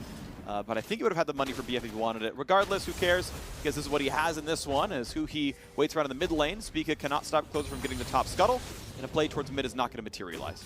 Yep, but if they could have gotten that, remember, Bjergsen has no cleanse. So if you land that knock-up from Damonte into a taunt, into the Leona lockdown, Bjergsen is just dead. So he's got to rely on wards. He's got to rely on good positioning here.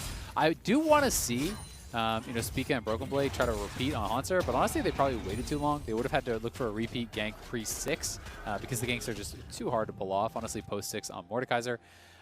This is kind of weird that Hanser actually stacked the minions there, because it would have actually set up for like a slow push away from him instead of a freeze, since those 3 ranged minions were so close to his turret and low. Either way, yeah, not really going to matter that much, but that does feel like a minor thing that had Broken Blade been wanting to freeze, he would have just set it up for him. Nice little engage down here. Biofrost tanky enough. Has gone Guardian, not Aftershock. It's there to help keep the teammates alive a bit more. Of course, it's going to be pretty dive heavy from the Golden Guardian side. with bot pressure, with these amount of mid pressure. First Rick's going to go over pretty early on as well. 7:36 is a pretty early timer regardless. So TSM getting some extra stats here. Bonus armor MR from the Mountain Drake. Cloud is going to be next. And so we're going to have Infernal or Ocean Soul this game, which are the ones that teams tend to prioritize the highest. Yep. So that'll be pretty exciting to see when Golden Guardians wants to look for the challenge. They may be the team kind of sitting on the back foot as TSM was in some of those first games. You know, in the first game where TSM was the one challenged to get 3 dragons, I wouldn't be surprised to see if Golden Guardians are the ones kind of looking more for that point. Wait till the 2nd or 3rd dragon, try to complete some of your major items, and then use your ultimate combinations here between, you know, the Galio, Leona, Mordekaiser, all these super powerful level 6s to try to make things happen. Also note, Biofrost is level 4, who he is 6. So that is a lot of roam time that he has actually spent away from getting experience, and does mean he's going to be a lot less valuable at this point. And also because he was kind of roaming, you know, that also means Doublelift is missing some of this farm as a result, where, you know, he has his Flash Force, he's got to play a bit more defensively. At the end of the day, though, looks like any of the Flash Forces have been unpunished here, as Hauntzer has not been visited again by the Ghost of Christmas Past or Spica. All the same, he's going to be just fine. And now we get to see Golden Guardians. It's 9 minutes in. Of course they are. They're top side. They're going to play for Rift Hero. They've done this almost every single game in this series. They're trying to stack this one up the best they can. You've got TSM coming around there for the same, and the entire squad's ready to go for this one. This is going to be a fight really, really soon. And the health bar is getting low on Golden Guardians. Done the front line. He is tanky. Gets the ulti across for the shield, but he's still running out of health. Finds a slow in of Bjergsen, finds a Galio, but not before First Blood comes through. Smiteable grabs the Rift Herald. They're going to grab that one, but first the fight. And Demonte is death number 2. So Golden Guardians, at best, are going to get 300 gold for the Rift Herald, but they've lost 900 gold worth of kills. And they might actually lose more here. Easy spear there for Spica against the wall. That's another kill picked up, so Golden Guardians falling apart later on in the series as TSM. They won Game 3, and they are winning Game 4. Yeah, that was such a strange split decision, it felt like, from Golden Guardians. He's going for the hard engage, and Demonte's ulting on him, but the rest of the team is looking like they're focused on the Herald. So you just got to kind of watch this. It has to be one or the other. If you want to go for the engage, great, but everyone immediately needs to turn. Like, Hui is posturing for that Zenith Blade and then moving forward. Look where Closer and FBI are. They're still actually hitting the Rift Herald at this point, finishing it off. So your support's already dead before FBI or Closer have even auto-attacked. Closer's picking up the Rift Herald as Demonte is flashing in with the taunt and dying. You know, that is really bad split comms, split communication there. And then as you're trying to go out here, when you're against the wall, it's a pretty much guaranteed spear for the Nidalee because there's no dodging that. TSM coming up big, 3 early kills, almost a 2,000 gold lead here already. That is really punishing for Golden Guardians because this is an engage-based composition. You have got to be on the same page, and they just weren't. Okay, so Golden Guardians, what can they get? I mentioned Herald being only 300 gold here because it's going to crash in for 2 plates, but you really want it to crash in on the end of a tower dive where you knock down the rest of the turret. Golden Guardians not enough pressure to get a single turret plate all game so far. Sure, neither really have TSM, but you know, Herald is only going to get 2 plates. It's not going to get first turret gold. It's not going to be that, you know, 900 gold injection that you can expect off of a winning lane with a Herald coming in. It's just that 300. It's a big difference there, and that means that Golden Guardians are going to be behind, not only as a result of the Herald play, but just overall in this game. And we'll see where they are going to look for that. There is still the possibility that they try to, you know, coordinate for a play and get a kill, and then Herald off that. Bjergsen with a nice chunk on Demonte will send him packing.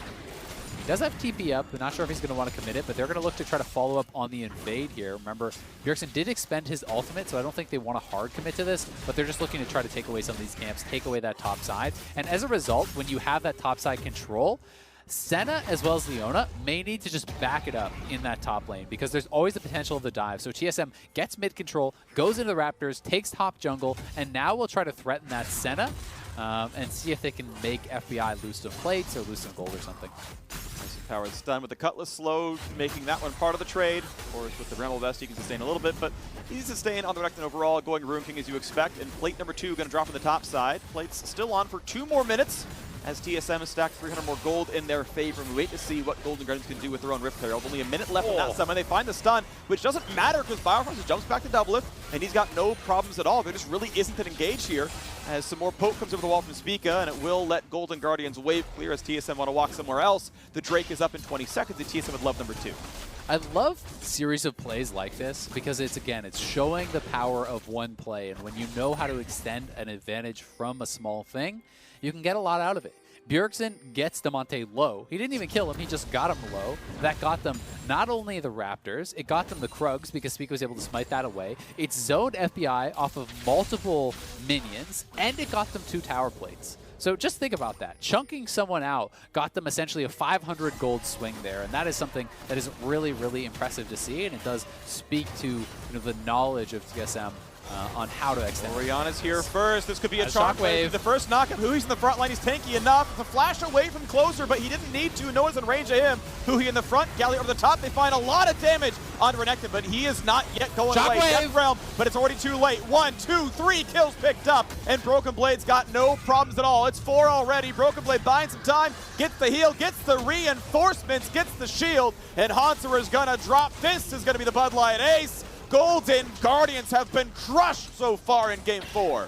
Golden Guardians in shambles as TSM, the 5-4-0 ace here in game number 4. They are really looking like they've got it going now. Biofrost with the early QSS. Bjergsen holding his Shockwave for the perfect timing there, getting multiple kills off.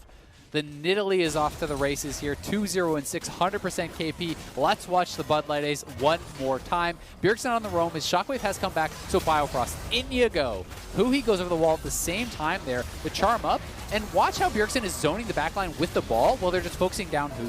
He doesn't commit the Shockwave early. He knows they don't actually need to. As Hui goes down, the rest of Golden Guardians try to move forward to get in range of those other members, but surprise, Bjergsen still had the Shockwave, catches both of those marksmen, knocks them down, easy peasy, and TSM play this team fight so beautifully. Golden Guardians get deleted off the map, and they are monstrously behind. Over 5,000 gold, 315 against a team that already has 2 dragons. They are the ones working towards the soul. They are the ones with the enormous gold lead and hard engaged composition that is going to make you scared to approach any sort of neutral objective. And Azael, closer didn't even summon the Rift Herald in time. He died as it timed out. So they still haven't taken a turret plate the entire game. Technically, Golden Guardians killed Herald, so it's not a perfect game right now. But they have gotten, I mean, nothing done at all. The red side pick going Senna into Ashe hasn't done enough to carry, as you've been mentioning before. Bot lane turret's going to fall likely first here. To the credit of TSM, they are getting this gold up to 6,000. Yeah, that'll be answered partially, because eventually top lane might die. I mean, very slowly by Galio auto attacks, but this is getting out of hand so quick. TSM are crushing right now in this game. They are. It's looking pretty dangerous, and we'll see what Golden Guardians can do. They have a lot of playmaking, so that is something working in their favor. You know, this is a huge gold lead, but still, if you can get that perfect Leona into Galio combo, you know, you have the Senna ult, the Graves ult, long-range follow-up there, layered over the top. Perhaps you can just delete Doublelift or Bjergsen, and if you can do that, there is still that chance of winning the fight, but it becomes very, very difficult. And when you have plays like what Bjergsen was doing in the previous fight, where he's zoning out the back line so that the front line is sectioned off and being free-fired on by Doublelift and Spica and Broken Blade, it gets rough, but they are looking for a pick here now on Broken Blade, and he is looking pretty well wrapped up. So TSM just going to try to trade topside for it. Senna ult to grab some more assist credit. Just, you know, give me 100 mana from Presence of Mind. I want, you know, the non-zero KP. Thanks very much. Perfect game, of course, not there from the kills front now either, but Doublelift cheating up the mid lane, knocking down the turret. Bjergsen doing the same in the top side. TSM about to be 3-1 in turret score, or nearly that, as mid lane is going to be held alive, but no one's going to answer top side, so TSM just grow their gold lead. And Doublelift over a level ahead. You know, he was 10 when FBI was 8. He just dinged 9 there, but Doublelift, you know, a decent bit into 10. And this is very reversed fortunes from when we saw FBI playing that Caitlyn. And it just has not looked like the same team with him on the Senna. Are looking for a Doublelift there. He does cleanse just the Leona slow. Not sure if he needed to or not because it wasn't stunned, but there are on the Nidalee. Nice stopwatch by some time, so no knockout. Speaking to be pretty safe on this one. Protobelt in for more damage, but there's just no way out. Just out in time. Ashe Arrow a quarter second too late. Doublelift cannot force the kill on Damonte, but still slowed, able to walk away. And they're going to get mid lane turret for free. We'll see if they can get 2 towers, because Damonte's got a base. The first one is a foregone conclusion. They can actually kill it before the charge, and then we're going to have the full HP Herald charge for the mid lane tier 2. So TSM looking to continue to extend this advantage. We'll see if they want to stick around or if they'll allow it to charge in. Looks like the call is just to back it up, not risk anything, but they have that tower very low, so they can come back and grab that pretty soon. I think they want to reset early to make sure that they are continuing to maintain vision around that dragon area, try to clear out as many wards as possible. You know, they have the 6,000 gold lead here.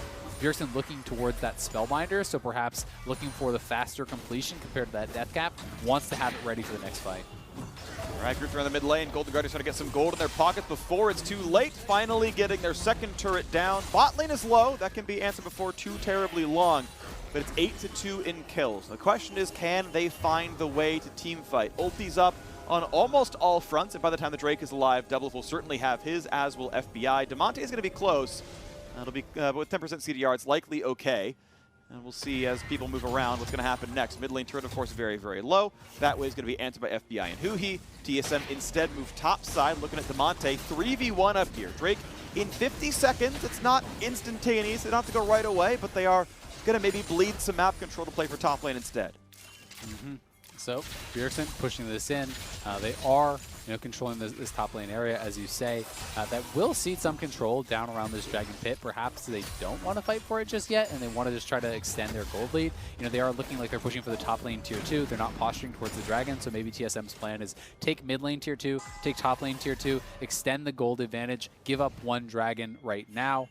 Broken Blade, you are very much on the weak side, so he's got to get out of there. But all of Golden Guardians is coming down. We'll see if he can possibly escape. Shouldn't be allowed to live.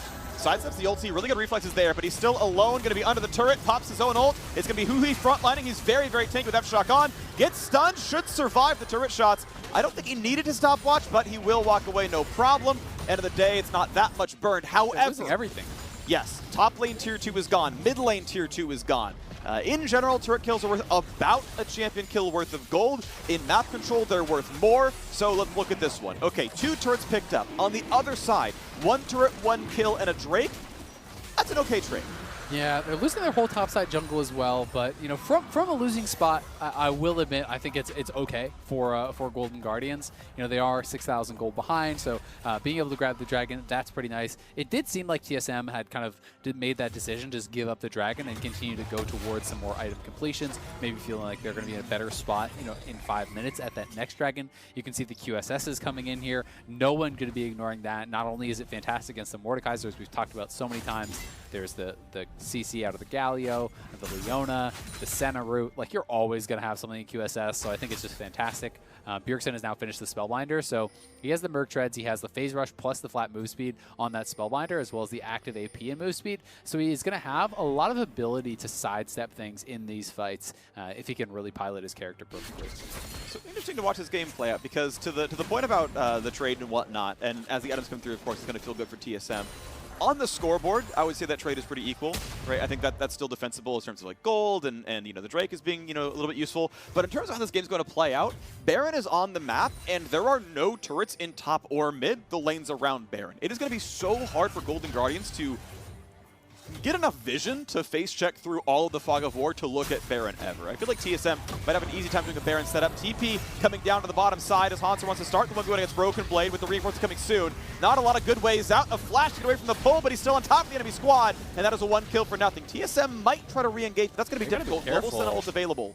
And Bjergsen is cut off. They're just going to turn on Bjergsen now. He is captured here. Galio over the top. Flash can't get him away. Shockwave buys a bit of time, and you got to be kidding. He walks away with his life. Closer's in danger, so is Hanser. A double kill for the Speaker. This is the Nidalee that people were looking for. And it's time for a bit more. TSM walking in now towards who he half health and Leona trying to walk away. More slows coming in. A taunt puts Biofrost sub 15 health, and it will be a kill for Demonte. The re-engage for Speaker, the re-engage for Doublelift, and who he will lose his life. FBI could be next. He is gone. Golden Guardians base open up. It's TSM knocking.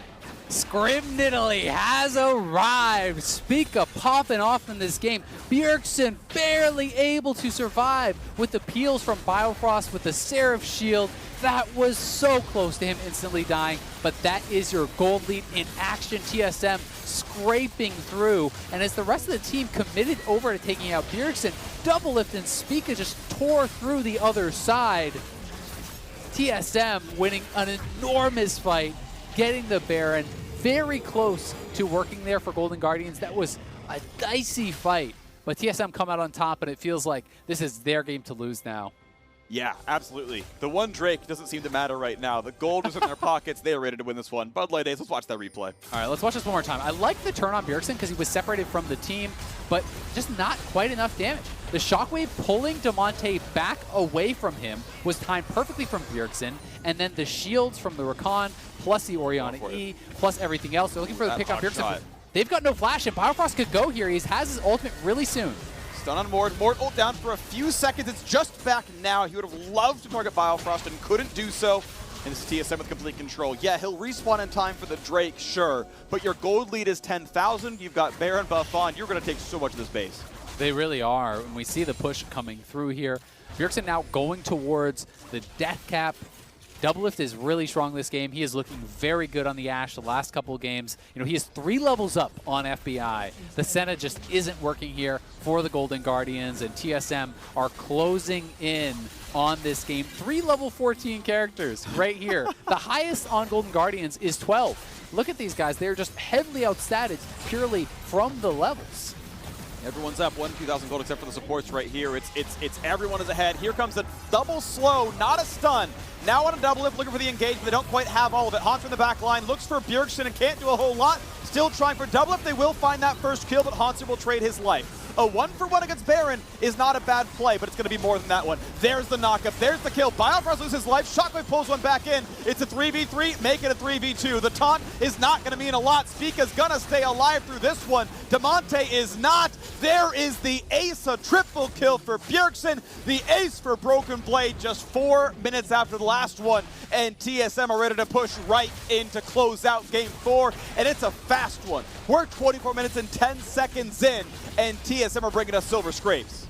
TSM will not go quietly into the night, forcing the Game 5, challenging Golden Guardians here and threatening the reverse sweep to keep their world's dreams alive. 7-0-10.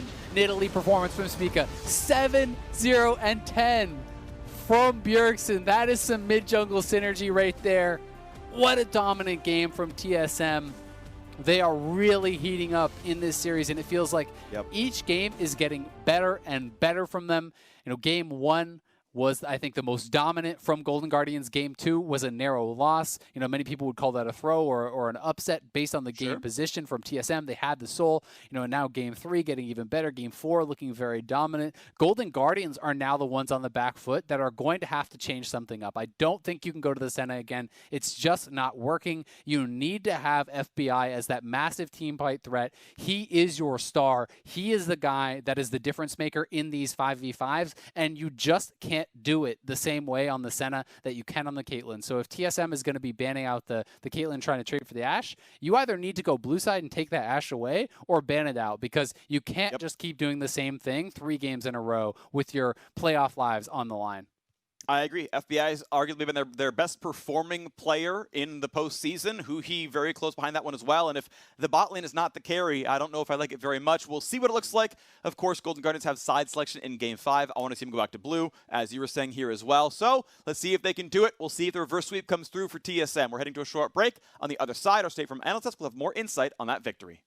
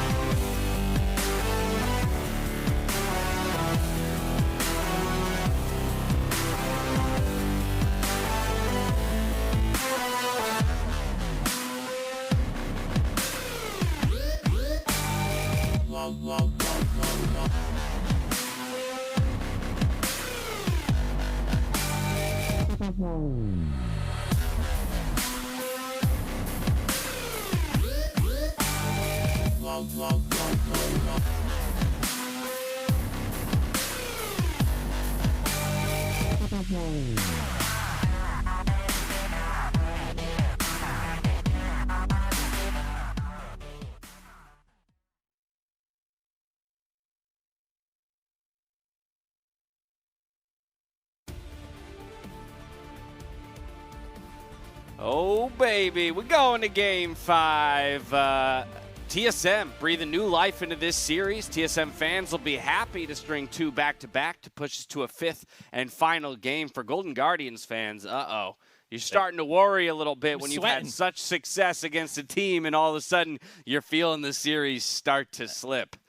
TSM has momentum and a huge because of how quickly that last game was. I think it was, what, 25-minute win? It is really a dire time here on the Golden Guardians camp because they do not look like they have improved. They look like they have gotten worse with each game, and TSM is getting better. And probably, let's remember, with Golden Guardians had side selection there, opted to stay on red side. This is what they went for, but TSM completely changes things up here in game number 4, throws them for a loop. Yeah, this was actually a pretty surprising draft, I thought, from TSM. The set got banned, which was their first pick in game 3, so they pivoted to the Ashe. I think this was smart because, yeah, if Golden Guardians take Ashe, I don't know what you do. But I think the biggest kicker here is they kept with the strong top side, like the Jackson to Mord, and they took the Renekton and Nidalee together, and that's a really strong combination. I heard Azale talking about it on the cast. You do the stun, you do the spear. They got a free flash out of Haunter top lane. And honestly, this series, Haunter's Golden Guardians' worst performing player right now. So I think TSM doubling down and focusing on top is a pretty interesting strategy I did not expect. Yeah, a lot of focus towards the top lane. Sorry, Mark. As much as the individual players on Golden Guardians have been faltering more, I gotta say their 5v5s have become awful, and TSM are punishing them so hard. Like, this is the most brute force fight I've ever seen where you miss the E on Leona, everyone else is kiting out. Leona goes in basically to just try and stall to get the Rift Herald down, but then Galio goes in, okay, zone control, now you can maybe E away, but he flashes in with the W as well. There's no follow-up here. It was just such a brute force fight, and they kept kind of doing these situations. That was surprisingly the better of some of the recent fights, only losing, I believe, 3 people by the end of this. And this is actually a very similar fight to Game 3, where they hard force a Herald fight, but they don't pull the trigger instantaneously. So Leona gets caught because she gets chunked. She doesn't proc her Aftershock or anything like that. And then, yeah, the Damonte Galio ult comes in really late because I think they weren't sure of when to actually go. So this is the second time we're watching this early game Herald fight that's not necessary and them forcing it and losing that fight. Yeah, and from there, it's skirmish after skirmish, right? 13 minutes into the game, Bjergsen is going to get a big play here. Oh, this one is so big. I mean, Bjergsen's going to have a really nice time, but then it starts off with a 3-on-3, and then the big one that I was looking out for here is that you see who he's positioning, right? Same thing again, the front line is really far up, then Mordekaiser ults the Renekton that he's able to just barely get out, then you have a really nice shockwave. So the back line of Golden Guardians is not being connected to the front line, so the front line just dies right away before any damage is done. And it's not like they have a lot of damage at this stage in the game. It's a Senna with the Graves, and the Graves is even with the Nidalee, so it's not going to be taking a fight that is in their favor, considering that the laning phase is them just getting shoved in. Yeah, it was one of those plays where they just keep brute forcing these 5v5s early, and they're not working out. And the one thing I'll say is that after where they fall far behind, Golden Guardians found multiple fights in side lanes again. This is not going to be one of the successful ones, but they did find a couple that were successful. And they picked on Haunter a couple times, and they seem to be playing the mid-game macro and attacking side lanes a little bit better. This one was a really clever idea that didn't work out, where they say, okay, Bjerg split, let's actually rotate onto Bjerg, we can get on top of him. There's just no Q from Damonte. He gets charmed up. If they zero him out there. Yes, last second save by Biofrost. Huge ult to stop the Q from coming through on the Galio and actually getting the kill. And then because they kind of abandoned the bot side of the play, that goes south. TSM gets those kills. And now it's just another collapse on these 3 men. And, you know, Golden Guardians is skirmishing this decently, but it's after you've already been aced and lost the Rift Herald and all the other stuff has gone wrong.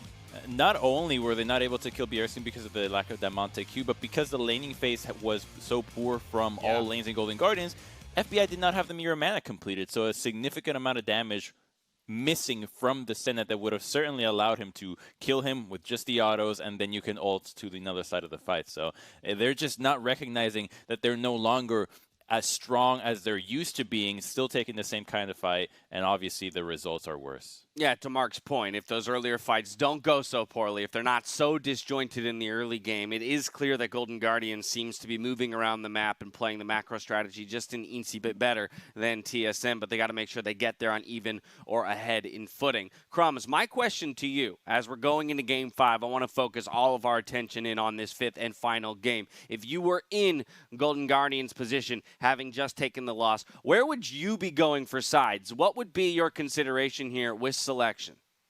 Well, I would not have done what Golden Guardians has done, which is go to red side. Right now in playoffs, blue side has a 60% win rate, which is much higher than the standard 52 to 54. So the fact that blue has been so successful worries me. That means that Golden Guardians is thinking about doing some sort of counter pick, trying to make sure that they can put somebody on a better matchup. And it has to be Hanser at this point because nobody else is having such a hard time.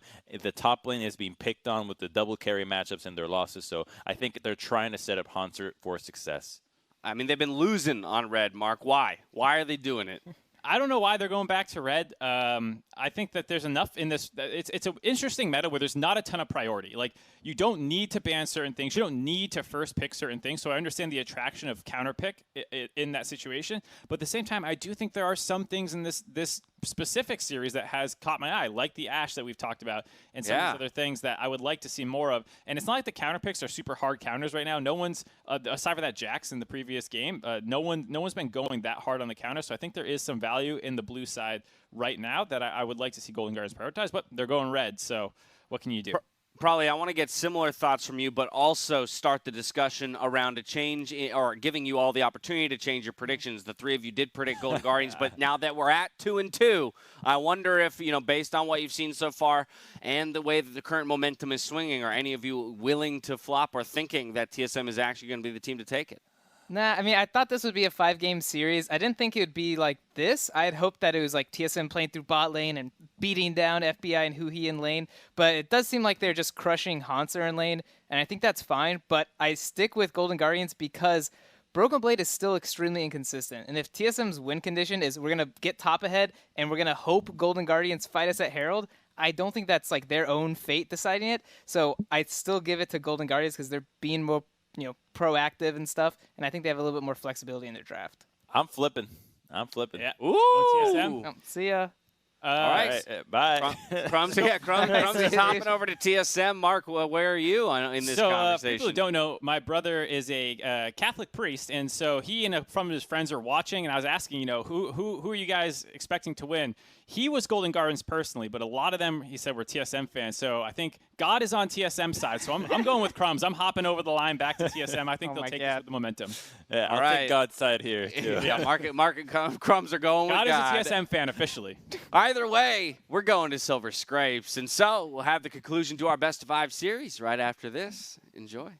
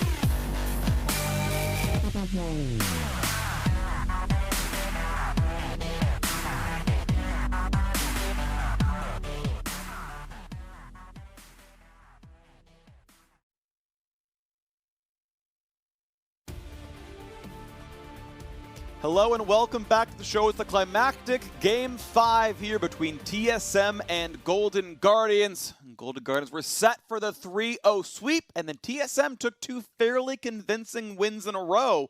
And the question is, who's going to be better in Game 5? The biggest question for me is, what are the draft adaptations? Because I do think that TSM, it took them 5 losses in a row to do it to Golden Guardians, but they have changed things up. They're figuring out ways to get advantages through playing through Broken Blade, trying to pick on Haunter. They have figured out how to, at the very least, neutralize the bottom lane. It is not monumental advantages from FBI and Huhi as it was in the previous series. And importantly, over the last 2 games, they have taken FBI off of a true carry threat. He has been locked on Senna, and it is the Caitlyn ban again. I want to see Golden Guardians ban Ashe. Please do not go to the same draft you just lost on, 3 times in a row. And they are not banning out the Ashe. It's going to be an Ashe pick, almost guaranteed for TSM. If Golden Guardians go to Senna again, I will be so disappointed, honestly. I feel like TSM have really kind of figured it out. Yes, Golden Guardians can, of course, beat them. There we go. Thank you. A different pick. It is not the Senate. This is something that is going to give you agency. Will TSM be able to adjust as far as the support pick to protect this Ashe? That is going to be the question, because with Kalista, especially if it is paired alongside something like the Thresh or the Leona again, that can be a very aggressive all-in style against the Ashe, similar to what Golden Guardians tried to pull off in the previous game, but with more lane agency, with more ability to snowball. And going back to the Nidalee again, despite the fact that it is going to be against the Ball Bear, more of a stable pick. This is the same first 3 from TSM last game, but I like the Golden Guardians champions a lot more against it. Yeah, they've got some real frontline, which is important for the team fighting overall. You're not playing, squishy backline damage, which is what Nidalee's going to be doing a lot of here. I'm curious if Thresh comes through or some kind of different team fight answer. It looks like Kennen's going to be the pickup here. Wow. Still a magic damage team fight answer. Has some early bullying against Renekton because you're ranged, of course. That can get dicey in the mid game when he starts to get some more attack damage. But flank TP is going to be the name of the game for Haunter this game. And we'll see how he can perform, because his last Kennen game, if you remember, was against CLG. He had a monstrously strong game, a 9-kill Kennen game where he absolutely ran over CLG. So he can be very threatening, and it is one of his most played. He is 3-1 on the pick throughout this split, so is tied, or at least was tied coming into this series with Mordekaiser and Renekton for his most played champions. Of course, he did play those, so those would be ahead now. Yep, but I'm really curious to see what the pairing is going to be. Is it going to be something new, something spicy, or is it going to be more of a standard, Thresh style pick? With the Morgana ban, I feel like that's a little bit weird for TSM. If you ban Morgana, then they can just go Thresh and you kind of self-ban the counter because they have the next pick. They may be willing to just go towards a Tahm Kench. And if you're okay with that, then sure, that's fine, right? You can go towards the TK and play that defensive style, but you will be ceding pretty much all control in that 2v2 if you're going to be playing with the Tahm Kench. The Lucian ban coming out, trying to target some of those solo laners. Demonte has brought it out in the past. We saw also Golden Glue playing it yesterday, so... Okay, and they're going to blind the Syndra. They're going to wait on support and go for counterpick. With Morgana gone, I actually thought we were going to see Thresh. I thought we were going to see that come through and say, okay, we're ready to go. Like, Kalista Thresh, great duo. We can bully. You can play to us. Let's do this. Like, no. We're going for lane dominance in the mid lane. We're going to have magic damage deletion coming through. I think they're trying to bait Tahm Kench in and say, look, pick this against Syndra. It'll keep your teammate alive, and they want to bully a Tahm Kench in lane. It's definitely possible. Zilean is unbanned, and Bjergsen's going to go right back to it. This is one of his most played all time. He is really well known for this, draws so many Zilean bans, has been monstrously good on it throughout his entire career. A 72.4% win rate across 29 games. He has a nearly 10 KDA as well. Bard is more kind of like, I don't want to get counterpicked, and if you're worried about the Thresh because you think they could go Tom Kenshin and get an advantage, this does go okay. But my issue with the Bard compared to something like the Thresh is it doesn't really have the same kind of reliable defensive utility, right? And I think that TSM is basically saying we're going to depend on Bjergsen to be able to keep the Ashe alive. But the amount of dive that is here is really threatening in the 2v2. Bard plus Ashe, you know, yeah, with Pantheon, or even if they went to the Thresh, I think Thresh is great. Like, this is a very threatening 2v2. You could easily die to this as either Doublelift or Biofrost. And if your bottom lane loses this game as TSM, there is not a Bjergsen Orianna to just, like, take over the team fights as far as the damage output is required. He's not on Azir. He's not on Orianna. Zilean needs people to buff up. He needs someone strong to make stronger, right? If you have this like little weak rat and you're giving him the res, it doesn't matter. He's just going to die again. So Doublelift has to do well in lane to kind of be that worthy target of getting buffed up and sped up and res, you know, if Golden Guardians do dive in and kill him. And this is a matchup that's going to be interesting to watch for here. I would say Zilean is a bit of a counterpick into Syndra. We talked about Tom Kench, where you see the ult come in, you chomp them away. Zilean just does that thing by ulting the target and saying, well, the damage is coming in, we're just going to revive them, we're going to trade ults, and that's going to be okay with us.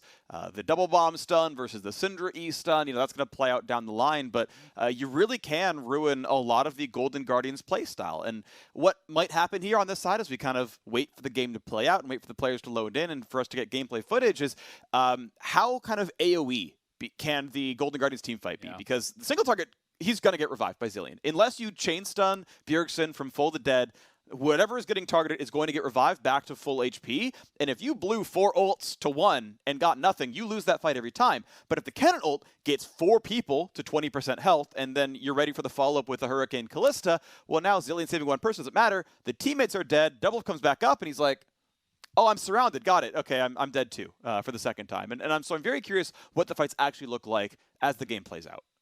I'm also going to be super interested to see if Biofrost can pull off one of the really kind of strong defensive tools for the Bard against the Kennen, because you can prevent the Kennen flank by simply ulting him, right? If you can spot him coming in for a team fight and actually ult him before he can get in on top of your team, that can buy you time to create space and actually back up from that Kennen, disengage out. And you have to remember that similar to how the Caitlyn Bard combo works, you can do the same thing with Zilean. You ult someone and you drop 2 bombs on their head, they come out, they both immediately attach to the same person, you are stunned, you take that damage. So if you do get hit as you're trying to fly in with the E on Kennen by that Bard ultimate, it is a very easy turn onto that guy. I believe there's an interesting asterisk interaction here, because this is my recollection of seeing Bard, Zilean, Thresh in the same game. If you are Bard ulted and a lantern's down, if you're spamming right-click and you're in range of the lantern, you will grab it in time. I think you may still be stunned, but you will actually fly out. I believe that is like, there's just like the frame allowed to click that lets you in. But yes, I mean, you know, stopping the Kennen engage is going to be very important. I'm also curious if there's going to be a locket in this game who's going to buy it, because there's not a lot of good buyers for it, but it's really good against Kennen. Either way, we've got a lot to talk about in this game. It's Game 5 of this match, the last game of the weekend here for the LCS, and it's an elimination battle. The loser of this game is done. Their 2020 season is over. Between the 4th and 5th seeds of the LCS 2020 Summer Split regular season, TSM have not made Worlds since 2017. And it would be another year on that mark if they fail to close this one out. On the Golden Guardians side, they won their first playoff series ever 2 weeks ago against TSM themselves, and need to do it again to move on to face Cloud9 next weekend for the LCS's 3rd and final Worlds spot. Cloud9 awaiting the winner. We'll see if it can come through. We are on to the Rift. It's just going to be so exciting, and I agree. There's so many different things I want to talk about. I know. We saw Spica have this incredible Nidalee game last game, but we talked about how Nidalee can look if you don't get ahead. Last game he got ahead. It looked incredible. Everything was going his way. We'll see if he can actually replicate that same success this time around. We also have the Bard W start, so he's starting the Healing Shrines, dropped all 3 for Bjergsen in the mid lane. It does equate to essentially, you know, 225 health, thereabouts, you know, maybe a little bit less off after the nerfs, maybe like 200-ish, but it's a health potion and a bit, so it is quite impactful if you can take some of those early trades. Zilean will be expected to get pushed in early on, and it can be actually pretty hard to farm on Zilean. As you do get more levels, it becomes pretty simple when you have more mana. You can just double bomb the backline and one-shot that. But the early laning does take quite a bit of practice to actually farm effectively. Bjergsen obviously one of the best in the business at playing this champion though, and then we just gotta watch this bottom lane because FBI on Kalista, this champion is one that really can take over, that can dominate a game, and they have this kill style lane against the Ashe and Bard, who are going to be very much on the back foot, who are going to have to seed the push. So I want to see if with FBI off of the Senna, can he just run over this game? Can he get them that bot lane advantage and snowball the dragons and secure his team's spot in the next round? It is, of course, the early game focused Kalista build, Hail of Blades. You sometimes see lethal tempo. Not surprised to see Kalista go for a lane dominant rune. You pick the champion to win lane. Thresh can do kind of all of it. Thresh is obviously very good overall as a champion, so we'll see if the early trades can go well. Doublelift is running Cleanse, because if you get hooked by Thresh, you're probably just dying to Ignite plus Kalista combo, so it makes sense there, even though you're not against an Ashe, as he picked it himself, but something to watch for. But it also means that his, bursty healing is going to be lower if there's ever a cannon flank or something. But look at this. Top lane focus from TSM. They have pushed Hauntzer entirely off the wave. He is bleeding farm. He might let him get XP on the cannon. I think just barely walked out of range of that one. Finally level 3, but so much danger, and he's still got to be afraid of this one. They're going to maybe go for it. Looking for a javelin maybe, finally sidesteps it, but Hauntzer is bleeding gold and bleeding XP from Speak and Pathing topside. And I love that they didn't overcommit to it. We'll see if Golden Guardians actually do commit to this dive. It looks like they want to. They're TPing in. It's level 2. The play we saw a game ago, is it going to be enough for the kill? It is! And who he flashed out of turret range. But Closer is on the wrong side of this fight. He's going to be easily claimed. The Lantern! Oh! You gotta be freaking kidding me! Closer's gonna live! They get first blood, and Broken Blade TP down, so Hauntzer gets to get the lead topside. Closer has single-digit health. That is insane. I'm not sure if they were trying to give that over to Ashe or not. Let's watch this one more time. This is level 3 on the jungler, on both the bot laners against level 2 here. So not a lot of ability to outplay. Biofrost not able to flash that, though. He does flash late and then goes down. And then did Broken Blade stop hitting him? Broken Blade missed the Q. So now he's just trying to guard. He's trying to block the Lantern. Auto once. Yeah, and he missed the slice as well. He's late. Oh, no. I think he just needed to actually go for the straight-up kill instead of trying to fiddle around with the Lantern there. If that Q landed, that is a kill. That is double buffs going over, and that is, maybe not worth it anymore for Golden Guardians. In this case, all that great work that they did up on the top side, zoning Hauntzer off of everything, is now kind of for nothing because Hauntzer has TP advantage and is up in farm. And now 3-man mid here for Bjergsen. And Bjergsen's low on mana. Easy Sun going to land. Who he going to go for the hook? And it's going to force a flash out of Bjergsen. Flashes the long way. Not going to go near Closer for a Q flash. That could have been a possibility if he went over the wall instead. So flash burned for the roam, and Golden Guardians. So many times in this split this year, they have had a great early game, and a lot of the times they have failed to close out. In the series against TSM so far, they have had some stumbles in the early game, but late game shot calling has not usually been their problem here. They know where he is, but slightly off. With the sweeper, Biofrost was spotted, didn't know it, and who he sadly guesses a little bit wrong in the distance. Very, very close there. But yeah, it's so interesting because, as you say, that has been their MO. Incredible early game, but maybe they're going to throw in the mid game. That has been the Golden Guardians that we have seen. And throughout this series, it has actually been the opposite. They have been losing the early games to TSM, and TSM in the first 2 games wasn't able to close out. It was actually Golden Guardians that had the superior playmaking and the superior execution down the stretch. This time, it is back more to that kind of standard play that you were expecting out of Golden Guardians. They have an early game advantage. We'll see what they can get done with it. Thankfully for TSM, the first blood went to the Thresh, so it's not nearly as bad as it could be. Bjergsen has the early catalyst completed. This is always a great item purchase when you're playing this matchup specifically. You do like to stack a little bit of health to just give you the HP to get through any potential initial upfront burst so you can survive to get that ultimate off. And Closer's down here again, so they may actually just be going for the rinse and repeat. He's spotted, but Bjergsen no TP.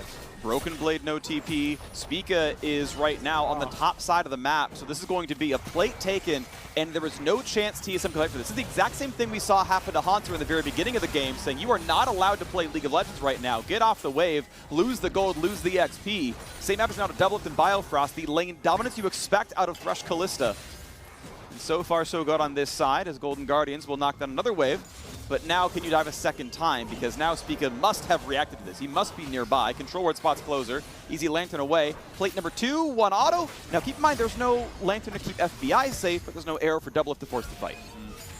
So this has got to be frustrating, though, for Doublelift and Biofrost. And Closer has definitely been paying a lot more attention to bottom lane in this series than Spica has. Spica has played much more top lane-centric style throughout this series. It has been working out for them. But as a result, there have been a number of times where Doublelift and Biofrost are falling down on farm, and Doublelift is having to seed waves, not because he's missing them or anything, but because Closer is there posturing. Closer has been really good with his pressure on the bottom side throughout the games, and really trying to play that role of a facilitator. He is not on the carry this time. He's going to be playing tank Volibear, so he's got to enable his lanes. That is his job, when compared to the Nidalee. The Nidalee needs to be super strong and power farming and doing all these things. Closer just wants to get the lanes going. He's going to do so with the blue buff handoff right there as Demonte gets the expected pickup there. Going tier, so another Archangel's pickup here on the mid lane. Going for more raw AP. It's more burst overall. It's certainly more sustained damage in a team fight as you get multiple spell rotations off. And also it's more defensive. It's just a little bit worse on wave clear, which, to be fair, did get nerfed in the most recent Cinder nerf. So we may see that pay out in some ways as he can't keep the lane under control. Rod of Ages not too far away from Fury, just needs the combined cost. Top lane shoved in. Hanser overall down a bit in farm, and that is with a TP out of the lane from Broken Blade. With him coming down to bot lane, Hanser is still going to be down in farm, and Broken Blade setting up a brush trap as well. Auto, Q, one more auto tries to get empowered stun. He's going to get this one soon, and that is big damage. Burns the ulti for this one as well, so Hanser has to ult for the stun, but he does not have a good way out of this one. Will finally walk away. Spellbook over to Ignite, burns that one as well, but Broken Blade taking a lot of map control. Yeah, good job by Broken Blade, and since the TP is down, it's actually very worthwhile. He did lose an entire wave to do it. I wonder, I actually think if he just popped ultimate on his first auto, I think he actually forces flash. And that's something that, is fairly minor, but the rage generation as well as the AoE damage on that ultimate, Hanser was down to what? Sub 10% HP? I think that actually makes the difference in forcing out that summoner. He did pop the ultimate after using his entire round of spells. So as a result, not going to quite have the damage to get that out, but it's still a good play. He takes down a second plate up on that top side despite TPing away from lane. The pressure that Spica and him have been putting up there has been very, very good. So it's kind of just that split map style, right? Volibear puts his pressure down on the bot side, puts Doublelift behind, and Spica putting his pressure up on the top side, trying to put Doublelift behind. It's a little bit of a battle of different styles here as we talked about the bot lane focus of Golden Guardians. 2 plates there. The first blood, the extra pressure to force some CS dropped. 11 CS difference here as we crest almost 10 minutes into the game. But similar on the top side, of course. Broken Blade a level over Hanser right now. 2 plates to himself. Though there's no kill on scoreboard, there was some jungle pressure from Spica to make that one a bit lopsided as well. And it means the gold is pretty close. 200 separates these teams. More farm from Spica in the jungle. Level lead for him as well over Closer. Doublelift having to play the lane very defensively, doesn't have a support just yet. Volleys for 21 gold. And Golden Guardian still trying to deny farm from Doublelift on the bottom side. Yep, had to wait for Biofrost to get back. Biofrost not going for Swifties or Mobies, so very atypical on the Bard. You almost always will see that, but he feels like if he gets CC'd, he's going to die, so he's going for the Merc Treads here. More defensive option, less about the roaming, of course. Does get hooked up. Merc Treads with a bit of value here as he flashes over. Could it be enough? Could it be enough? 2 more autos to get the kill picked up. Nicely done. Despite the Merc Treads, the CC chain is too much. Ignite goes over the top. Exhaust is not enough. And Golden Guardian's got another kill in the bottom lane. TSM really misplayed that. The exhaust was super late. Doublelift never arrowed to peel. I'm a little bit confused, honestly, as to how they let that happen. I mean, great hook by Huhi and good execution to actually get that kill, but that feels like that should not be a death. That should be a summoner force. Well, it's going to be top lane first turret of the game. The Herald was picked up from top lane pressure, from mid lane pressure, and a lot of money goes over. TSM feeling really comfortable around top side. Golden Guardians feeling comfortable around bottom side. They've knocked some turret plates down. They will get this Drake as well. But top lane is still under fire. No one is bailing out Hanser. And this turret could fall as well. Plates are still on. Doublelift is in a 1v3. Here comes the bear. He certainly don't care. And Doublelift's health bar is gone. There is no way you should really be there, to be honest. And that's going to be a turret in the top side. A turret in the bottom side. It kills the bot lane. It's objective to the top side. I mean, it's a gold lead for TSM at the end of the day, but the question is, can you get enough out of your top lane to make this worth it? I just think top lane is so much weaker in the general meta. They do force a flash onto Damonte. It's much easier to win a game off of a really fed Kalista than it is off of a fed Renekton, and that's kind of just how I feel about the current state of League of Legends. So we'll have to see if TSM can kind of disprove that. But that's really what it is, right? The gold lead is in TSM's favor, but the gold is in very different places. You're going to have Doublelift, who's kind of worthless on this Ashe because they're getting focused so heavily. He is getting killed off, and FBI is going to be mega strong.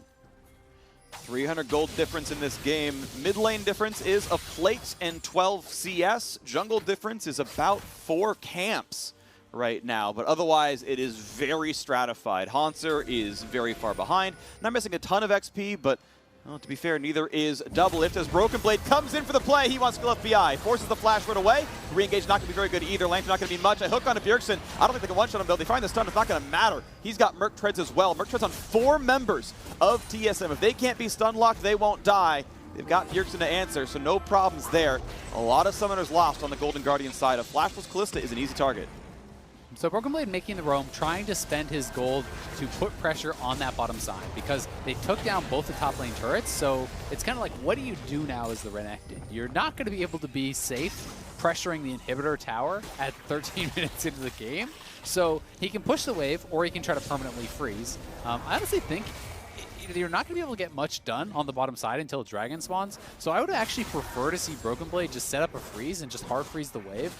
Up on that top side if he can and try to extend his advantage that way, because it is very difficult otherwise to kind of force your will on that bottom side, and then once the dragon's about to spawn, then move down there and try to get something done with what you hope is this super strong Renekton.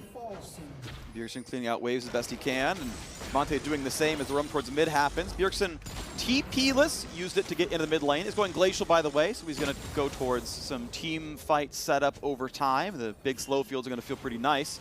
A lot of slows on this squad overall, as the boots have not really come in for a lot of Golden Guardians. None at all on Closer. No upgrade for Hauntzer. But otherwise a mix down there. We'll see what comes through as 300 gold difference stays the state. Look at Ashe right now, and he just has an uncontested push, and you can't actually siege onto Zilean. So right now, I don't really like the play from Golden Guardians because they've left a free farming Ashe to get turret damage and actually close the CS gap up a little bit. And meanwhile, they're doing nothing top because there was no Rift Herald up. You can't pressure Zilean really unless you can just one-shot him under tower. His wave clear is pretty much infinite. We'll see if Hauntzer can do anything to punish Doublelift here, but for now, the last little bit, definitely TSM got more out of that. Doublelift is still down in farm, but he is down much less. TSM looks like they want to try to pressure the mid lane turret. While now Golden Guardians do have FEI up on that top side. They're going to take Herald. They're going to try to take that top lane tower down and continue injecting more and more gold into FBI. And look what TSM is getting. They're going to walk forward. They're going to land the bomb. This is almost certainly going to be a kill. The bombs are down. Goodbye. Big damage there onto Damonte. Has a lantern, but the bomb is on his head, and he's going to die anyway. And the mid lane turret falls all the same. You may have gotten a Herald, but what does it do but turret damage, which TSM already got in the mid lane. They're getting it in the bottom lane as well. Didn't even have to cross-map arrow. TSM at 15 minutes, playing better League of Legends. Yeah, they're just moving around the map and getting way more. It's like, okay, so we talked about Renekton, he's your super fed player, and Kalista is your super fed player. Kalista is 1v0, right? Kalista is farming against minions up in the top lane. Ashe can do the same thing. Whether you're 0-100 or 100-0, your champion can still kill minions. And they're taking the power point that they had, TSM, and they're moving it towards mid lane. They're using the Renekton to try to tower dive, to pick off Damonte, and I've got to give credit to Biofrost because that was 2 straight ults in a row on Damonte. First got the flash. That time he didn't have flash, so they kill him off. They take the tower, and TSM getting a lot more out of this last little bit, trying to catch up Doublelift and trying to extend the lead elsewhere. 800 gold lead to TSM. See if they can keep that one going or how much the map can be split up. Have yet to see a team fight with the Hauntzer ultimate. Rift Herald summon into the mid lane, but Bard does not have ulti, so he cannot immune the charge. This will at least deal about 2,500. There's a flash engage towards Bio. The hook is just in time, the flay as well. And a kill on the board and just in time because, hey, by the way, it's Drake number 3. Broken Blade has the ulti up in a few seconds, and he's on a flank position. Jungler is alive. Spica is there with a level lead to boot over the opposing jungler. Closer will have his work cut out for him for the smite, but thankfully Kalista's on the board here as well. TSM fighting over wards, but will they fight for the smite? They're going to try to walk around. Javelin's going to come in, not going to be contested. Drake number 3 in for TSM, sorry, for Golden Guardians, the other team here. And an Infernal Soul really fits the bursty playstyle. Yeah, that is a huge pick on Biofrost. Got caught slipping in the river there. You know, TSM, I think, were strong enough, more than strong enough even, to really be able to contest that, especially because Hunter had actually gotten poked out. You know, he was relatively low, and without a stopwatch, if you fly in there at 40% HP on a cannon, you're probably just going to die, because he was actually fighting against Renekton on the bottom side and got chunked out. But Closer flashes in. Huhi immediate flash follow. Who else but Huhi, pulling him out of the portal. Biofrost trying to flash back into it, gets flayed out of the portal again. Huhi on top of things. And that gets them their 3rd dragon. And that is why it can be so dangerous, you know, to play this more scaling style. If you do give up those early dragons and you make mistakes like that around the 3rd and the 4th dragon, it can be devastating to your chances to win the game.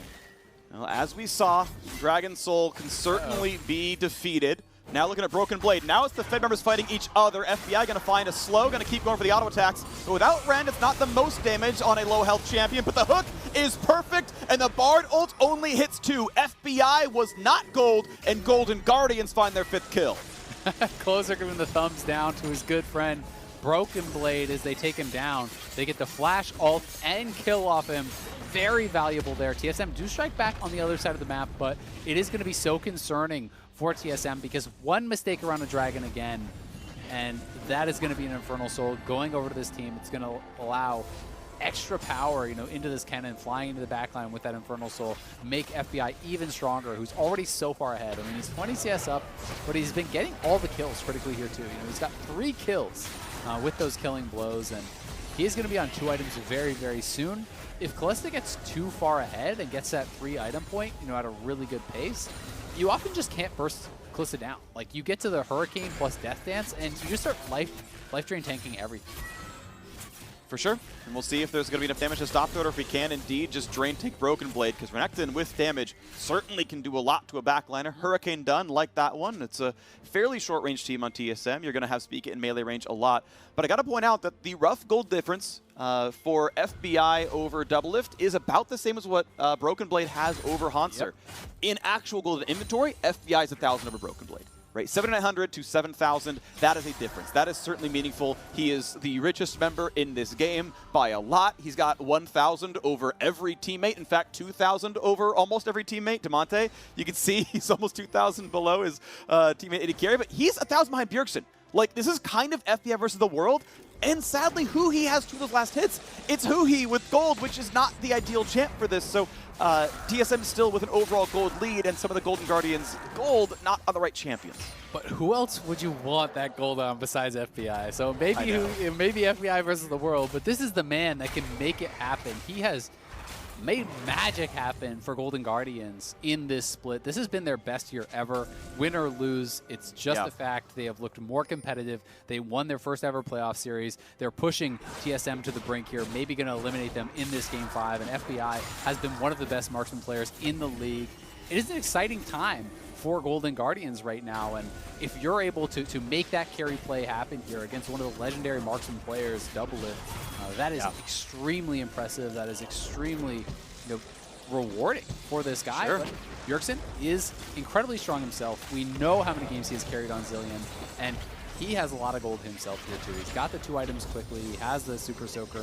Hextech GLP now. Oh, he's going. He's looking. He thinks it's a play. He thinks it's a flash and a chase down. Flash is traded on both sides. Double bomb coming back up soon. Ulti coming across, big stun, but not enough to get the kill. Sidesteps, Tempered Fate stays alive. If Bjergsen a bit low, makes ulti targets a little bit more difficult. Just weathering down that champion can be useful, but Nidalee's here for sustain. 50 seconds on Infernal Soul. Flashless Syndra, flashless Zilean. Syndra ult should be up right about in time to fight for the Drake. And we'll see if the Syndra is going to be the more vulnerable of the 2, because I do expect Demonte to be more at risk of actually, getting destroyed in that type of potential situation. If the Renekton can get on top of him and he has no flash, Phase Rush may not be enough to save you.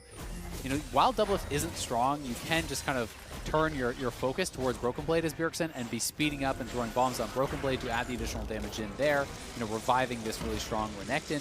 But Broken Blade hasn't faced in a long time, it feels like. So I imagine he has more gold than he has spent. But Damonte in trouble. Finds a stun. They go in for Bjergsen here as well. Sees he going to come across. Hook's not going to land. Here comes the teleports. Here comes the play. This could be the deciding moment because Dragon Soul could close it out as Huhi walks in. Lands in Hanser. Tries for the play. Double force to run, but they're going to find 3 stuns. Bjergsen ults himself. How about the re-engage? They force out the Zillion ult. They're going to let him revive. Closer very low, forced to flash away. Can they find the re-engage? Asher are going to land. Stopwatch buys time. Hook is going to catch Bard. Ulti coming across. They will knock down Bjergsen. 4v5 on the map. FBI low needs to find some raptors or some wolves to lifesteal off of, and he will do that. Again, 5v4 on the map. No flash, no TP, no ult. No way for Bjergsen to get back into the fight. If Golden Guardians have the health bar, they can take this Drake. There's even a single Ocean Drake for minor regen. Jumping over the wall. Smite up for both junglers. Level 12 to level 10. Spica favored.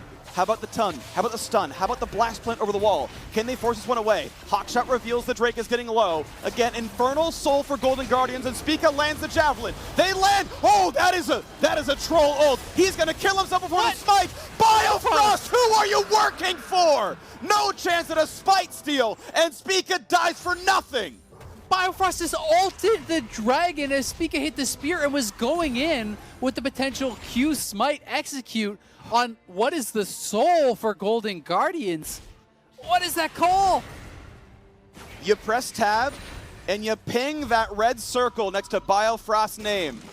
Tempered Fate, 87, 86, 85, 84 seconds. Why did you cast that spell? Do you not have voice communication to say, I'm going for the steal, let me go for this one? There's a world where ulting first is better, and a world where ulting is not the play. They chose to do both, and it was catastrophic. Yeah, that was rough, because, I mean, he actually hit the Q, right? So he can pounce through that dragon, potentially, and just burst it down, but who knows? I mean, he might not have got in it anyway. Broken Blade, though, getting picked on in the side lane, and Huhi looking for the hook. So this is going to be rough now for TSM, right? The soul is gone, 23 minutes in. That would have been a critical steal had they been able to get it. We have to remember there's no guarantee he would have. And they did lose that fight previously, to it. Bjergsen got taken out. They were trying to fight their way out of it, but Doublelift and Biofrost were very low, so it was mostly on Spica and Broken Blade. Let's watch this one more time. So it hits the dragon, and he wants to go in, and that is just straight up. Yeah, I mean, that is just straight up a miscommunication. That looks so troll. Right as your jungler is blast coning in after hitting the spear, and he's going to look, he even has flash. So he could even flash Smite Q for a really big amount of burst there. I don't know if he would have got it, but he would have had a shot, which could have potentially had them in a much better spot in this game, because now they are at a big disadvantage. 2-level lead for Spica. Bjergsen feeding him a bit of XP. So the Smite lead is there once again. Baron on the map. And I got to point out again, because it is worth reiterating, Dragon Soul is not guaranteed win. It is certainly effective. It is certainly helpful. It's more damage. You never turn this one down. It's obviously useful. But look, if you're going to one-shot Bjergsen anyway, in a stun combo, it doesn't do all that much at the end of the day. If they're one-shotting you, it's offensive stats, not durability. There's a chance here as well. They're trying to now play around the vision, going again for this Baron, going to try to burn this one down. Broken Blade is in the side lane with teleport up, and Golden Guardians just dealing damage, still burning it down, bleeding through the opposing trinkets. TP not yet used by Renekton as Huhi burns the movement speed, tries to go in. Again, 2-level lead for Spica, and here comes Broken Blade on the fight. He's there now, TP used, and that is all they're going to get for it. A wave crash in the bottom lane. TSM have control over mid. I mean, the rotations don't change because of Infernal Soul. Only the team fight damage does. So TSM ready to push in and look for more turrets. I mean, something that you were talking about in some of the earlier games in this series is essentially just the equating of a soul to gold, right? And I think that with Infernal Soul, it's the easiest one-to-one kind of thing, with just saying it's like, this is essentially just equal to extra AP or extra AD. It is essentially a Luden's proc on top for all these different champions. That is very valuable, but it can be understood very easily by saying it's like, oh, that's 800 or 1,000 or whatever gold worth of damage. So it is surmountable, right? To your point, if you miss position, if you get it out executed, if someone gets picked off, that doesn't always make the difference. That being said, you add a couple thousand extra gold onto the lead here for Golden Guardians. That is looking very good. You consider the 4 dragons worth of stats, an additional for Golden Guardians. That is also very good. TSM, though, looking for an angle here on FBI. Not going to be able to find it, as there was a ward in that side brush. And TSM have control of the top river again. They can, force face checks. You're seeing the Sentinel come through from the Callista. Biofrost's going to walk around to the side. It's going to get autoed once, going to get autoed twice. Double gets 10 gold, but there is no vision whatsoever anywhere near the Baron pit. Thankfully for them, there is a ward that shows 3 of TSM. They know what's happening. They're going for Bjergsen. Here comes the fight. Closer going to kite right back out. They find a hook on a Bard. Not the ideal target, but a big stun means they might force the ulti, and he's not going to revive him. That is a 1 for 0. That is Tempered Fate and Fate's Call. Thrown in, and they're not going to find the hook just yet, but they do still get that kill. And a stun from long range puts Closer at 200 health. No follow through. Wouldn't have been a good play for Spica. He would die for that jump. He might not even gotten the kill because Closer could flash out of the pounce. But at the very least, they push Golden Guardians back. So if you just lose the support and they can't actually go towards the Baron, it's not that big of a deal. But Biofrost has got to be careful about his positioning. He has been picked off a lot of times in this game before objectives, before major fights. And TSM now moving over to this Baron. There's no vision in the area. They're starting this up. FBI's on a recall timing. Golden Guardians have no idea. We'll see if Closer even goes over here to actually check. He is running over. They're going to be able to find out now, so yeah, we'll have to be backing off. The persistent damage is just so low, honestly. Doublelift is on 1.5 items, because Hurricane, you're itemizing for the AoE damage. The single target, it's fine. It's a bunch of attack speed, but you just don't burn it down fast enough. You're missing Bard for some healing, and end of the day, yeah, one of your damage sources actually has to tank Baron, and thus deal half damage. Either Renekton or the Nidalee is going to deal half damage there. So end of the day, Blue Trinket saves the day, and look at this, Elder Dragon, it's up in 40 seconds. We've seen Golden Guardians, I think 3 times in a row, find a single pick and get out safely, and that has led to map control each time. And critically, FBI has those 3 items I was talking about. Death Dance just completed right in the nick of time here. He has gotten 3 items, the Infernal Soul, and they are potentially able to threaten the Elder. They are moving up towards the Baron, and this can get complicated on the trades here, because if one team takes Baron and the other team takes Elder, the Baron team can back off and just try to play defensively because that buff lasts longer. So you always have to consider the possibility of the trade and also of the Callista Spears for the securing of an objective here. Hauntzer, I'm not sure if they spotted. If they fetch check this could be pretty They had the ward. He finds some damage. It gets healed right back up. Spica's safe. Closer can't find the way in. He's got to be careful. He's getting slowed down. This could be a potential play. Broken Blade building up the rage, hitting the wave in the mid lane. Blast Plant knocked off. Blue buff crucially timed. Goes to Damonte. Closer is missing some health. He's only at 1,500 though, and he starts the Elder Dragon. They're going to start this play. Trinket's used to watch for a flank. No one's down there. Broken Blade waiting in the jungle, waiting for the play. Once again, hits this red buff to get some more damage across, finds his stun, finds damage on a Hauntzer, and that man has to be careful on Kennen. 8,000 health on the Elder, and Closer forced to ult away from Bjergsen. This is not easy for Golden Guardians. They don't have the flank. They don't really have the plays right now, as the Elder Dragon resets and pushes back towards TSM. And look at the waves for TSM. They have top and bot pushing. Mid is fairly neutral. It looks like it will slowly push towards Golden Guardians, but Damonte's going to go fix that. So Broken Blade's still trying to heal up off this. Bjergsen has actually gone to bot lane to try to get the push going. Broken Blade is now shoved out, though, so he's got to get access to something to heal off, and this is going on for a long time. Mid shoved in. That's going to crash into the turret, but Bjergsen gets the turret kill. So now we begin again on the Dragon Dance. And of course, you burn the Elder Soul while hitting the Elder itself, so you don't always get everything you want. There's the flash. There's the play with double lift. They try to catch him with Fate's Call. They catch him. This could be the kill, but you got to be careful of the re-engage from Hauntzer there as well. Is it going to be enough as the revives come through? Damonte knocks down Bjergsen, and they're going to find a second. Broken Blade so far. Broken Blade running over this game right now. Closer gonna be next. He tries to journey away. It's not gonna be enough. Dragon Soul be damned. TSM win the fight. They're going for the base. Broken Blade's TPing in. They want to close this out. Broken Blade got in the middle of everyone. The Renekton running over the fight. I don't think they have the minions to do this. I think it was an over-eager call. They need to go back to this Elder. Get the turret at least. We'll see if they're going to go for it. Yeah, but then you risk the TPs coming through. Hauntzer and Damonte both have TPs, so they're going to get the tower. They are going to back it off. That seemed like they got a little bit excited there. Potentially thought they could end the game. We'll see if they can secure the Elder here for themselves, because if you can get the Elder, you can then posture around the Baron and try to get that Baron utilizing this buff. But, I mean, this is getting dicey. Hauntzer is up in 3 seconds, and will have TP. We'll see if he comes. TP coming in for Bjergsen, though, as well. The only one not here right away is Spica. Bring it down pretty quickly. Bjergsen's there for the 4-on-0.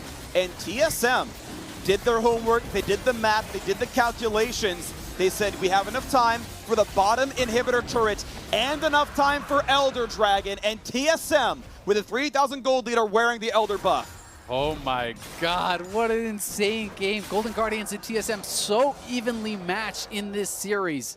But with that Elder Dragon, I don't know if Golden Guardians can contest at the Baron. So let's watch this one more time. This was a couple minutes in the making, and the initial engage, so big here as they flash in. The Fates call Huhi, pulls in Doublelift, then Haunter from the side, flashing on top, getting multiple members in here, but the stopwatch from Spica absorbed a lot of that. Bjergsen is fairly tanky. Doublelift gets revived, and look at the AoE coming through from Doublelift, from Broken Blade, getting in the midst of the team with the ultimate popped, cleaving everyone down. They got absolutely shredded, and TSM pulling this game back from the brink of defeat. If you lose that fight, you lose the Soul plus the Elder. There's no way you can contest the Baron, and now it feels like the shoe is on the other foot, and TSM have this 1:30 window to take the Baron while they still have Elder. Broken Blade really can't die in this composition, at least if they're hard diving onto Doublelift. He's going to have a lot of free time to go for the auto. So Elder buff is on for 1:15. 8,000 health left on this Baron, and it's going down fast. Ashe now on 3 items. There's plenty of damage output here. Will they contest? Closer will have to ult in for it, puts a new ward down, and of course he can Lantern out as well. 3k health. Lantern can get vision. They've got to try for this play. They absolutely must, I think, have to try for the steal, and they're trying to bait it around. They're trying to play around the vision. Bartle comes in. It's gonna be stolen. It's Tanner time, and it's not time for Golden Guardians to lose just yet. Damonte steals it away. Closer immune to the Bard ultimate with his own ultimate, but didn't even get the smite off. We gotta watch this one more time as Golden Guardian stealing it away. Spica cannot come up with the smite. He's level 15 on the Nidalee, has the Q execute, but cannot time it right. Here it is one more time. Bard ulti gets thrown over, so it's a good thought. The idea is hit the Bard ult, then burst it down, but they go in, and it is the Scatter the Weak coming across the W as well from Damonte. Level 16, burst it down. Spica cannot time it right. And that may have gotten Golden Guardians what they need here to get control of the game again, because the Elder buff has now expired. That was TSM's only advantage with that buff, was to be able to take the Baron. And they had positioning. Golden Guardians couldn't fight them, but it came down to that smite steal attempt, and Damonte, what a monster play. All right, power play, Golden Guardians. Arrow's gonna land. They need the Lantern, they need to get him safe. Oh, the they still find the stun through Bard, but he's still alive, and he has Guardian Angel anyway. Re-engage isn't good. The squad coming around. FBI a bit low, burns the heal. Who he gonna stay safe? Ulti's down in a lot of cases right there, and there's not much of a re-engage. Bjergsen is just such a menace on the Zillion, cutting in and out, finding the slows, finding the CC. And of course, you can never burst one TSM member down, because Bjergsen will revive them. So there's nothing to be done here. Golden Guardians have to sit and wait, and the longer you have to wait, the worse it could be. Nice Sonies by Spica, not going to be easy target. They'll find a stun, no. Looks like Scatter the Weak was down for the time, and there's nothing to be had right there. So TSM can say, you know what, you have Baron, but look at this, TSM are taking over the jungle. The Dragon Soul, I keep getting it wrong, the Dragon Soul clearly not scaring TSM in any way. They're ready to take those fights as they need their front line healthy. But they're mispositioned here. They're kind of cut off on the side, the Baron minions. So TSM has got to get back into the base and try to defend this inhibitor tower, because it's going to go down so quick. Doublelift on the side, though. He doesn't have his ultimate quite yet. FBI is getting flanked by Broken Blade. They got to CC chain this guy. They got to do a lot. There's a stopwatch. There's Tempered Fate building a lot of time, and they're going for Huhi. He could be an easy target. He's stunned up in place, and they can't save him. So back in goes Kennen. Looks for the stun. Looks for Biofrost. One hit would kill him, but he can't die. Broken Blade safe from the side. Broken Blade finds the kill on Damonte, and it's time to run away. The revive on Renekton. Not an easy kill. Spica. FBI wants in, but he runs it down in mid and gets stunned up and killed. A Lantern to buy some safety. It's not gonna be enough. It's 2 unanswered kills for TSM. FBI open up, but this time it's your base as he flashed in, loses the GA, loses his life, and with a 45-second res timer and a teleport coming in from Bjergsen here, they are gonna push in and try to catch Haunter. And they might get a lot here. Bjergsen forces out the first flash. They're going to find some bit more damage. Closes in danger. Going to find a stun. Looks for a Lantern. Cannot get out. And that might just be the play that closed the playoff loop. TSM ready to push in. They are pushing in forward. 15 seconds, 10 now on Damonte, 20 on FBI. Somehow a 2v5 defense must be the play, and it simply cannot happen. We bid farewell to Golden Guardians, and TSM are just 3 wins away from making it back to Worlds with a date with Cloud9. The reverse sweep happens for TSM. They pull it back.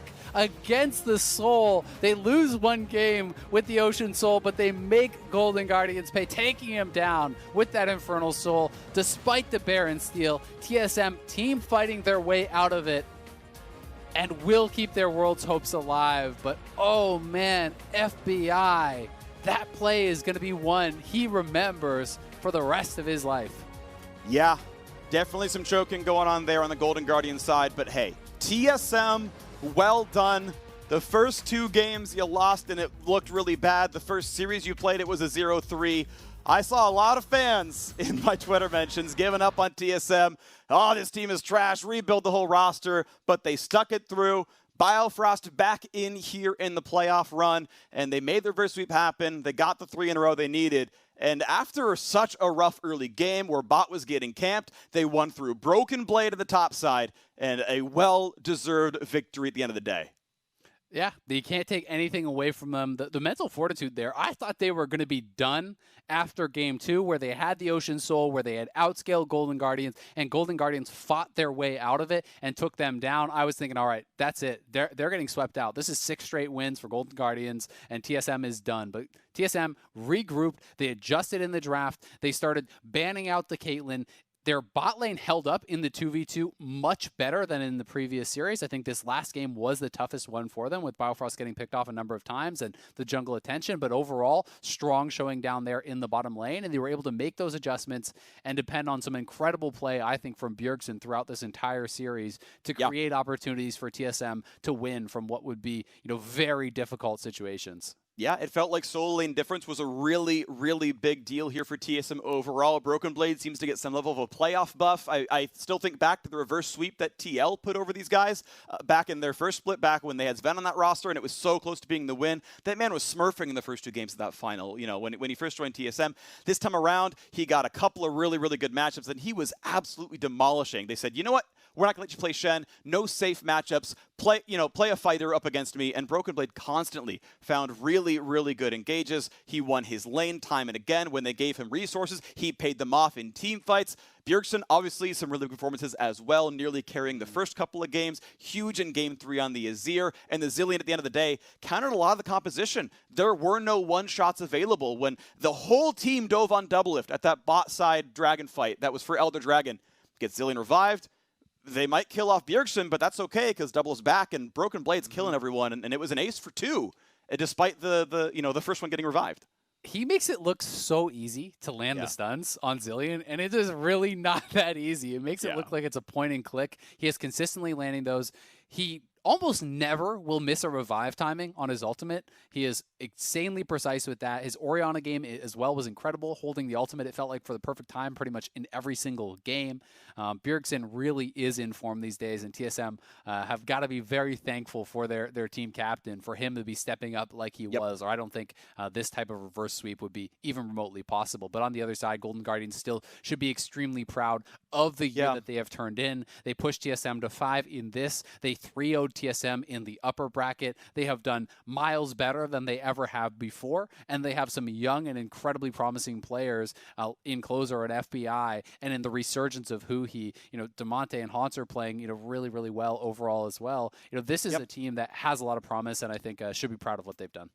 Yeah, 5th place regular season, roughly 5th place playoff ending here as well. Top half of the league is an improvement for what Golden Guardians did in the first couple of years. That is steady improvement.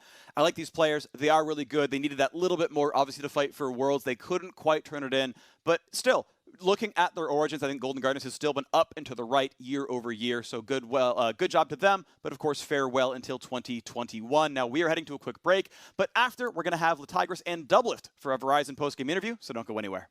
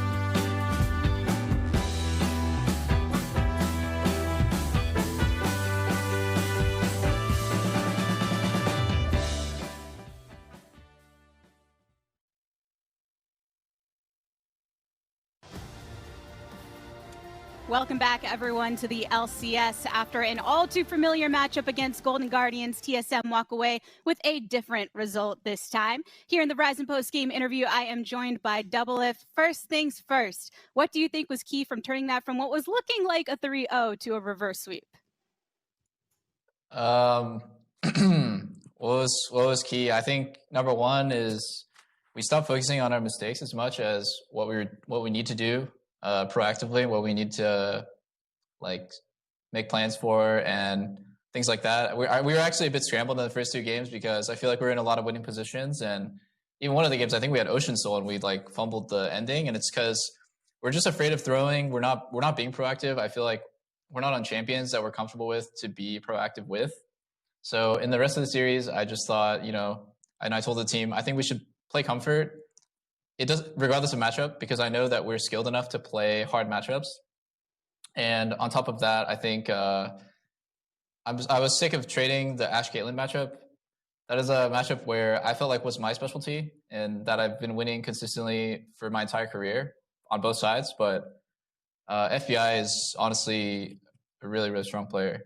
And he knows how to play the matchup better than me on both sides. And so that's probably the first time that I truly felt like I was just like being outperformed in a matchup that I have every right to be better than him in. And so we eliminated that and started playing, I guess, spicier matchups, more kill pressure matchups. But their bot lane is definitely the strongest point of the team. And I think the fact that we were able to switch the matchups around a bit just kind of changed the dynamic.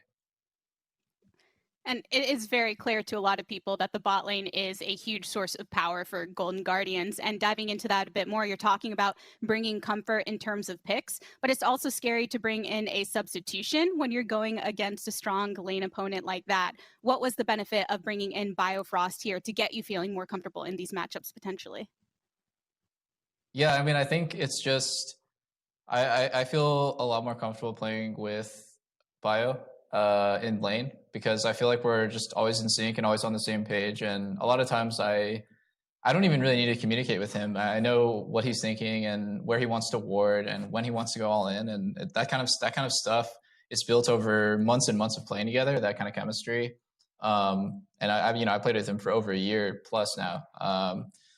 And I think right now his champion pool just kind of fits my champion pool a little bit better because he's incredibly skilled at playing Bard and Rakan and tons of other champions as well. But we went back and forth on drafting and like which set of specialty champions between the players would fit better.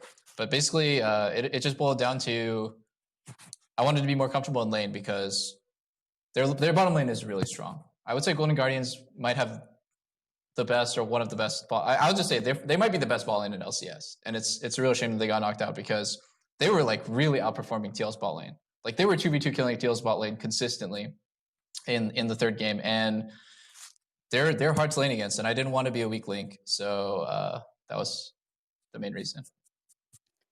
I think that's one of the things that made this series so interesting from a spectating perspective is both teams showing that prowess. And you just said that you didn't want to be a weak link for this team. And there's a lot of pressure felt by you and the remaining members, whether you stating what this might be for your career or the fact that you all want to get Bjergs into Worlds when he's performing at this caliber. How have you all as a team been channeling these different type of pressures that you have been experiencing when going through the lower bracket and what has been kind of a wavering run for TSM?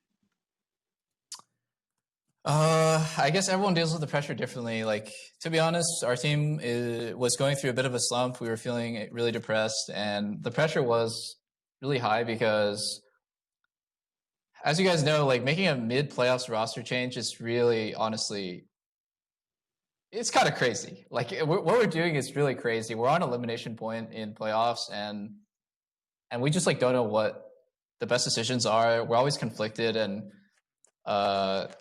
practice can be hit or miss. So I was feeling a lot of pressure, and I was feeling probably the most stress I've ever felt in my entire life because I just didn't know what I wanted to play, like what my playstyle was, what the team's playstyle was. Like I just really didn't want to lose, because if this was the end of our playoffs run, if today was the last day that I could have played for the year, like, I don't really know what that means, you know? Like, am I gonna like lose my job? Am I like, I don't know what that means for the rest of my life. Like, it's honestly so depressing to think about potentially not making Worlds and playing on a team with Bjergsen, who's like absolutely smurfing almost every single game and not being able to step up to the plate and like take that situation to Worlds. So yeah, I was struggling a lot internally, but I didn't let my teammates know, I guess, because you always want to show confidence and kind of show that you're level-headed and calm about things. But I think we're all definitely going through a tough time up to this.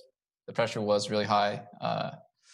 And I'm really, really glad that we were able to reverse sweep. You know, as soon as they went to game 5, I knew, even though the enemy team got Ocean Soul, I knew we were going to win. Like, I just know. It was like so certain to me that we were going to win. It didn't matter like how bad the game was looking. I don't know. There's something about these long series. But before then, I was sweating pretty hard. And I think that sweat and that pressure is extremely justified. A lot have been talking about this split and the difficulty when looking at the teams and how everyone is facing off against one another. And on the positive side of this, you've expressed in the past maybe some of the charging that you get from the underdog mentality. And going into this next matchup, hate to say it, that pressure isn't going to be alleviated as Cloud9 are your next opponents. Sven down in the bot lane. Maybe following off of this momentum and this sentiment that you're saying you knew in game 5 that you were going to win it, how are you feeling going into this next matchup, the last one to stand behind you and a Worlds qualification? I feel a little bit like relieved that it's Cloud9. I would rather play them than FlyQuest or TL. I feel like I can play a little bit more relaxed. I don't want to throw shade at Sven or anything, but I think FBI is a level above most of the other AD carries, the top AD carries. He plays lane really well. So I feel another week for us to gel is really important because really we're almost doubling the amount of time that we've played with this roster. If you think about it, like, cause we've been practicing with Bio for like 4 days. And having that extra week is going to be so important for us to improve. And I feel like off of this win, we can really like catapult our progress as a team. And I feel good, you know. I feel Golden Guardians is a really hard matchup for us. So I feel a lot better about Cloud9. A bit more time before the next matchup and quite a different opponent ahead. Doublelift, thank you so much for taking the time after a long series that you just had. Thanks. And everybody, with a reverse sweep, Golden Guardians fans weep as TSM continue through with a hard-fought victory and keep their hopes alive here in the lower bracket. For more on this match, let's go ahead and head over to the Bud Light breakdown. Thank you very much, the Tigers. Doublelift said when he saw that it was going to Game 5, he knew. He was confident they were going to get it. Two of you were confident as well, right? Crumbs, Mark, you with the calling it on the flip-flop there for Game 5. Blue side strats, momentum, the draft. Liars. They were sweating the whole time. No. As soon as they lost the Infernal Soul, I was like, TSM have this. As soon as they lost what it was. That's when you know. Yeah, we knew when Mark said God was with TSM side. Like, come on, we have to take that side. Yeah. I mean, what a way to close out 4 straight days of playoff action with a full 5-game series in an elimination best-of-5 between 2 teams in a rematch. Golden Guardians setting it up for the sweep with the first 2, and then TSM striking back 3 in a row. Mark, reverse sweep. Yeah, and this is why Doublelift sounded scarred talking about FBI. He had a lot of respect for him, and it's because that was where Golden Guardians' game plan was focused. I mean, as 12 much as health, the by the way. bands, yeah, Jesus. As close as as many of the bands went mid, and the folks was trying to limit Bjergsen. So much of the actual in-game focus was around playing through bot side, and Doublelift and Biofrost are under attack the entire series, and they were able to weather it. And the Ashe pick was huge for them. So this was the moment right here, right? Picking up Soul. There it is. That's when we knew. That's when you were happy when Spica dies and doesn't get the smite. That's when you got happy. That's when you know TSM's got the game. This was it. This was it, right? Right around the Elder. Got to mark those flankers here. Hans are looking for a flank of his own. Means that the Renekton is just going to get a free passage towards the team fight. And this was a really good play by Biofrost. We didn't really notice it too much, but he actually throws his ult at Kalista while the fight starts. So this forces Kalista to flash into the fight. So by the time the Renekton flank comes in, he has such an easy time to get to Callista, and also Zilean was actually able to land a double bomb on this flashless Callista. This is so good. Oh, this was so clean. so good. This So is a clean. play that if Golden Guardians just makes a highlight reel for their entire history as an organization, this is at the top. Oh my God! Just literally every aspect of this. Yeah, even the lantern out. The ult coming in. unbreakable, layering the damage, sidestep, the Syndra sidestep the Bartle, and then as you mentioned, the lantern out on the end. Oh no. Oh, no. baby. FBI had such a good series until this point. I mean, I'd still say he had such a good series. I I recognize just that mean this was a misstep, right? But like, the thing we respect most about him is his aggressive play, and he's willing to take risks and flash in. And this is a fight that was neck and neck. They kind of bait people in at first, and then if he had gotten the rend on the Bard there, maybe this whole fight goes differently. But then they get the ult out of Bjergsen onto Hanser, and he says, I can go in here, I can finish some people off. But the Bard Q landing on the minion and then snapping onto him was so brutal. And, I mean, I saw what he saw. I thought it was going to be a good play, but just the instant CC and good follow-up by Doublelift landing the arrow as soon as it went in. He probably would have been hit by that arrow to begin with, so maybe lost track of some of the ults used in that team fight. That's always the hardest part in these messy 5-game series.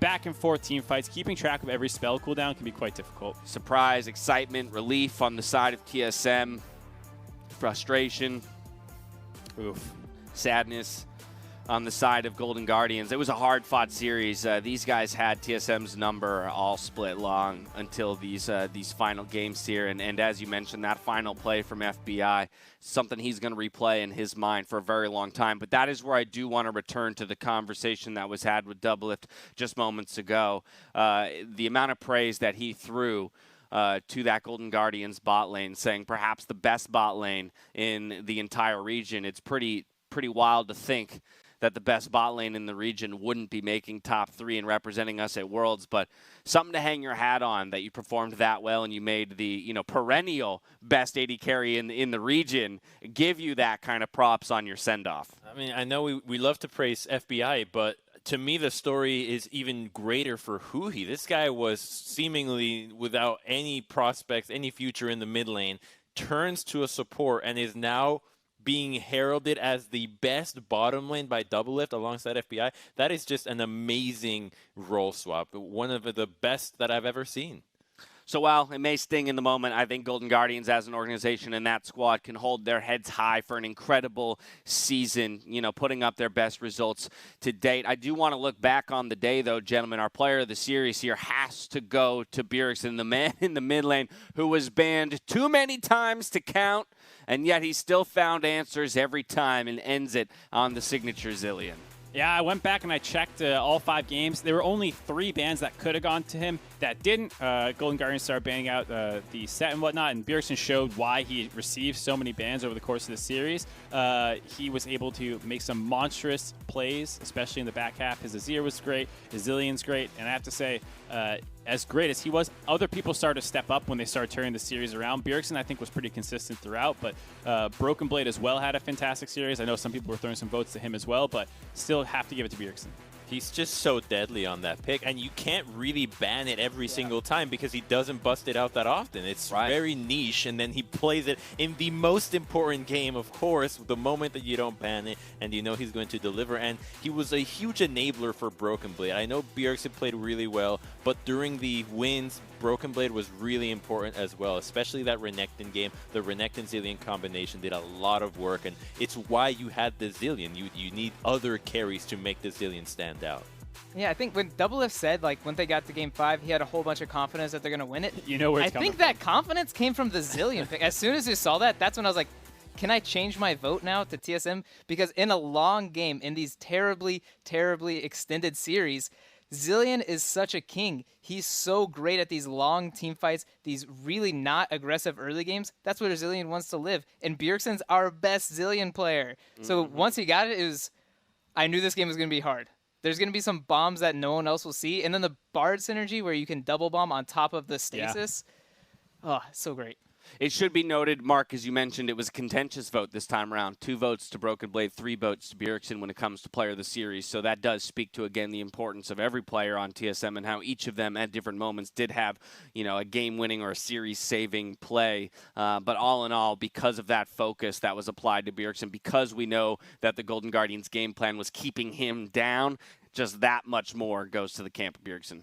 Yeah, absolutely. And I think, he was able to absorb so much pressure in the draft that allowed other picks to go through for his teammates. I think that deserves a lot of credit that is going to be unseen. You can't put a value on how much draft pressure you're absorbing. There's not really a great way to appreciate that, but knowing that your entire champ pool as someone else is always available because you're playing with Bjergsen feels pretty nice. Yeah, I mean, just on that point, Mark, think if they had a free ban or two, they would have probably banned the Renekton and the Nidalee because they're not playing either on Golden Guardian side, but they can't because they have to ban out Bjergsen. So the Renekton and Nidalee comes out 2 games in a row and they get wins on it both times.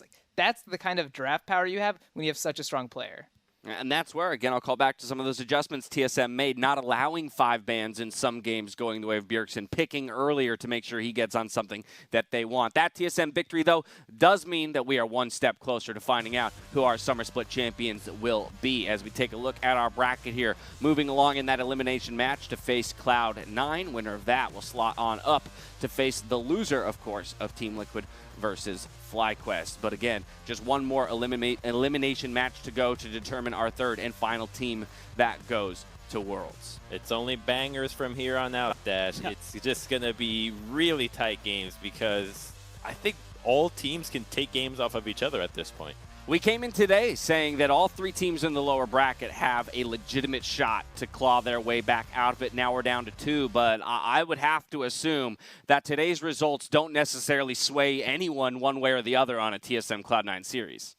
No, I mean, I definitely agree with what some of Doublelift was saying about Golden Guardians being a really tough matchup for them. He was talking about, just the strength of their bot lane, how much they throw bans at Bjergsen. And against C9, you wonder if they're going to do the same thing because, I kind of side with Doublelift a little bit when he's saying that he doesn't think Sven and Vulcan will cause quite as much trouble as they had to deal with in this series. And I think that could maybe free them up to be able to be more aggressive in their own bot lane. Yeah, famous last words there. All right, we'll return on Saturday to witness Cloud9 and TSM battle it out for the final spot at Worlds and our finals weekend. Then on Sunday, we've got the upper bracket finals between Team Liquid and FlyQuest. Do not forget, though, to join myself, Crumbs the Tigress, and Immortal's very own Apollo for the Bud Light League Lounge at twitch.tv/BudLight in just a few minutes. With that, though, we're going to be concluding our day here on the LCS. So from all of us here on the show, on behalf of myself, the casters, the entire remote broadcast crew, thank you so much for watching. We'll see you over at the Bud Light League Lounge on twitch.tv/BudLight. Good night.